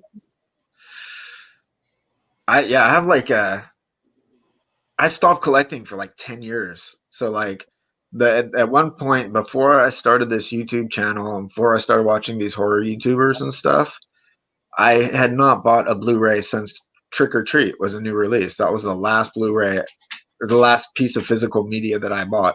No kidding. Yeah, and then I think I only had like one Blu-ray at that point. And that was it, Trick or Treat. And now I have a bunch, but I did stop. So like I'm sure Mark before you probably didn't take a 10-year break. So imagine you got like a decade's worth of overflow, more than me even. Oh, yeah, well, I took a long break because when we were younger, we were struggling, and I had to sell everything that I had. So this is like 15 years worth of collection. But before that, yeah, I had to get rid of all my VHS and the laser discs and the early DVDs. But yeah, now I have a shed, which is my man cave. Basically, it's just wall to wall movies everywhere. And then I've got a ton in here. I've got some in the closet. It's awful. I'm trying to figure out what to do with my non-horror DVDs that I don't ever watch ever at all anymore. Yeah, I'm not going to get rid of them, but I got to figure out what to do with them because basically at this point they're just in the way. That's the I would put that in a box and put them in the closet. That's correct. That is what I have done. We still pull them off and watch them every once in a while, but not a lot. Man, I can't remember the last time I pulled out a DVD that wasn't horror to watch. Like, it's been so long. I think the last one, me and Janae watched do you listen to Korn, Ben? I mean, I've listened to Korn. I wouldn't say I'm a big Korn fan, but I know they're okay. There was a Brian Head Welsh documentary film that was made that was called Loud Crazy Love, and it was about him and his daughter. And that was the last time I pulled out a DVD to watch that was not horror, and that was a while ago. Yeah. Yeah. I've watched some non-horror movies, more recently, streaming, I bought 1917. Haven't watched that yet. And I just bought The Outsiders at Walmart for $5 about a month ago. Haven't watched that yet. But most of the time, I only buy horror movies. One day last year, Michael and I watched Smokey and the Bandit and the Cannonball Run. Nice. Nice. Nice. Yeah, you guys are all enablers. Well, we all enable each other. We do our bit to enable each other to collect a bunch of stupid horror shit. Absolutely. Yeah, stupid Cody. I blame him for getting NECAs. Yeah, I just bought a Freddy Krueger with leather pants on, for Christ's sake. Yeah. I can't pin it on Cody, but yeah, he hasn't helped things. I just got done saying how bad I hated the Nun, but I got this sitting on my desk in front of me. Right? The hell, man. Yeah, I have the Funko Pop of the Nun, but Natalie took it into the living room, so it's there somewhere. Ridiculous. Oh yeah, there you go, Candyman. Sweet. There ain't no way in the world I'm buying them cloth figures. Yeah, I was the same way. Man. Jesus. Is this like you'll never buy that Friday the 13th box set? Yeah. Dude. That's kind of where I'm at now. I kind of think I need to get it because I missed out on Halloween. I'm kicking myself for it. So now I need to get to Friday the 13th. See, that's what I thought too. I thought the same thing. I have the Halloween set and I did buy it, but Cody did not buy it. And now I hear him say all the time, man, I could kick myself for not buying that thing. And I'm thinking, sitting here going, I know Mark ordered it. I know Ben ordered it. I know Cody ordered it. They're all going to be looking at this thing, talking about it. Go, God damn it, why didn't I order that thing? Yeah. Can I just say, like, go ahead. This gigantic 2019 Godzilla King of the Monsters figure came out, and I was like, I don't have a lot of room. I'm going to pass on this one because I know they're coming out with that Mecha Godzilla one, and I know that I'm getting that motherfucker for sure. And then the whole for like a year or something, I'm going like, God damn it, why don't I have that Godzilla figure? And then they released like the reissue burning version, and I was like, motherfucker. That's just how it goes. It's terrible. It's horrible. Didn't either Phil or Cody post something that they're getting ready to release another Best Buy exclusive 1978 Halloween Steelbook in October or something like that? Yeah. How many of those do we need? I don't know how many I need, but I know how many I'm going to get, and it's N plus the next release. Yeah, and I guarantee that all of us are going to buy that stupid thing. Absolutely. It's unbelievable. I think he sits back every year and goes, hey, let's see if we can put out another one this year. Start doing shit with like Michael Myers posing in a T-shirt or something. Exactly. Yeah, all of us will buy it. Yeah. Yeah, or they'll do like, I don't know. I'm a sucker for a fucking Steelbook. Yeah, look. Oh, yeah, that is a nice one, too. Yeah.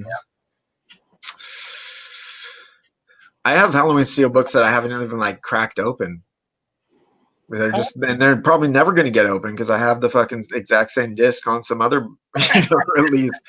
Like, I've got the Halloween 2 Rob Zombie that I've never cracked open, but that's second best Halloween movie. Just kidding. I was part of that ranking video. I know better. Did you guys see that Hobbs just watched American Graffiti for the first time? Like yesterday, I saw him pick it. That was a recent call you got, right? I think I saw a video where you just picked that up. That was a cool movie. Creepy Calvin, that's a Best Buy exclusive, isn't it? Yeah. The one he's talking about, the Halloween Steelbook? Yep. And the Evil Dead Steelbook. I work day shift on Tuesday, so maybe Tuesday night I'll try and go get it. I was supposed to get mine Tuesday, so I think it's this Tuesday when it comes out. Okay. I definitely got to make a trip to go buy a movie that I have 5 times already. I know, right? My Best Buy has very little. There's like one little small section of movies, and the rest is just kind of like non-existent. Yeah, my Best Buy, it used to have a huge movie section, and it's not very big anymore. It is a fucking shame. Mine's same. Yeah, the one in San Francisco, the Best Buy in San Francisco, I went in there. I can't remember what it was. Oh, it was the Phantasm set. That came out and was sold out a bunch of places, but they had it at the Best Buy in San Francisco. So that's where I went on my way home from work. And they had a pretty big selection. I was impressed. That right there is a set that I let get by me. I didn't buy it. That's a cool set. The packaging isn't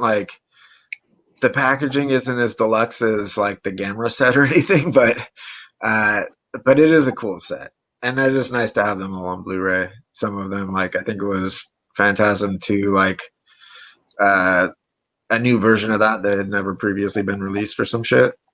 Yeah, I don't have Phantasm 2. I don't even know that I've ever seen it.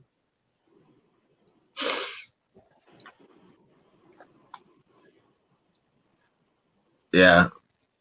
Beetlejuice. Amazing. I don't own Beetlejuice. I don't own it either. I've seen some people, they just did the 4K release of it. Yeah, and that's probably what I'm going to wind up buying. Yeah, me too. I haven't picked it up yet, but I will because I don't own that movie at all. It's a great movie, obviously. I've seen it about 1,000 times, and I don't think I've ever owned it. Yeah, me neither. I feel like there's a few movies like that. Yeah, that Gamera set's going for crazy shit.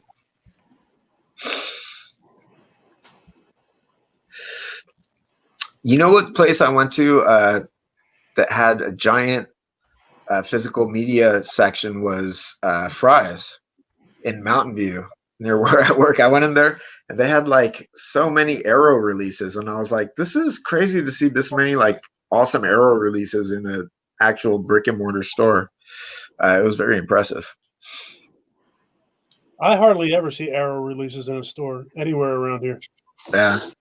I think that I saw Hellraiser and Hellraiser 2 and FYE, and I don't know how many other ones I've ever seen, but those two stood out in my mind because I wanted to buy them, and then I looked at the price tag and I didn't buy them. Yeah.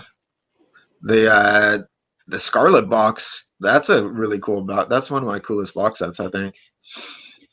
Yeah, that one, Mark? Yeah. I think Hellraiser 1 and Hellraiser 2 were like $40 each. And I wasn't spending $80 for those movies. No way in hell. Were they still books? No, they were just Arrow releases. Oh, wow. Yeah, that seems expensive for an Arrow release. That's just a regular release. That's how FYE works. It's usually way too much money or not like unusual. You see like the same thing in the used bin for like 50 cents, and you're like, okay. Yeah, it's weird. Yeah, they often have good prices on steel books. Most of the rest of their stuff though is overpriced. Yeah, too much money. There was a really nice zombie, Fulci's Zombie Blu-ray in there. Same thing. It was $40. I saw it and I was like, "Holy shit!" I turned it over, looked at the price, and I put it right back down. Was it the limited 3-disc set though, the Blue Underground one with the cover? Yeah. Yeah, that one's a little expensive. I think you can get it.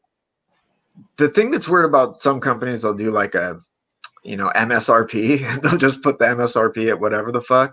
Yeah. And then when it actually goes, it sells everywhere at the same price. You know what I mean?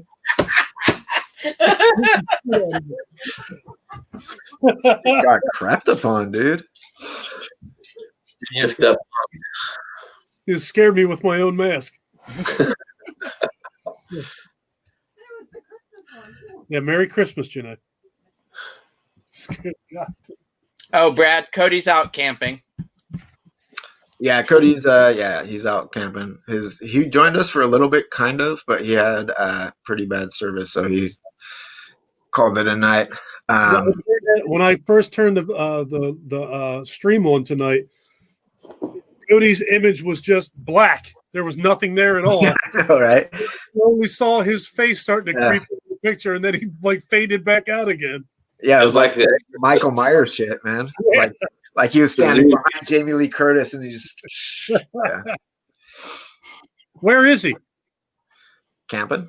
No, I know he's camping, but I mean, is he in Indiana? Where did he go away? Forest? I'm not sure. I saw a picture of his cabin, but I don't know where he is exactly. Yeah, the first 2 Hellraisers are, I think, the best. Oh yeah, absolutely. I think I've only seen 4 of them.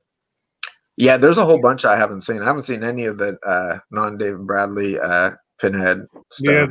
Yeah, there's either 2 or 3 with the new Doug Bradley. I think there's been at least 2, possibly 3, and I haven't seen any of them. Me neither. I think I saw the last one with the actor, whoever it was, but it was called Hellraiser Judgment, the last one? Yes. Yeah. How was it? I haven't really seen any of the movies since 3, so I mean, it was, I don't know. It seemed like a Hellraiser movie to me, but I'm kind of weird about Pinhead. Yeah, it was weird seeing the new actor. I mean, he did all right, but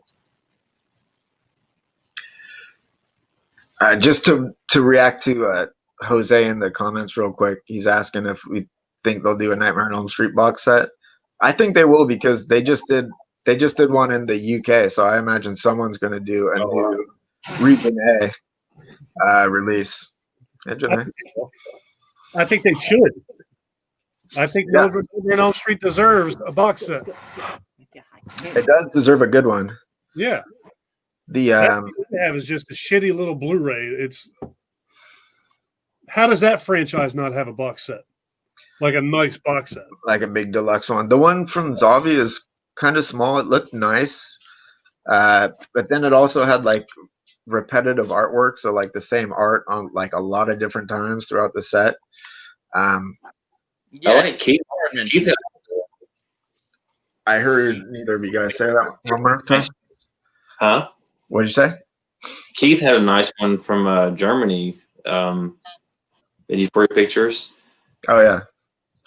The Germans know how to do physical media, man. They're not fucking around. They'll put out some serious media books and like sets and stuff. I like the old. I think that the Nightmare on Elm Street box set, the standard definition DVD box set, is nicer than the Blu-ray box set.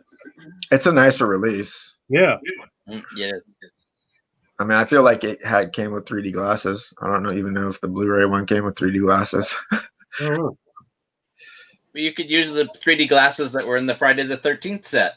Exactly. I guess that's true. I ain't fucking around with no 2D Dream Demons. I'll tell you that much. Fuck that. Was there Elm Street? I don't remember there being one. Yeah, part 6 had like 7 minutes of 3D in it. Yeah, at the very end. Yeah. They had like a Dream Demon worm who did like this for a second and flew away. Those Elm Street movies made me crazy, man. They made me crazy.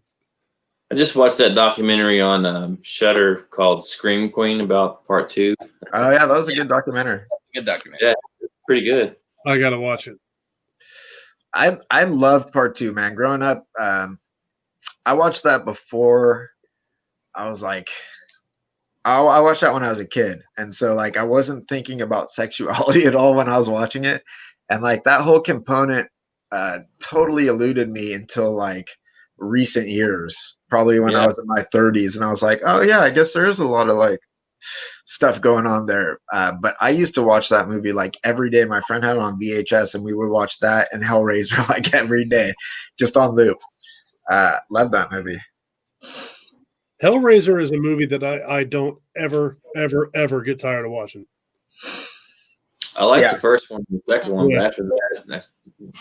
That was one of your tags, or one of your questions in your tag video, Dave, was like your go-to horror movies, wasn't it? Mm-hmm.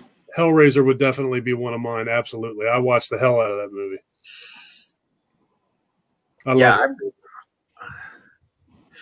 I got a bunch of go-tos, man.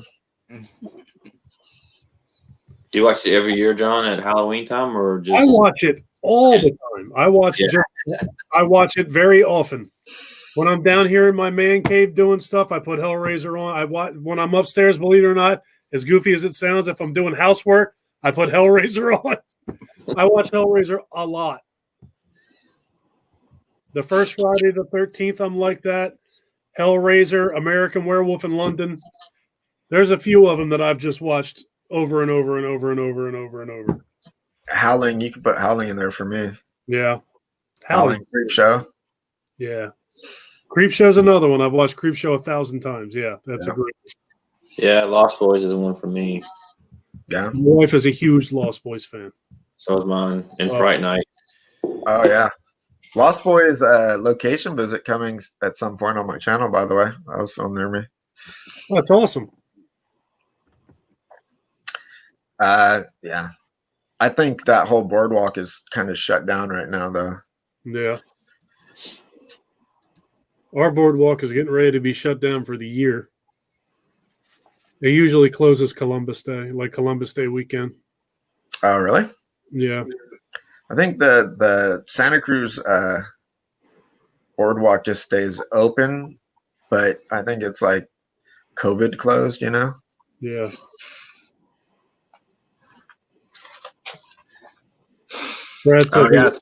Brad says he watches Behind the Mask a lot. That's a cool friggin' movie too.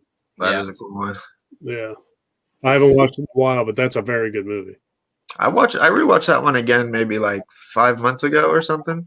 I think it might have been after I saw Brad do a review of it, possibly. And I was like, oh yeah, I haven't seen that in a long time. I should watch that one. Cheetah says he watched Starship Troopers. Oh yeah, man.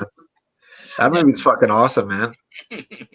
And the production design of that movie is so good. And for a movie made, I want to say it was maybe the late 90s, right? 98 or something. Yeah. Man, that movie still looks fucking great, I think. Yeah, the 4K looks wonderful. I haven't seen it in 4K, but man, I think that movie like visually holds up pretty well considering. It's hard to believe it's that old, isn't it? Yeah. Hard to believe I'm that old. Yeah, Hobbs is saying I work a lot when I do like 3D CAD design or like programming parts or something. I will usually have something on in the background. When I'm at work, it's usually YouTube videos. When I'm at home, it's usually something on the TV. And yeah, so I watch a lot of stuff like that. Chopping Mall, fucking awesome. Dead Alive, I have not seen, I think, since the early 90s. I need to jump back on that. I just watched that a couple months ago. I watched that, and it had been years since I've watched that movie.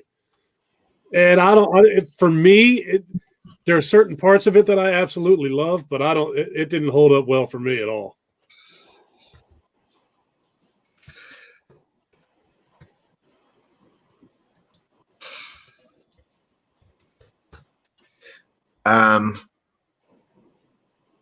Yeah, Adam's saying Australia is still pretty strict lockdown. Cases going down. That's good. Who's in Australia? What did you say? Adam Paul Beaumont. Oh, okay. APB reviews. Yeah, I'm looking right at it now. Hey, John, is Michael doing school virtual, or is he? Yeah, he's doing virtual. Yeah, he's home full time. Yeah. I couldn't bring myself to send that kid to school with that mask on his face all day. I couldn't do it. I just couldn't. There's no way in the world. He's driving me and my wife nuts. But, you know, it's the price you pay for having a kid home, 13 years old, nonstop, 24 hours a day, with no friends and nobody to talk to but me and his mother. Yeah. Yeah. But I couldn't imagine being someplace and having that mask on for 6 to 8 hours. I couldn't do it. No way. My wife's a teacher, and she says it's just been more work for them. I mean, having to put together lessons and do everything way ahead of schedule. You know, having kids send her email messages at all hours of the day. She said it was too much. It's got to be terrible. And she's teaching at school as well as doing it online? No, she's doing it from home. Okay. Because here, some of the kids are in school. There's I think different blocks. Some kids go on Monday and Tuesday. Other kids go on Tuesday or Thursday and Friday. Yep. Nobody goes on Wednesday. But these teachers have class every day except for Wednesday. And on top of having class, they have kids that they got to teach virtually. Yep. So I don't even know how the hell they're doing it. It doesn't even make sense to me. Well, I can't. It's got to be terrible. Yeah, that whole I mean, I don't know. Grass always greener. I live alone, me and a dog, Yeah. and I know like some people live with their kids. I can imagine that would be difficult. It's a pain in the ass. I imagine it's a pain in the ass even more so for the kids. Can you imagine how like you remember how annoying your parents were when you were at like a particular age? Yeah. Just to be locked down, no friends, no whatever. Oh Yeah. man. Yeah, my mom said that when I was 12, 13, 14, I thought I knew everything. So that was a difficult age for Well, yeah, you got to push through that. That's when you teach the class. You just like, yeah, I don't know. It's some weird fucked up times we're living in, guys. Yeah. My mom always told me I didn't turn into an asshole till I was about 16. I was never really an asshole. I was just like that kid that got like stoned as fuck and just like mellowed out there in the corner, like thinking weird thoughts. I was a drinker, man. I started drinking way too young and way too much for way too long. Yeah, well, I did some of that too. Yeah. Yeah, for sure. I'm coming up on 9 years sober now. Well, congratulations. That's a feat. You ready for me to make myself feel old? Sure. I got sober in 1994. That's awesome. That's a long fucking time ago. Yeah. I don't even like to put like every year on Facebook I go, oh, I was sober on this day. And nowadays it's just like, God damn it, do I have to do this again? That many 20 how many years? Fuck you. That's cool though, man. So I'm sure you're at the same spot that you're way ahead of me, that you don't even think about it anymore. I don't even think about it anymore. I don't really. Man, it's tricky in the beginning. Yeah, in the beginning it's different. Yeah. But yeah, I've been sober for a long time. It's just part of my DNA at this point. Yeah. I didn't know what the hell I was going to do with myself when I quit drinking. I had no idea. How do I do that without drinking? Just anything. Oh yeah, for sure. How do I mow the lawn without drinking? What are you, crazy? Yeah.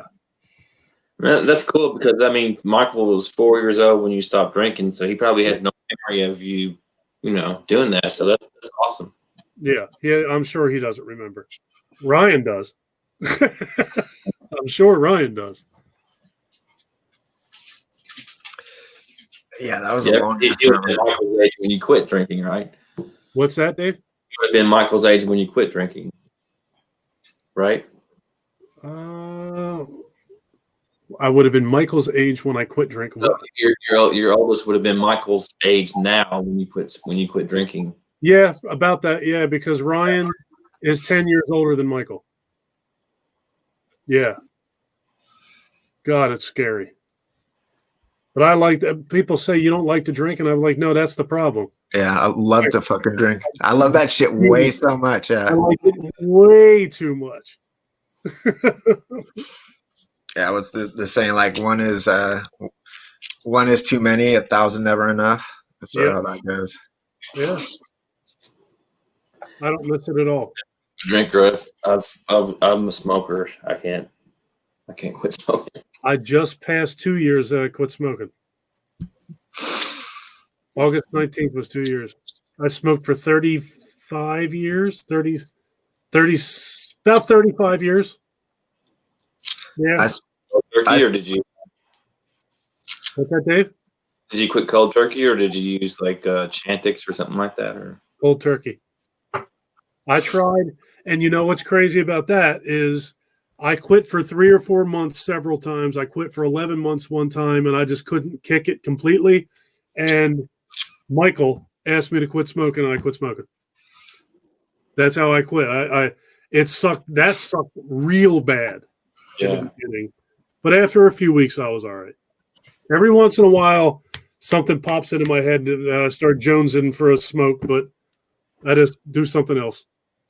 Just the other day, Janae and I were sitting on our deck talking, just sitting there, and both of us quit smoking. And one of the first things that popped into my head about 2 minutes into the conversation was, man, I would really like to have a cigarette right now. Yeah. Yeah. That seems to be lingering around for me a lot more than drinking does. I don't really ever think about drinking. I do think about smoking. Well, I mean, smoking is one of those things like you associate certain time, like drinking is just like you just get drunk as fuck, right? So like you spend a lot of time drunk. But smoking is something you do like after a meal, you go smoke. So now you have an association with after a meal, or like you take a break at work and you smoke. So now you have an association with that. Like, what do you do when you take a break if you're a smoker and you don't smoke? You know what I mean? You like go, this is some bullshit. So it's hard because you have all those little connections, right? You know what was hardest for me is driving. I smoke like a train when I drive. Yeah, that was the worst part for me was driving and getting up in the morning and having coffee. You know, the best way to deal with the driving is to get yourself a motorcycle. That's how you do that one. Try smoking on the freeway. That shit doesn't work. Were you ever a smoker? I used to smoke 2 packs a day. Oh, no shit. Yeah, for a long time.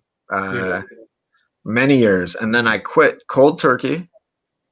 And then I found like these 2 little pieces of like Nicorette gum that I had from like a long ass time ago. And I was like, I'm going to chew a piece of Nicorette.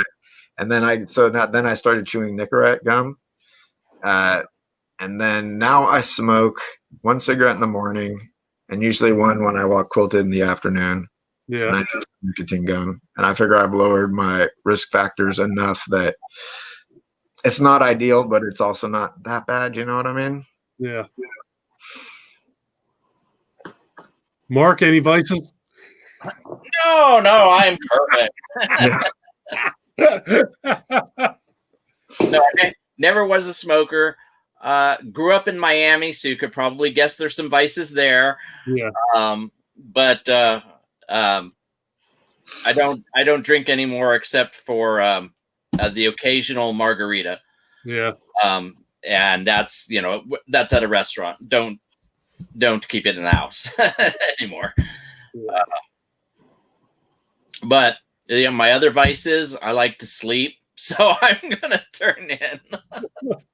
Yeah, I think we're crash too. But I've enjoyed chatting with you guys. Of course, I love it as always. Yeah. Thanks for having me again. That was fun. Yeah, absolutely. That was a good stream, guys. Super lively chat. Thank you, everybody who's joined us. Yeah, good times, guys. I guess next week back on Cody's channel. Yeah. Only a couple more weeks and I'll actually be able to get on here at 9:00. Nice. Yeah. Sweet. All right. Well, thanks everyone for joining us. Have a great night. Everybody stay safe. Later. Yep.